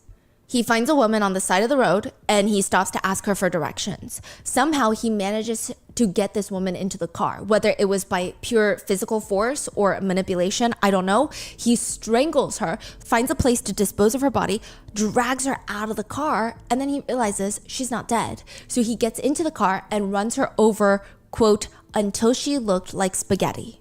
He just saw a random woman on the street and decided to brutally Murder her. Yeah. for no reason. Yes, his dad was also confused. So Stephen asked, why would you do that? You don't even know this woman. And he said, I thought, F it, already got one down. The most chilling part of this is the whole time Wade is describing what he did to his dad. And Stephen, the dad, describes it as being very excited. Like he wants his dad to be excited with him. Imagine if your son won the lottery. They want you to share in that joy and excitement with them. That's what he sounds like. He sounds very proud and happy.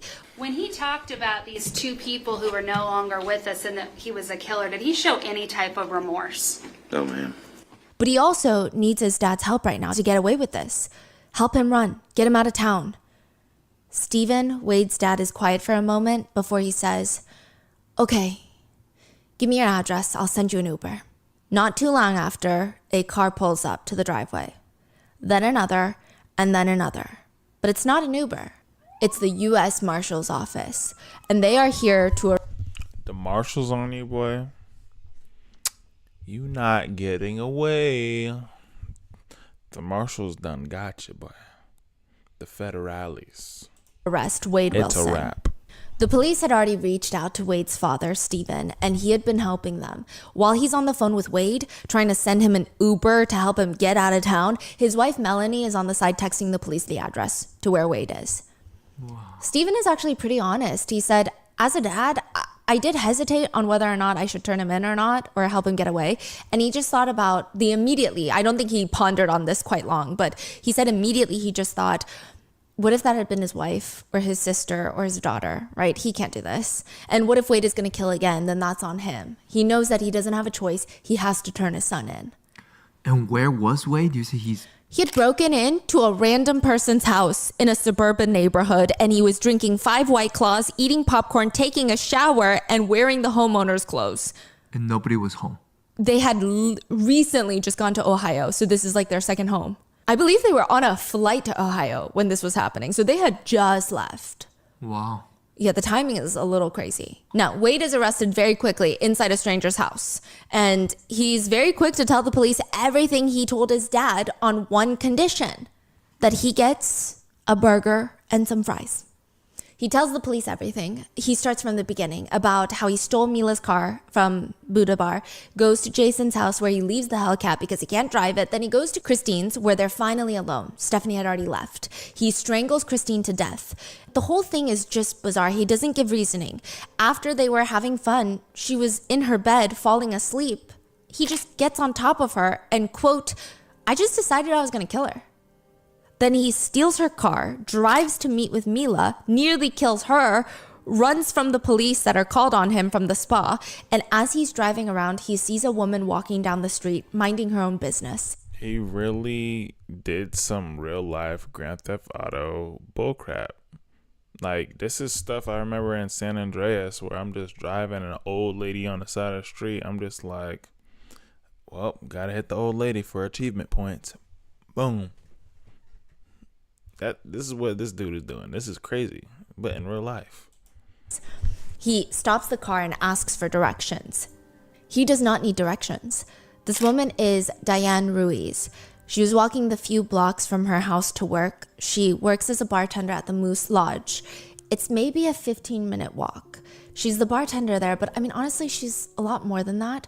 The Moose Lodge always holds these kind of events for even kids and elderly, sans alcohol, like no alcohol, of course.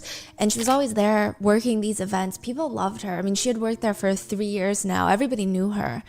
Whether he convinced her that he truly had no idea and it would just be so much easier if she could just get in the car for 2 seconds and help him down the street, or whether he forcibly dragged her into the car, or perhaps he told her, thank you so much for helping me, I can just drop you off at work since it's on the way. I don't know. I personally think that he forcibly dragged Diane into the car. He doesn't state that. He says that she willingly got into the car, but I disagree. Somehow Diane is in this man's car. He starts choking her while he's driving, and his head is on a swivel. He says that he's just looking for a place to dispose of Diane's body now. He stops near this empty wooded lot, drags her out, and realizes she's still breathing. He lays her body on the ground and he gets into the car and starts driving forward, backward, forward, backward, forward, backward. And a neighbor even testifies.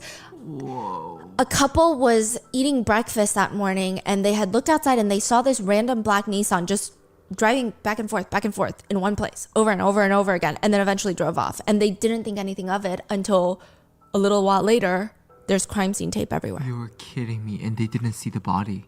No. Wow. He said, quote, I ran over her until she looked like spaghetti. And then he just leaves. And the authorities, I mean, they have the same questions as Wade's dad. Why would you do that? And he just tells the investigator, quote, it came across my mind to just murder, just kill, kill, kill. He says, it's just like, you know what? I've already done it once. I'm going to do it again. It came across my mind to just murder, murder, murder, just kill, kill, kill. He said that he could also sense Diane's fear, and that made him want to kill her. He said she really wanted out of the car bad at this point, and I could tell. I can sense her fear. I'm like a lion, you know, and you're the prey. I can sense it. They can't get away from me, even if they wanted to. I'm too strong. I don't look strong. Maybe. The fact that he said I could sense that she wanted to get out the car makes me believe that he didn't have to force her in the car. That's what it seems to me, because he's a manipulator, clearly. You saw his calm demeanor when he was just talking to the cops after he was like, he brutalized his girlfriend, but then he has like this calm demeanor, and I feel like he has his way with words somewhat. But just how, I mean, because someone that willfully goes and abides to something doesn't all of a sudden, oh, no, I want to go. They want to go before then because they got drugged in. So you get, like, I feel like if he said, I sensed her fear after bringing her in the car or something like that, then it would have made a little bit more sense. But obviously we don't have the testimony from either side. But I don't know. We all don't know.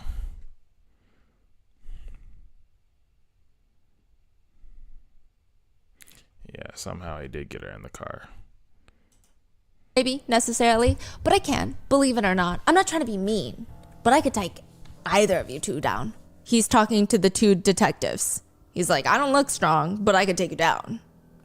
And he said her fear is what triggered him to kill her because he's a lion and she's the prey. He allegedly tells the authorities, and I would do it again. Afterwards, he drives to Joe's Crab Shack where he is confronted by the police and it manages to escape once more.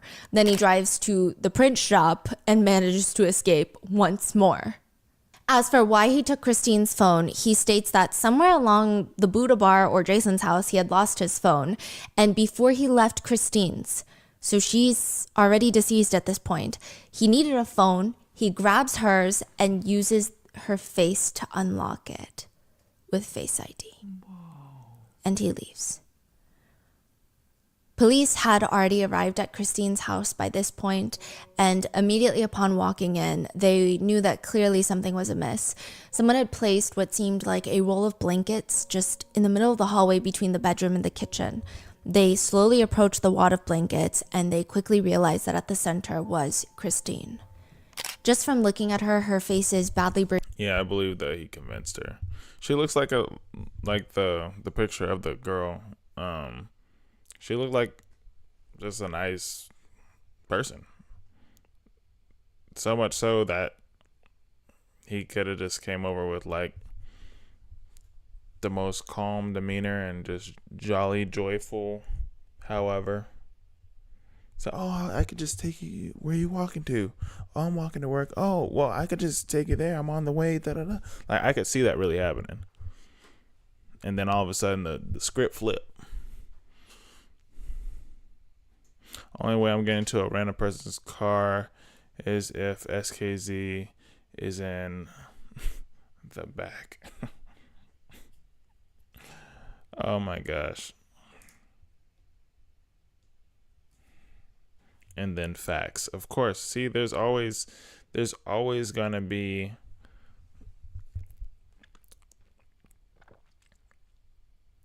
I would never do that unless such and such was in the car. Like, why?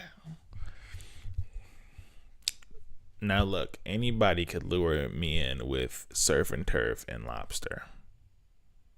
Oh no. Bruised. She has a swollen eye, bruising up and down her body. Her fingernails were broken and chipped, indicating that she was asleep when he started strangling her, but she awoke and there was clearly a struggle, and she fought back hard. And what's crazy is this isn't even the first time that the police had known about Wade Wilson. A few months before the murders, there was another situation. Kelly did not know Wade Wilson. Kelly is another woman, but she knew Stephen Wilson, not his dad, okay? But that was her boyfriend that she had been living with for the past 6 months. They start living together 2018, but the incident takes place February 2019, and the murders are October 2019. So they start maybe dating a year before the murders. Kelly and Stephen are full on living together when she finds some weird. Oh, this is right before the lockdown and everything. That's crazy. Things in the house. It's like this weird glass contraption. It's obviously not hers, so it's got to be Steven's. And she doesn't straight up ask Steven about it because maybe she just has an inkling that he's gonna lie to her. She ends up taking a picture of it, posting. Yeah, Wade Wilson, isn't that like Isn't that like a super Wade Wilson, Marvel Comics? Yeah. That, and look, they got him right next to it. That's funny. See, it would be way cooler if he like fought off like 20 people and then he killed 8 of them with his bare hands and 6 of them with his pinky fingers, like. But he didn't do that. He just killed 2 innocent women. Like, this is nothing to be like, yeah, let's put him right next to Deadpool. That's stupid. Womp womp.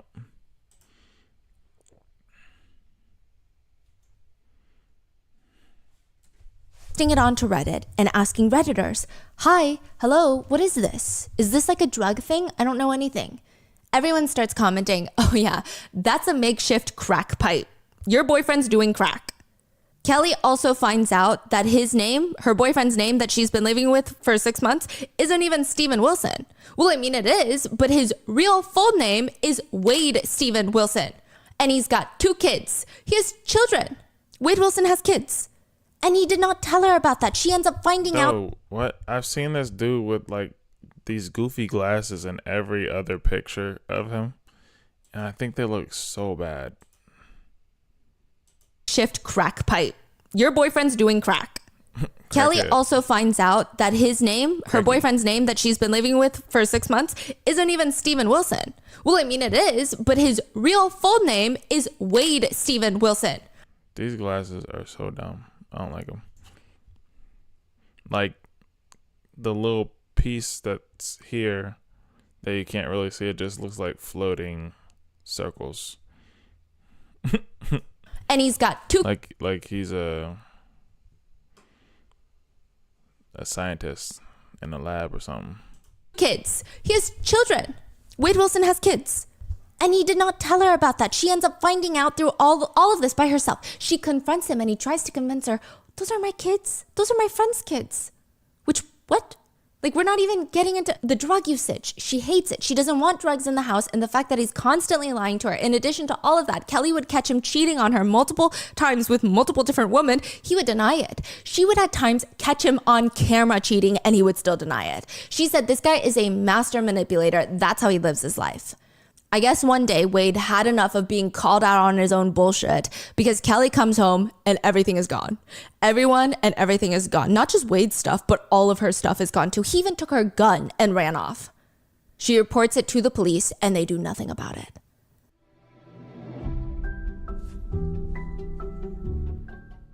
We got back from our trip in South Korea and my husband did one of the most surprising things. He was actually able to speak a lot of Korean. I'm talking for the rest of your life. Redeem your 50% off at rosettastone.com/rotten today.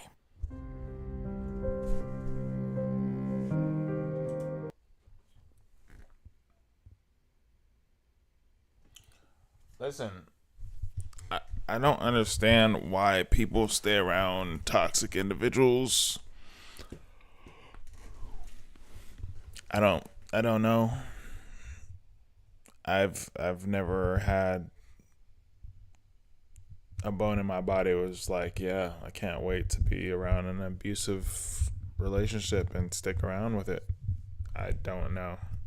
I really don't. Oh, potty break, everybody. I need to take a potty break. Needs to go. I'll be right back.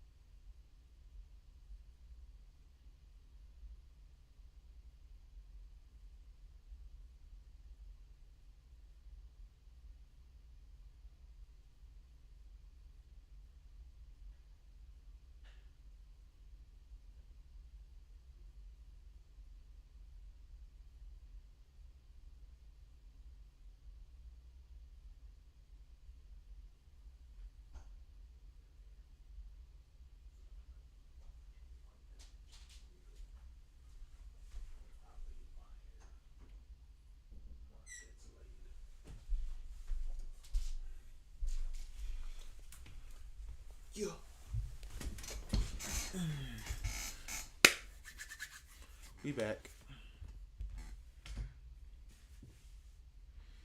Kenya making you hungry?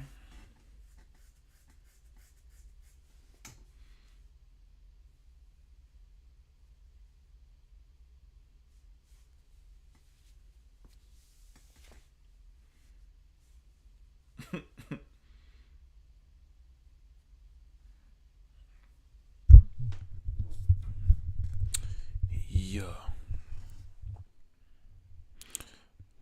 But I think also what would be good with Discord, I think everybody is able to get Discord. You know what I mean? I think Discord is Discord available in all countries? It says Discord is not available in all countries, as some countries have banned it as of, that's recent, May 16, 2024. Discord was banned in the following countries.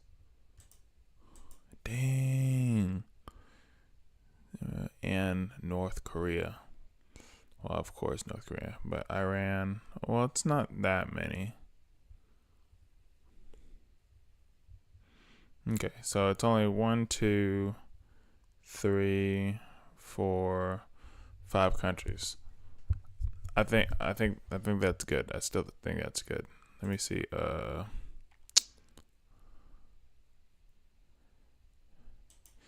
Is Patreon banned in any country? I think Patreon has more places that it's banned. Patreon is not available in certain countries. Doesn't allow transactions involve certain regions and individuals. Cuba, Iran, North Korea, and Syria. Regions. Please. Individuals or entities. Individuals or entities listed in sanctions rosters such as Vaders list.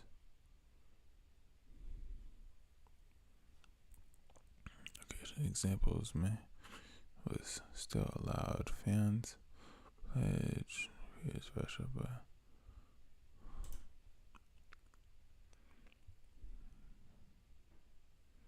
but Russian patrons may have had difficulties with paying. Okay.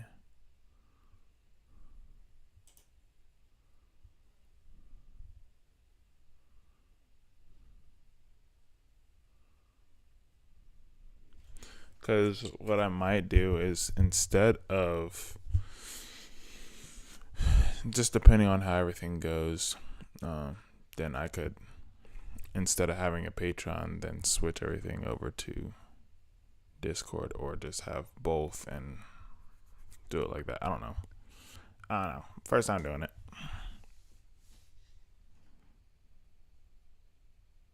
I haven't used my Discord in a good minute.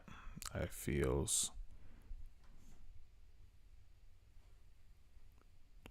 for people in those situations makes my heart hurt. Sounds yummy. Kenya out here doing her thing.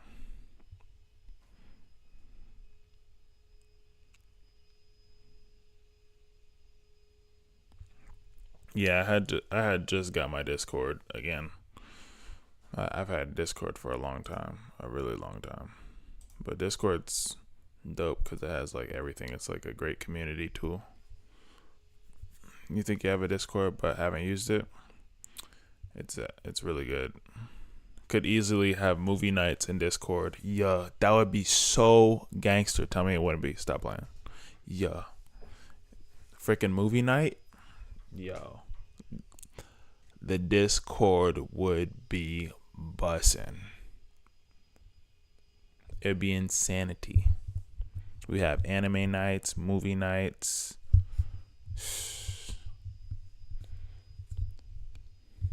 Karaoke night. You gonna sing today? FYI, Iranians hate it when people say Iran. You can say Iran with the I. You say internet and not like I like an ice cream. Just wanted to let you know. So, was it Iran? Oh, okay, yeah, because they do say like Iran. I actually never really thought about that. I just knew that some people said Iran or Iran. So yeah, I get it. Appreciate the knowledge. No, you didn't sound rude. You good? Hey, I'm learning daily. I don't know everything. I ain't tripping on that. You don't need disclaimers around me. I take everything with a grain of salt.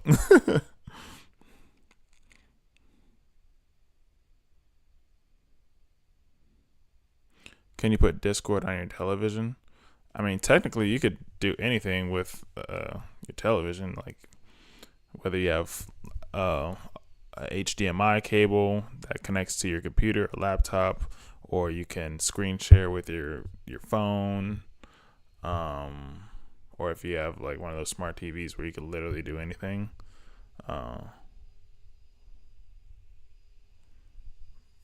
But it depends on what functionalities your TV has to be able to do that, because some have screen sharing capabilities to where you could do it just via Bluetooth, or if you have an attachment to your phone that attaches to the thing. But if you're saying that, can you just do it on your TV alone?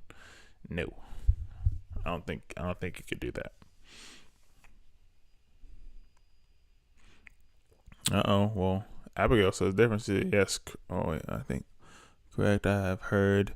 Oh no, this is about that. The other thing, complain about it, and they don't like when people say Iran, or Iran when they talk about regime either. So yeah, Iran is the technical, the actual way of saying it.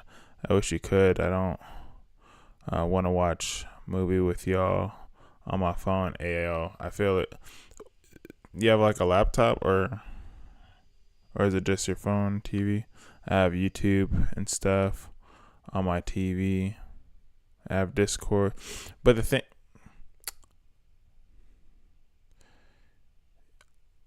you can still get like an attachment to your phone that you can transmit to your TV, so you don't have to necessarily be on your phone.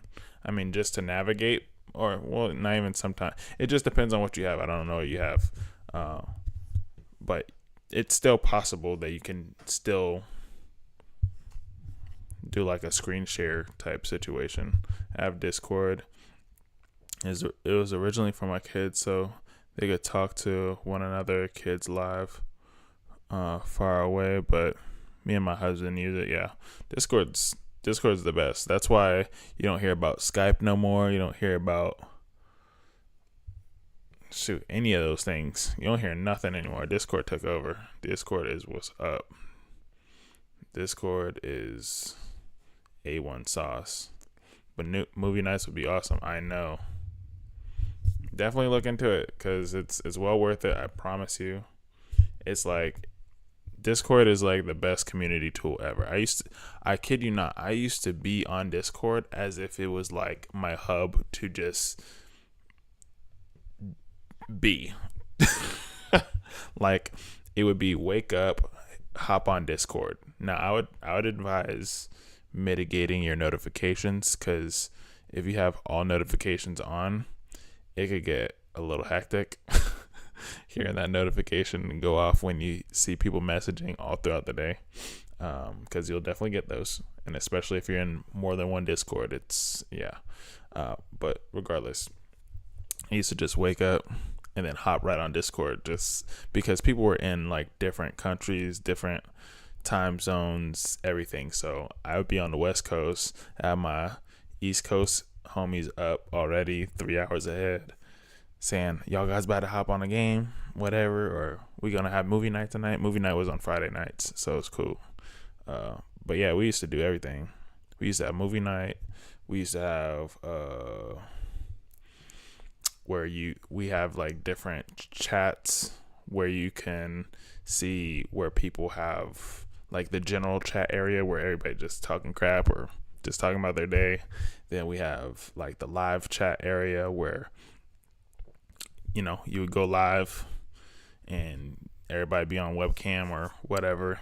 Then you have another chat where people are just dropping music videos and saying, check out this music video. And then we have like the other chat where it's like nothing but memes or something like that. It was super cool. Like, it's dope. I use it a lot for gaming, but never thought about movies on it. Yeah, no. It's just like if I were to, you know, if like the way I'm doing my screen now is like I could throw on the movie and then we all like watching the movie at the same time. It's just a screen sharing.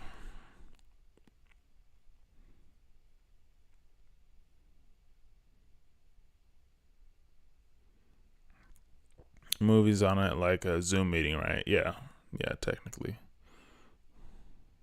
I hope it's better quality than Zoom. Zoom is trash. Zoom is the worst thing ever. I hate Zoom. I hate it so much. I hate any meetings that is like, oh, it's a Zoom meeting.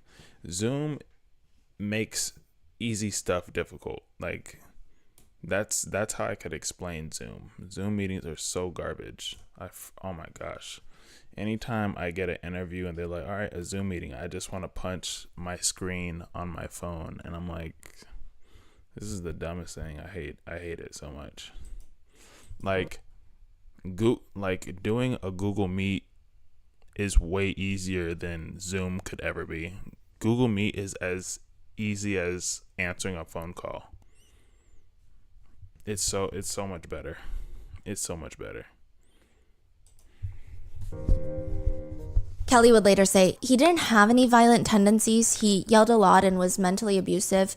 He kicked a door in once, but he never hit me, and I just thought I was in a shit relationship. I didn't think anything of it until he tried to kill me. A few months before the murders, February 2019. The murders take place October 2019. This is the day before Kelly's birthday. Wade comes over to her house and he's like, I'm sorry. I'm going to go to rehab. I'm going to get the help that I need, and we're going to be happy again. By the way, Kelly has like a whole TikTok series about this. She's like, I've been on this train before. I know where this is going. No, like you're not going to rehab and I know it. They start getting into this heated argument, screaming at each other. Wade leans over and starts choking Kelly, throws her into the backseat of her own car. He grabs a knife, cuts off all of her clothes, essays her. He starts biting her all over the face. He ends up busting open her lip. She's got ligature marks on her hands, knees, neck. Her neck marks are so deep that Wade's fingerprints are literally imprinted into the bruises on her neck. He then proceeds to tie her up, gag her, drive 3.5 hours to the Florida Keys, where he is definitely not going to rehab. Now, mind you, this whole car ride, Kelly has a shirt tied around her head. She's literally being kidnapped. Leggings stuffed into her mouth, and she's naked in the backseat. She also has a broken foot because he slammed the door on her foot. He just takes her on a journey, driving through McDonald's, stealing her phone, selling it to buy crack, and eventually he leaves her in her car in the middle of nowhere to go hook. If you guys learn anything out of this whole live stream and this video here, just don't, date anybody that does crack. Or, back in the 90s, don't do drugs. Drugs are bad for you. Like, up with another girl. Kelly manages to untie herself. She drives all the way back home. This is like 4 a.m. at this point. She said that she was speeding back home, quote, going like 100 miles an hour, trying to get someone to help me, hoping that I would get pulled over so that I could explain what was happening. Kelly states that the police took pictures of all of her injuries. She had a kit performed and received treatment from the hospital for several hours, but she states that the police did not care for the case. They found Wade down in Florida Keys, and he told the authorities, Kelly's just kind of into that thing. Like into that kind of thing, choking and rough stuff. That's all it took. And police just stopped. The incident report reads, quote, based on everything learned during the investigation, at the time the case...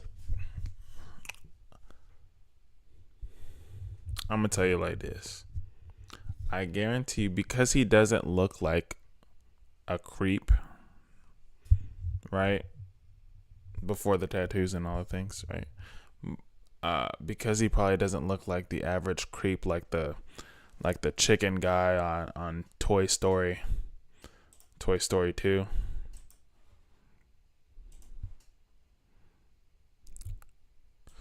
Toy Story 2 chicken guy. This is what I think of when I think of child predator or a pedo or a freaking weird creepy guy. This is what I think about this dude right here. Because he doesn't look like this and he's talking to the police and he's like, oh, she's into that freaky stuff. This is why they don't have him in cuffs, because he's able to manipulate and use his average looks for his gain. Because like, yeah, I understand.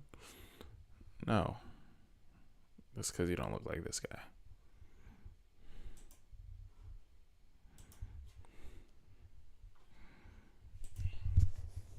Case will be inactive due to the following. There are no witnesses to the alleged crime and no evidence to establish probable cause. The suspect has continued to deny the allegations and refuses to submit to an examination. The case will be inactive pending further investigations.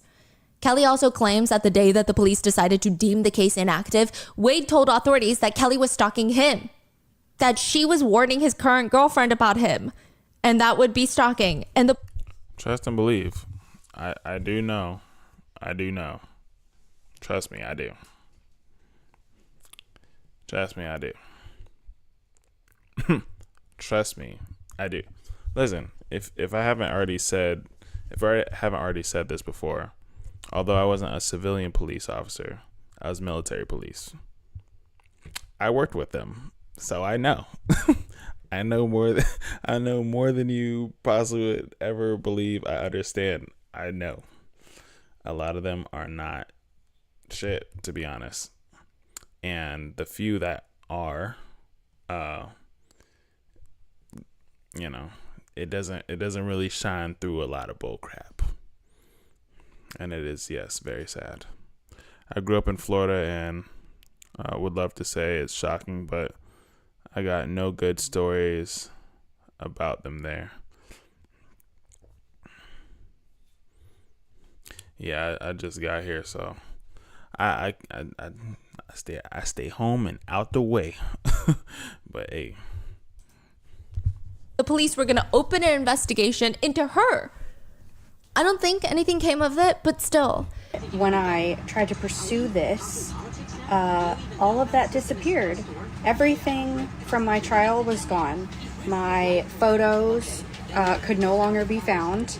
No one found them. No one has them. I've never seen them, but I remember them being taken. Kelly has also said my friend is a military police officer.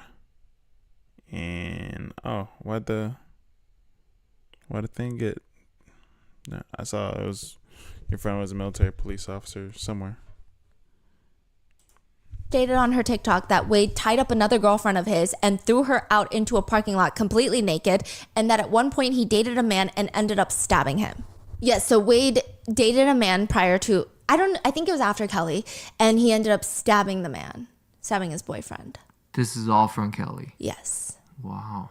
Now, Kelly states that she has since gotten an attorney, and she firmly believes that had the police believed her or even tried to investigate a little bit, had they arrested Wade, he would have not killed the other two women later on. She's also very vocal about how much she hates the man, which is understandable. I hate that they actually didn't take more action. I mean, he fled the scene. They called the cops on him multiple times. The cops are not doing their job at all. That's crazy. Insane. Oh, you murdered somebody? It's whatever. Singapore? Oh, yeah. I have But she says, I have some friends out in Guam. I want nothing to do with him until it's time to watch him fry. And I will be in the front row with a big old sign saying bye. Yeah, fry as in executed. What is certifiably frightening is the fact that when Kelly shared her story on TikTok after Wade Wilson's arrest, after he was already going viral on TikTok for being hot, okay, people commented on her video, well, you're a 3 and he's a 10.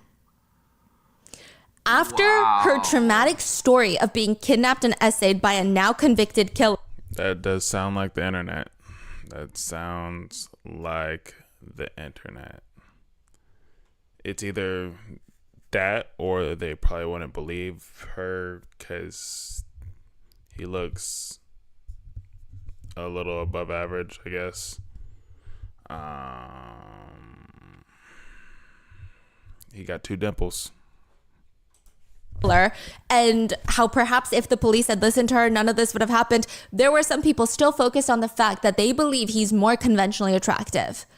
I really hope that these netizens are not 18 or registered to vote in the US this upcoming election because I'm terrified. Now, some people on TikTok seem to excuse double homicide for the pure fact that they like this man's face tattoos. It's kind of wild. That is why Wade Wilson is going viral on TikTok. They keep playing his court videos with the Joker quotes overlaid or the Joker audio overlaid. One TikTok is of him in court, and there's audio of the Joker's voice from the movies saying, "Remember this. Nobody watches you harder than the people who don't like you. So give them a show they'll never forget." It's like fan edits, right? Yes, he's on trial for... You know who he actually looks like? He looks like Jesse from... This is some old YouTube. I'm talking about old YouTube. Jesse... The New Jersey Jesse, Jesse. What was his girlfriend's name at the time? Jesse, and he used to do He's the one that really started doing like the pranks on his girlfriend. Technically fake, but the pranks on his girlfriend, and oh my gosh, I forget his name.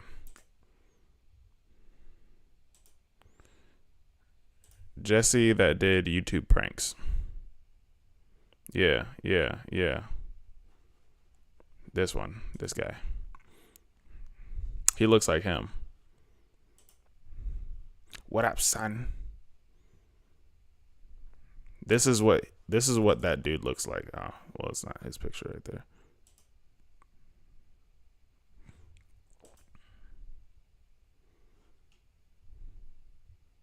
They look like they could be brothers or cousins or something. What up, son? Jesse and Gina, that's what it was. Jesse and Gina. They're not dating anymore, but this is like old school YouTube, boy. What? They have vlogs, they have prank channels, they have everything, yeah. And he was in security forces as well. He was military police for the Air Force. If y'all didn't know. So that's brother in arms. Face tattoos. Wait, what's the tattoo? N as in Nancy, M as in mom, M as... There's something wrong with today's population of people. Factuals. Yeah, the police definitely need to be completely revamped. I think it needs to be more... There needs to be more training. I don't know how they train civilian wise, but I definitely know how they train military wise, and still not. I feel like it's still not enough.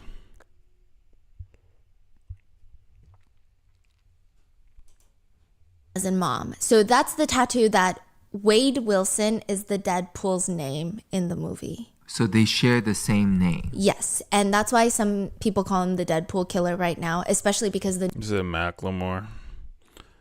We don't claim him in Washington. We don't.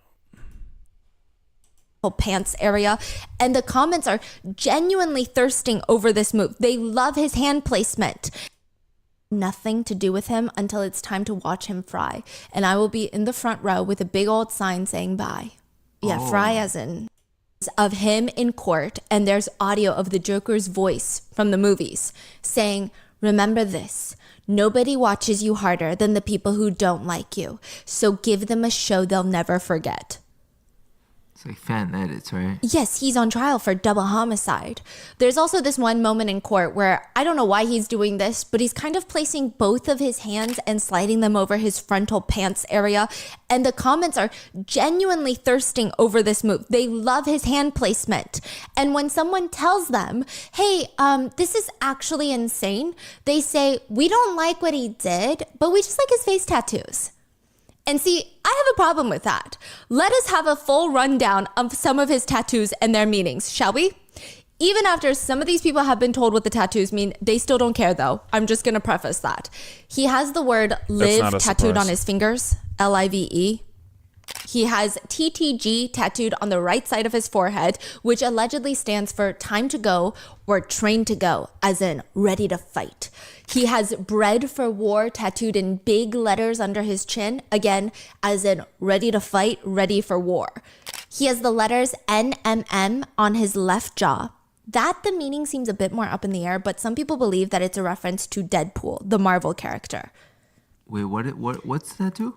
N as in Nancy, M as in mom, M as in mom. So that's the tattoo that Wade Wilson is the Deadpool's name in the movie. So they share the same name. Yes, and that's why some people call him the Deadpool killer right now, especially because the new Deadpool 3 came out around the same time that his verdict came out. And yeah, it's just the timing is horrendous. Now, Deadpool's alter ego is Wade Wilson, and Deadpool actually gets M-Day tattooed on his body for the day that the mutants lost their power. So some people think it's a reference to his name being Deadpool, but it's very unclear. Around his eye, he has the words, "Why so serious?" which is likely a reference to Heath Ledger's iconic line in 2008's The Dark Knight as the Joker. And then he has the words, "Ha ha ha," tattooed underneath. He also has a wannabe Glasgow smile tattooed onto his face, which is, you know, where the Joker has his lips cut to his ears. He has it tattooed though. So it's not a real cut, it's a tattoo. And it might have to do with Heath Ledger's next line in the film, which is, "He sticks the blade in my mouth. Let's put a smile on that face." So it's, why so serious? He sticks a blade in my mouth. Let's put a smile on that face. He also has the number 14 on the right side of his neck, which is a white supremacist mantra that stands for the 14 words they live by, which is, "We must secure the existence of our people and a future for white children." He has the number 88 tattooed on his neck next to the 14, which is the numeric code for the 8th letter of the alphabet, aka H. So 88 would be HH, and for white supremacists, it stands for Hail Hitler. And the combination of the numeric codes 14 and 88 is typically a very white supremacist number. He also has two You guys want to hear a funny but insane story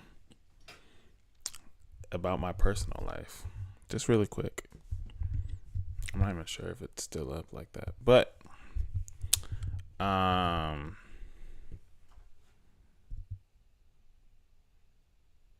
not even gonna search it.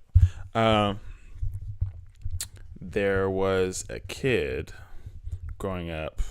Dang, this could be a long story. I'm gonna just tell you the short story. If you guys remind me later on, I'll tell you the whole thing. But to make an extremely long story short, there's a kid named Andrew Sath. I went to school with since elementary school, and he'd always do the Hail Hitler thing. While the bus would pass by or cars would pass by in the morning when when the bus driver was picking all the kids up, right?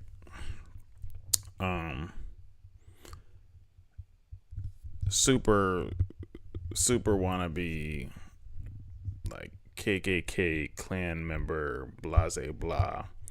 I didn't care at all.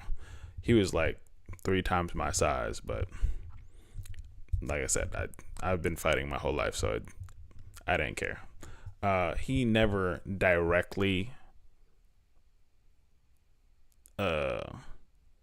really got involved with me. He would say things about me, but it was never direct. So I didn't care to address if it wasn't affecting me. So he's never like called me out my name or anything like that. But had this time where we finally clashed for the first time, and it was in high school. I've known him since elementary, but he's around his friends, but not at the time. We were in class, and I don't remember what happened, but we wound up face to face. Dude's towering above me.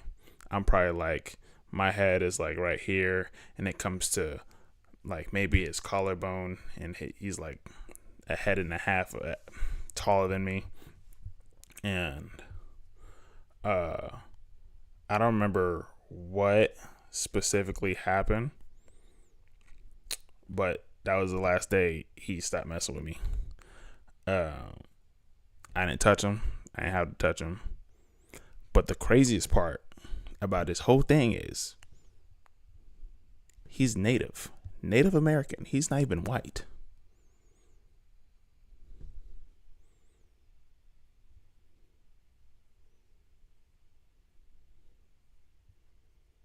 The dude isn't even white. He's Native American.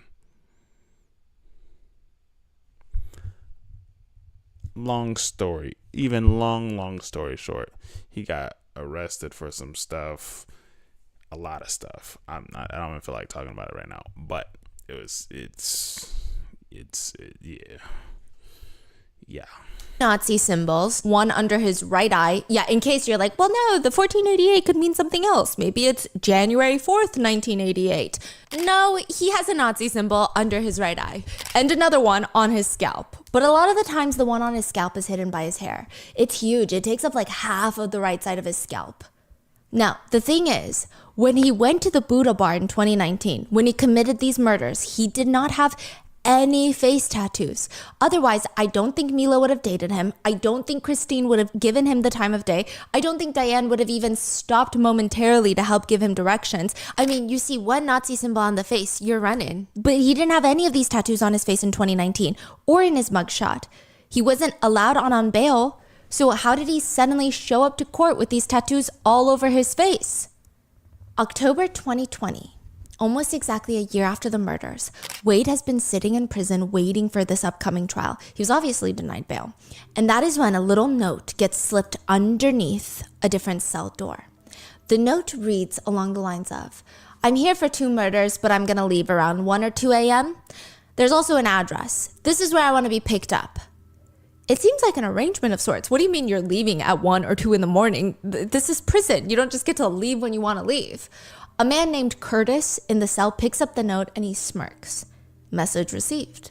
I mean, for Curtis, not for Curtis's cellmate who's sitting there like, what do these people think we're doing? This is not an episode of Prison Break. He goes to the guards, tells them what he saw, everything. He tells them from start to finish. The guards storm the entire cell block, full lockdown in pod 1. And sure enough, in one of the cells, the glass on the window had been cracked.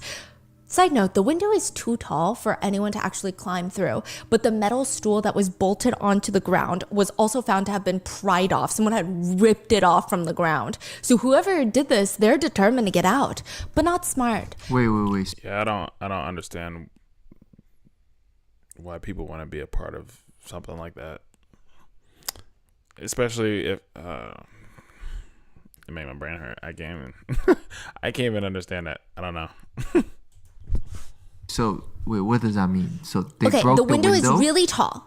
So there's no way that anyone, even someone 6'6", could get through the window unless they have some sort of leverage. But the furniture in cells are usually bolted to the ground because of that reason. Someone had pried off a metal stool that's bolted to the ground. So they can step on it. Yes, they ripped it off so that they can step on it. Wow. They're determined, but they're not smart, because even if you get that window cracked open, it's so small. Like, they make them small for a reason. Yeah. It's not gonna fit an average male body through it, let alone a 6'6" dude.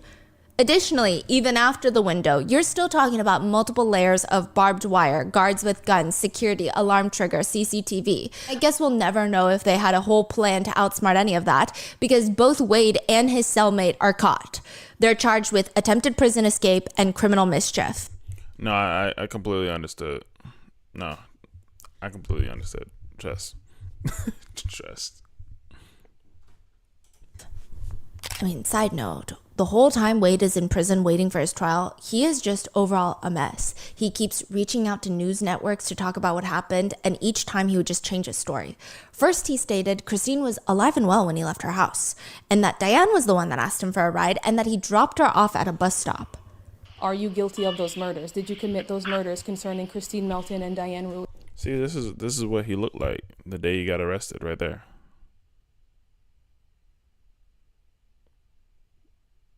An average dude. Super average. Super average. Like, I'm not no. I got tattoos all over the place. But this is him. Is that Jesse photo still up? Because even. I don't have it up anymore. Whatever. Take a good look. Average guy. And this is what has the internet going bonanzas about. Louise. No, ma'am, I did not commit these murders, and I'm innocent. I did not, no, ma'am. April of 2023, Wade was caught running an El Chapo wannabe scheme in prison. He was charged with attempted trafficking of crystal meth. You know, the biggest thing I've learned watching these streams, my brain isn't programmed to understand the kind of stupid things people are. Listen, I have came to grips of it's fine that I don't understand. It's not meant for me to understand. I'm just here for dialogue, entertainment, and just a little bit of obscurity, you know, a little problem solving while watching these things. Oh, you gotta go cook dinner? Hey, go do what you gotta do. Blessings, appreciate you. But what's for dinner though? Don't just say, oh, I'm gonna go cook dinner and not let me know what's for dinner. I gotta know what's for dinner because I still gotta cook dinner for the night too. So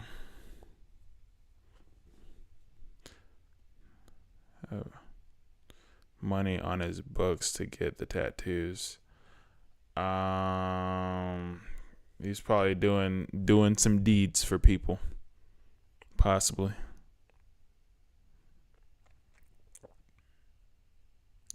You're cooking noodles right now? Making kids pizza? Meat lovers or Supreme. Yeah, that's mine. Well, blessings. Appreciate you for being here, Sable. Have a wonderful rest of your evening. Inside a prison. He also snitched on another inmate of his who was trying to kill the mother of his child.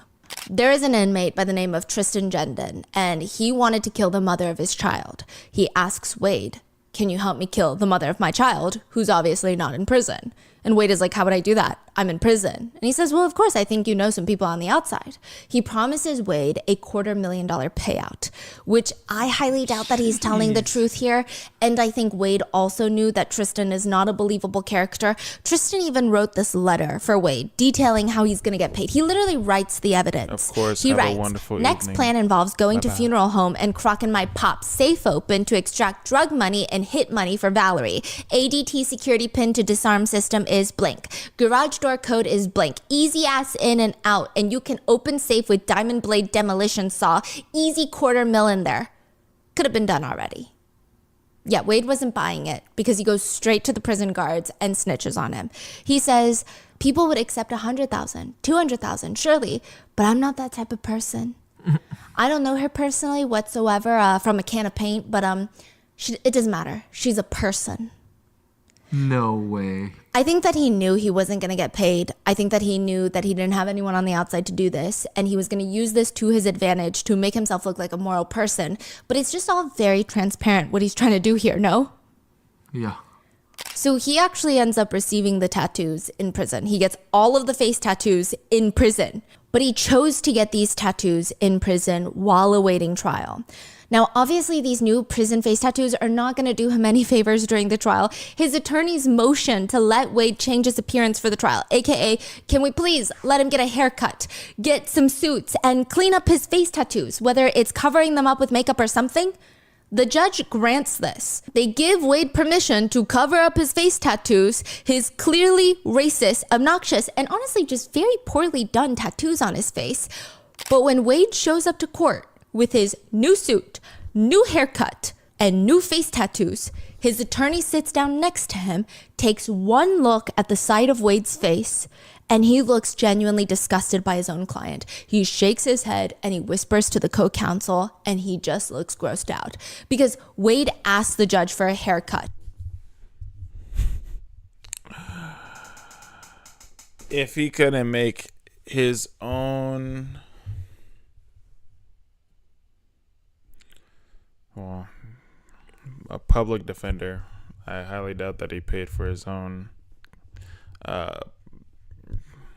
The only asset that could possibly help him get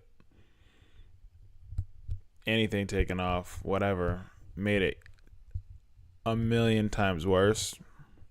He did it with ease. And dude's trying to win as a public defender, not lose. I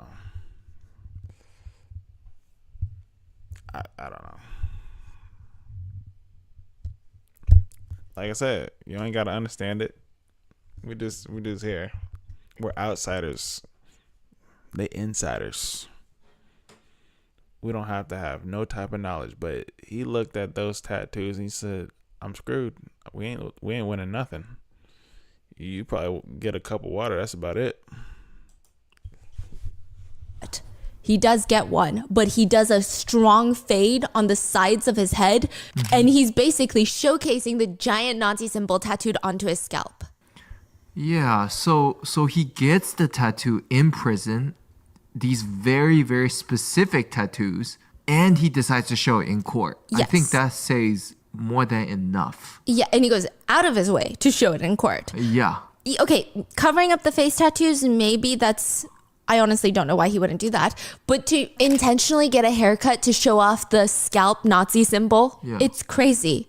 And this is not even like a momentary, like, oh, I'm not. No. Like, this is like a decision he made over and over and over. Yes. Now, that moment of the attorney being disgusted by his own client has gone viral online, as well as another moment that Wade shares with another one of his attorneys, a blonde female attorney. He is leaning closer to whisper something, which is kind of what you do in court. You can't really speak loudly. But that moment has been romanticized by some people on TikTok because they keep comparing this scene to the scene of Harley Quinn and Joker from Suicide Squad. Yeah, there are edits all over TikTok of just Wade walking into the courtroom, and I guess there's a noticeable bulge in his pants. And the comments on the fan edit of him walking into court read, "It walked into the room before he did." And people are having a blast. There's another fan edit where he's walking into the courtroom in his suit, and there's two police officers watching him because, you know, he's a dangerous killer. But the song on this one goes, as I walk, you know this song, as I walk through the shadow of the valley of death, I take a look at my life and I realize there's nothing left. They think he's the Joker. And the comments read, he walks in like he's about to lead a very important all-company staff meeting. He walks in like he's a model for Hugo Boss. The attorney has a thing for him for sure. He walked in like he's the attorney. He walks into the courtroom as if he's the judge, heart emoji. He walks in like he's the president. He's the CEO of the court. Another fan edit includes a song by Eminem called Spacebound. The lyrics go, nobody knows me, I'm cold, walk down this road all alone, it's no one's fault but my own, it's the path I've chosen to go, frozen to snow, I show no emotions whatsoever, so don't ask me why I have no love for fucking hoes. That is crazy. It's a fan edit with just screen captures of him from the trial. You know, the trial where he's being tried for double homicide?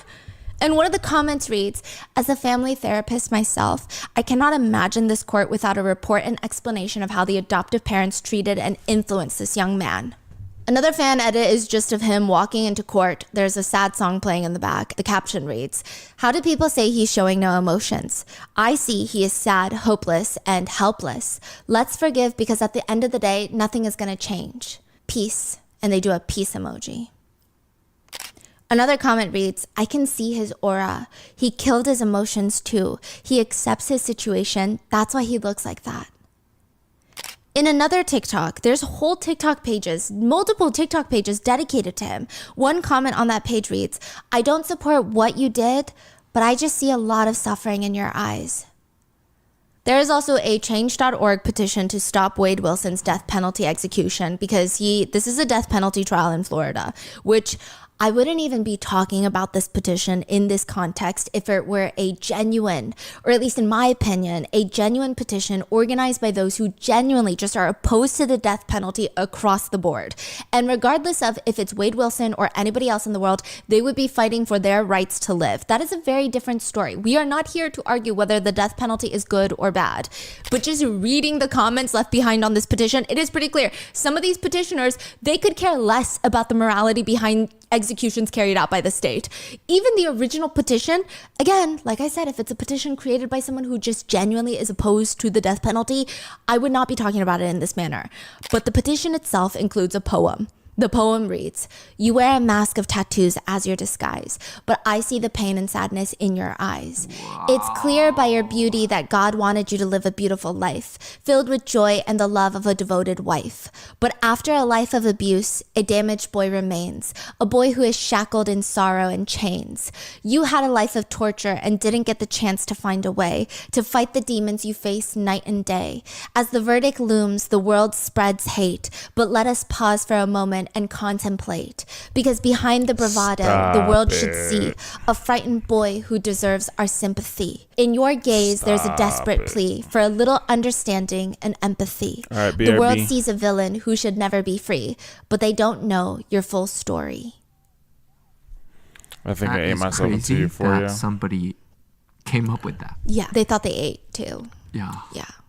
One comment on the petition reads, save this man. He's too young to die. This man doesn't deserve death. He needs help. Praying emoji, crying emoji, broken heart emoji. This is so heartbreaking. Another reads, I wish I would have known him sooner. So many people don't realize how much good there is within. Society failed. Society failed everybody. I do not support the death penalty in this matter or case. The death penalty is murder. Murder is a sin. Therefore, if he is sentenced to the death penalty, it makes them no better than a murderer. He still needed time to develop. He's 25, okay? He had a rough upbringing into his adolescence. The pain in his eyes from seeing his dad brought out hidden trauma of neglect and abandonment. Suffering in your own pain brings a lot of cognitive issues and out of touch of reality. This guy deserves a second chance to realize there's consequences. He may be a father, and we don't want the same pattern to occur with his children. He has suppressed thoughts and needs proper psychological treatment. He's very young to be sentenced to death. Yes, he did murder 2 innocent victims, but I believe he does have mental issues. I've been exposed to people with different types of mental issues, and I'm sure if you get to know him, you would notice these things. He should have received medical help when he was a small child. I believe that he would not be at this point today then. Another one reads, nobody can decide if a person lives or not. Not just because it's the law. It means, they can decide if a person lives or not. Them. It doesn't even make coherent sense. At this point, irony is just sitting in the room with us. Another person comments, we all make bad choices, some worse than others. No, she definitely struggling to read these comments because obviously she has to read them before. She has to do her research and read them before. And her real character shows while reading these comments, and it I forget which episode we were watching, but like she was really giving her 2 cents and she was really mad about it. The I can fix him mentality is crazy in these comments. But there's no reason to kill somebody for the things they did. And this is why people wind up in these crazy, messed up situations. These people delusional. One just reads, save Wade. He doesn't deserve the death penalty. Save Wade, save Wade, save Wade, save Wade. Or, I think he was set up for this. He deserves a chance to speak. Yes, he was given a chance to speak. He said he ran an innocent woman over until she turned into spaghetti. That's what he said. Some people in the comments actually question his guilt. So that's a whole thing. Some people believe that he's being framed. Where did they get this crazy idea, you ask? From Wade Wilson himself. In 2020, the year after his initial arrest, he told a news station that he had been involved with some very shady people in the past, like really shady. They were traffickers, trafficking syndicates. They trafficked all sorts of commodities, drugs, humans. He used to manage the product, aka he used to groom women for them, manipulate the women into becoming victims, and then he wanted out. That's even worse because although he's not doing it, he's doing it in his personal life. Like, what? Kidnapping is his parent specialty. Like, what the frick? He was like, my soul needs to heal, basically. I need to get out. And they said, no, you're never getting out. And he said, no, I must. And they framed him for the murders. A man is guilty until proved innocent, and he is not guilty until proved innocent. And the thing about it is that I'm just a man sitting in jail, and I'm being slandered, I'm being talked down to, I'm being put on a very bad place. I'm being put in a very bad place, and it's not fair to me. I have a family, I have 2 children. So is this what is winning people over? Like, people think that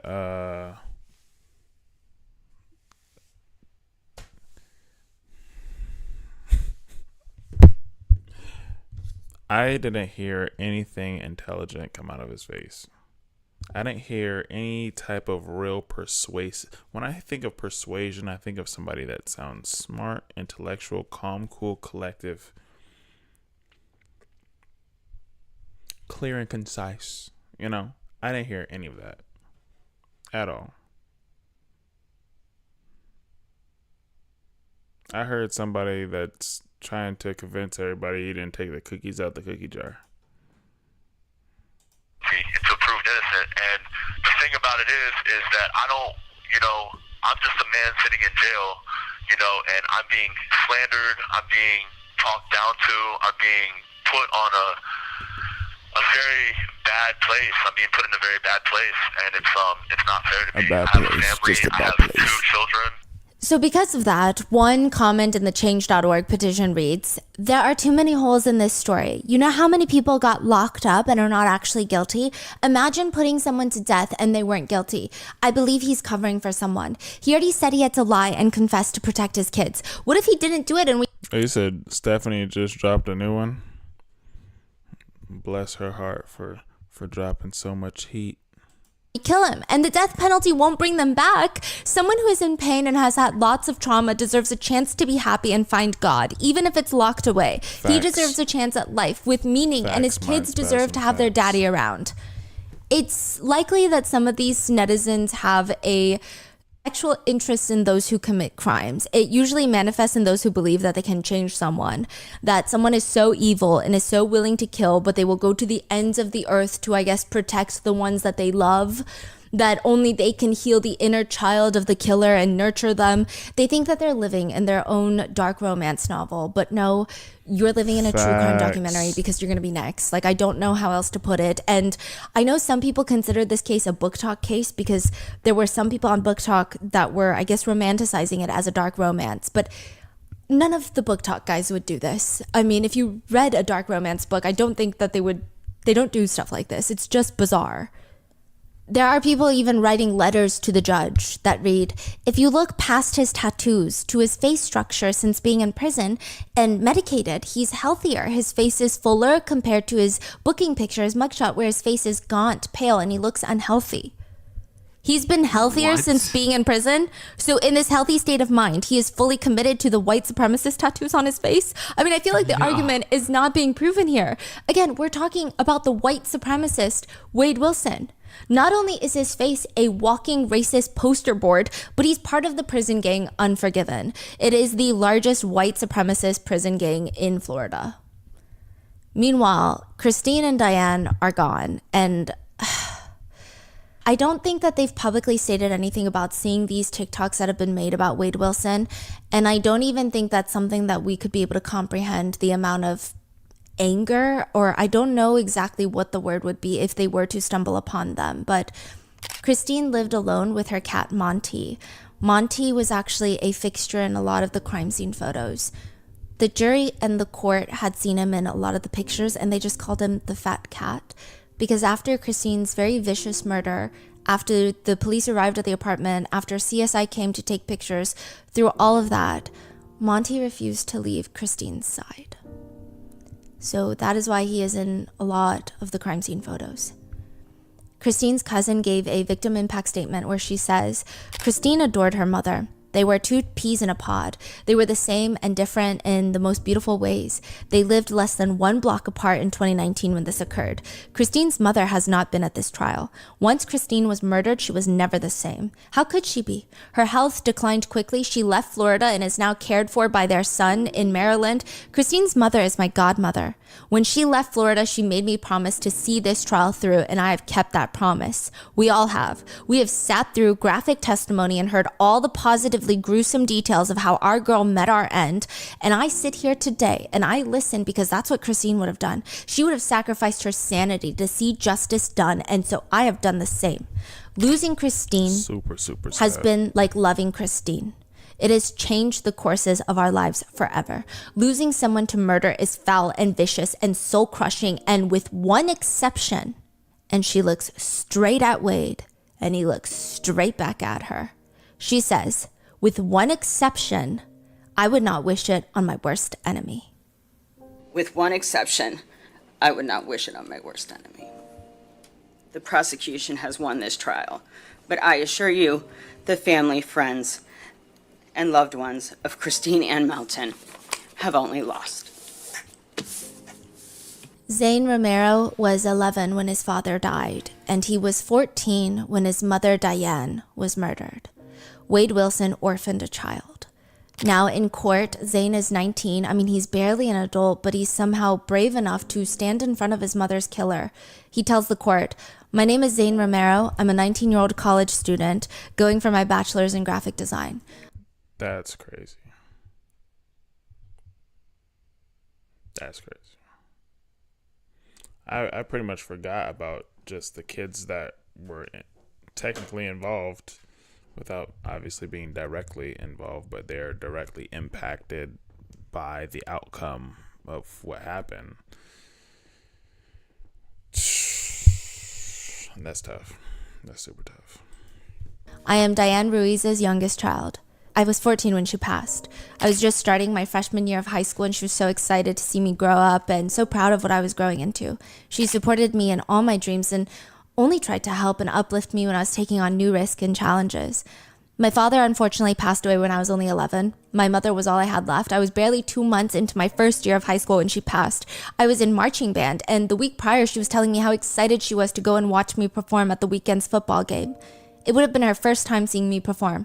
That was my first year in the marching band. She would never get to see me perform, and I would never get the experience of seeing her in the crowd. My mother supported my dreams and only ever wanted me to succeed in life. She always made sure that all the hard work I was putting into my education wasn't going unnoticed. She would always show up with these random gifts that helped me succeed in life for what I needed. She was raised in a tough home environment and only ever wanted to give me and my brother just nothing like that. She wanted us to grow up in a loving home and for us to be happy. Diane was engaged to be married, and her fiancé testified. He broke out into tears during his testimony because that morning the last text message she ever sent him was she was upset at him because she didn't think that he kissed her goodbye before he left for work. That right there.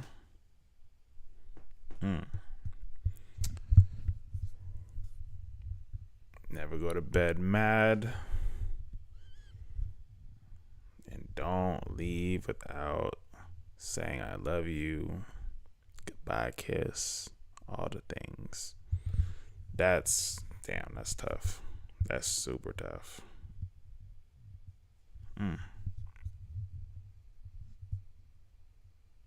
Hope she shows the verdict. Have they came to that conclusion yet? Like, I guess, well, we have roughly 5 minutes left. So. And he said that he absolutely did. There have been a few viral clips from the trial. On one trial date, there were two detectives who testified back to back. When the male detective testifies, Wade is just his normal emotional range, which is just flat. There's nothing behind the eyes. Some say there's pain. I say there's radio silence back there. He's flat. But right after the male detective testifies, a female detective starts testifying, and he starts smirking, full on staring at her, running his tongue over his teeth inside his mouth, smirking at her. It's like he's trying to incite something. As we talked about earlier, some supporters of Wade's were arguing that he's suffering from mental illnesses, which is why he should not be sentenced to death. Some further context in the trial was that when Wade was super young, there were some reports that he was struggling with his mental health, which, yeah. I hate when people claim, and it could be that he is, right? Why did it take the fact that he had to murder somebody and be in court and go to jail to be like, hey, mental health? You can't pull that card. You're not allowed to, especially if you don't have a track record. And even if that's the case, like, why did it have to come to murder before they actually really got help? Crazy. Crazy. Yeah, okay, a lot of us are. We don't go on to kill for fun. But it stated that he was very paranoid that people were watching his adoptive family, and he insisted that all the blinds be closed. Another time, his dad called the police because Wade was allegedly convinced that there was an entity in the garage. Nobody found anything or any... taking drugs will definitely get you there.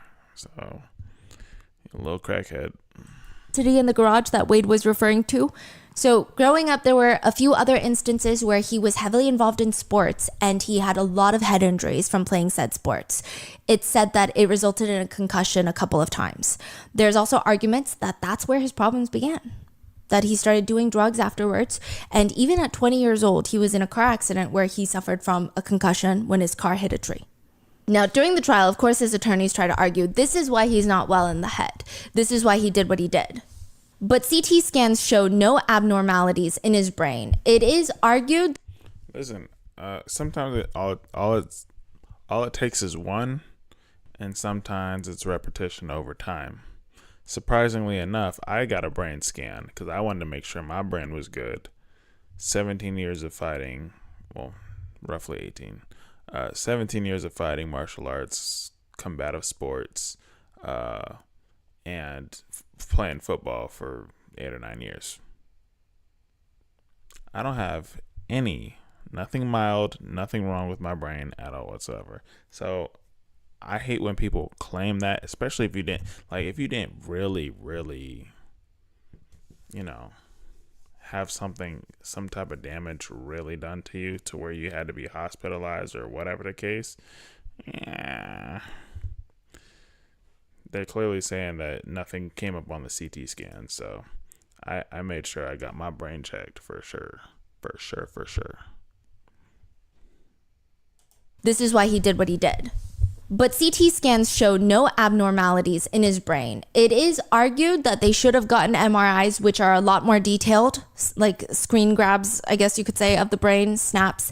But prison records show that he's been diagnosed with multiple different conditions, including depression, anxiety, bipolar disorder, schizophrenia, and antisocial personality disorder, which again, many people have been, and they don't kill anybody.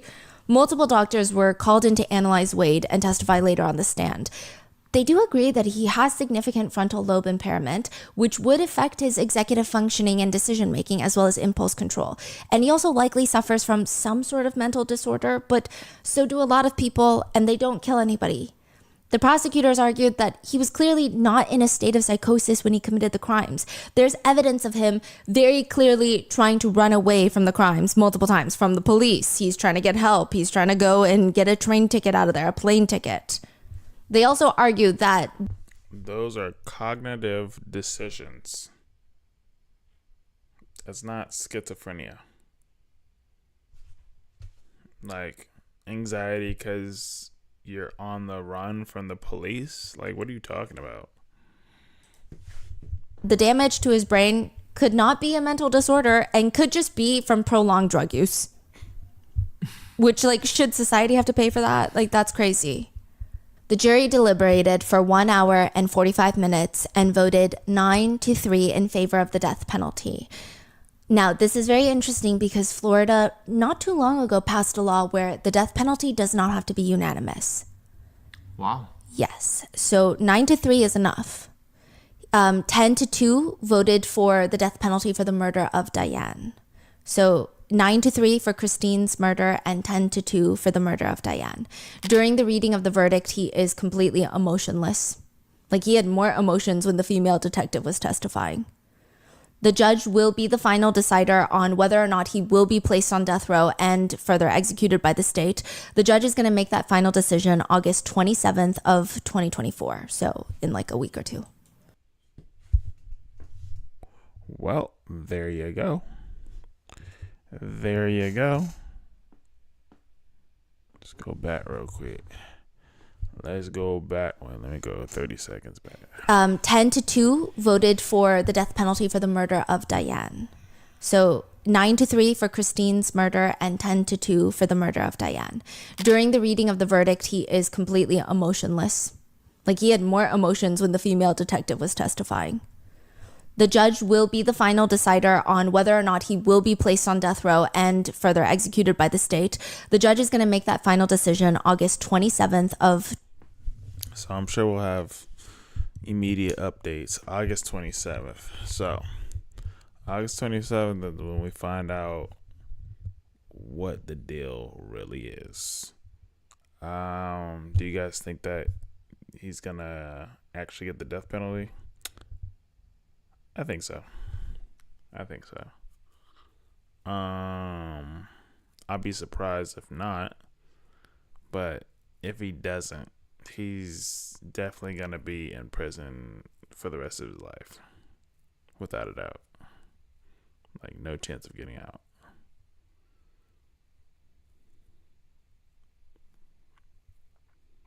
But let's see. 2024. So in like a week or two. August 27th? Yes. In a few weeks. Yeah, in a few weeks. Later, one of the jurors, an anonymous female juror, would tell Wink News, there were times where, he and I would lock eyes and just stare at each other. And there's definitely a very noticeable weight in the room when you're sitting with somebody that has done these horrific things that he did. There are certain images that we had to see during this trial that we can never unsee. And that is the story of Wade Wilson. And I thought she was about to say some bullcrap, bro. It's like when I locked eyes, I could feel the pain in his heart and the love that he missed. I thought that was some bullcrap that she was about to say, yo. I thought it was gonna be that. I was like, oh my gosh, here's another one. Oh, almost. He's gotten over 4,000 letters at this point, I'm sure. 4,000 letters, yeah. Digital letters, physical letters, nude photos that have been flagged. Almost 200 nude photos that the prison guards were like, yeah, we're not going to let this through. Wow. People genuinely think that they can change him. And they love his face tattoos, which is, I feel like, what? It's basically, you're racist. If you love his, I don't even know what to say. How can you love his face tattoos? They're not even well done. Crazy. What are your thoughts on this case? Please let me know in the comments, and please stay safe.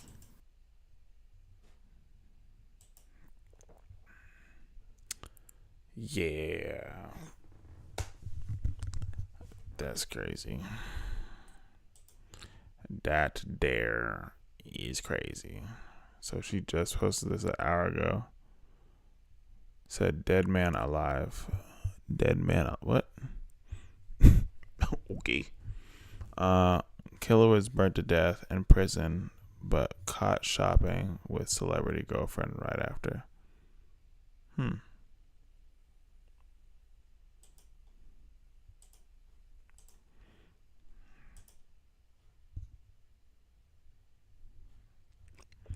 I think that's gonna be for the next one. And I'm actually not. I'm gonna be live later. Like, it's not even gonna be super long. I'm just hungry. I wanna relax and chill with my baby. But I'm definitely gonna hop on. Like, it's 6 Eastern time, my time. And I know I'm hungry as heck right now.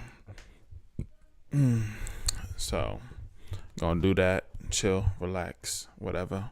But I want to see this. I want to see this one.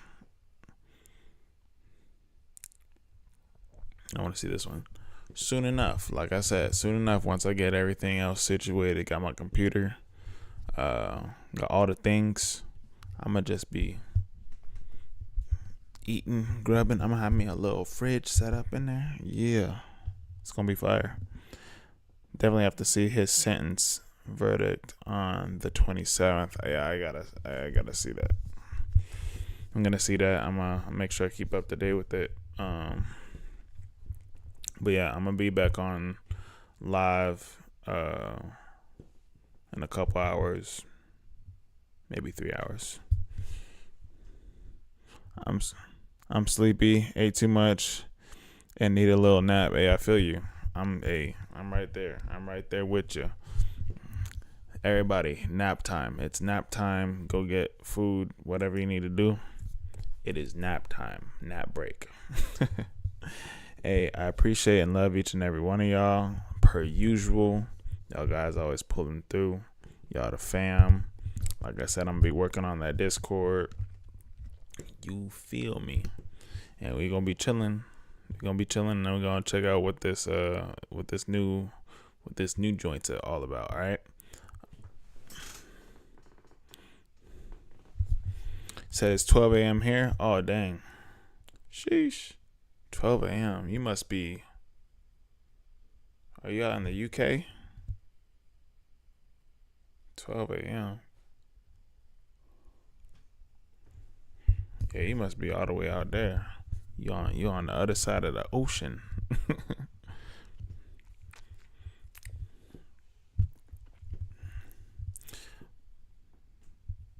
Oh, Norway. Okay. Yeah, you out there. Well, I appreciate you. Appreciate the blessings. Appreciate you for stopping by. You will have a live to watch later on. It's only 6. Hey, then I'll see you on the next live later on today then. But yeah, appreciate y'all.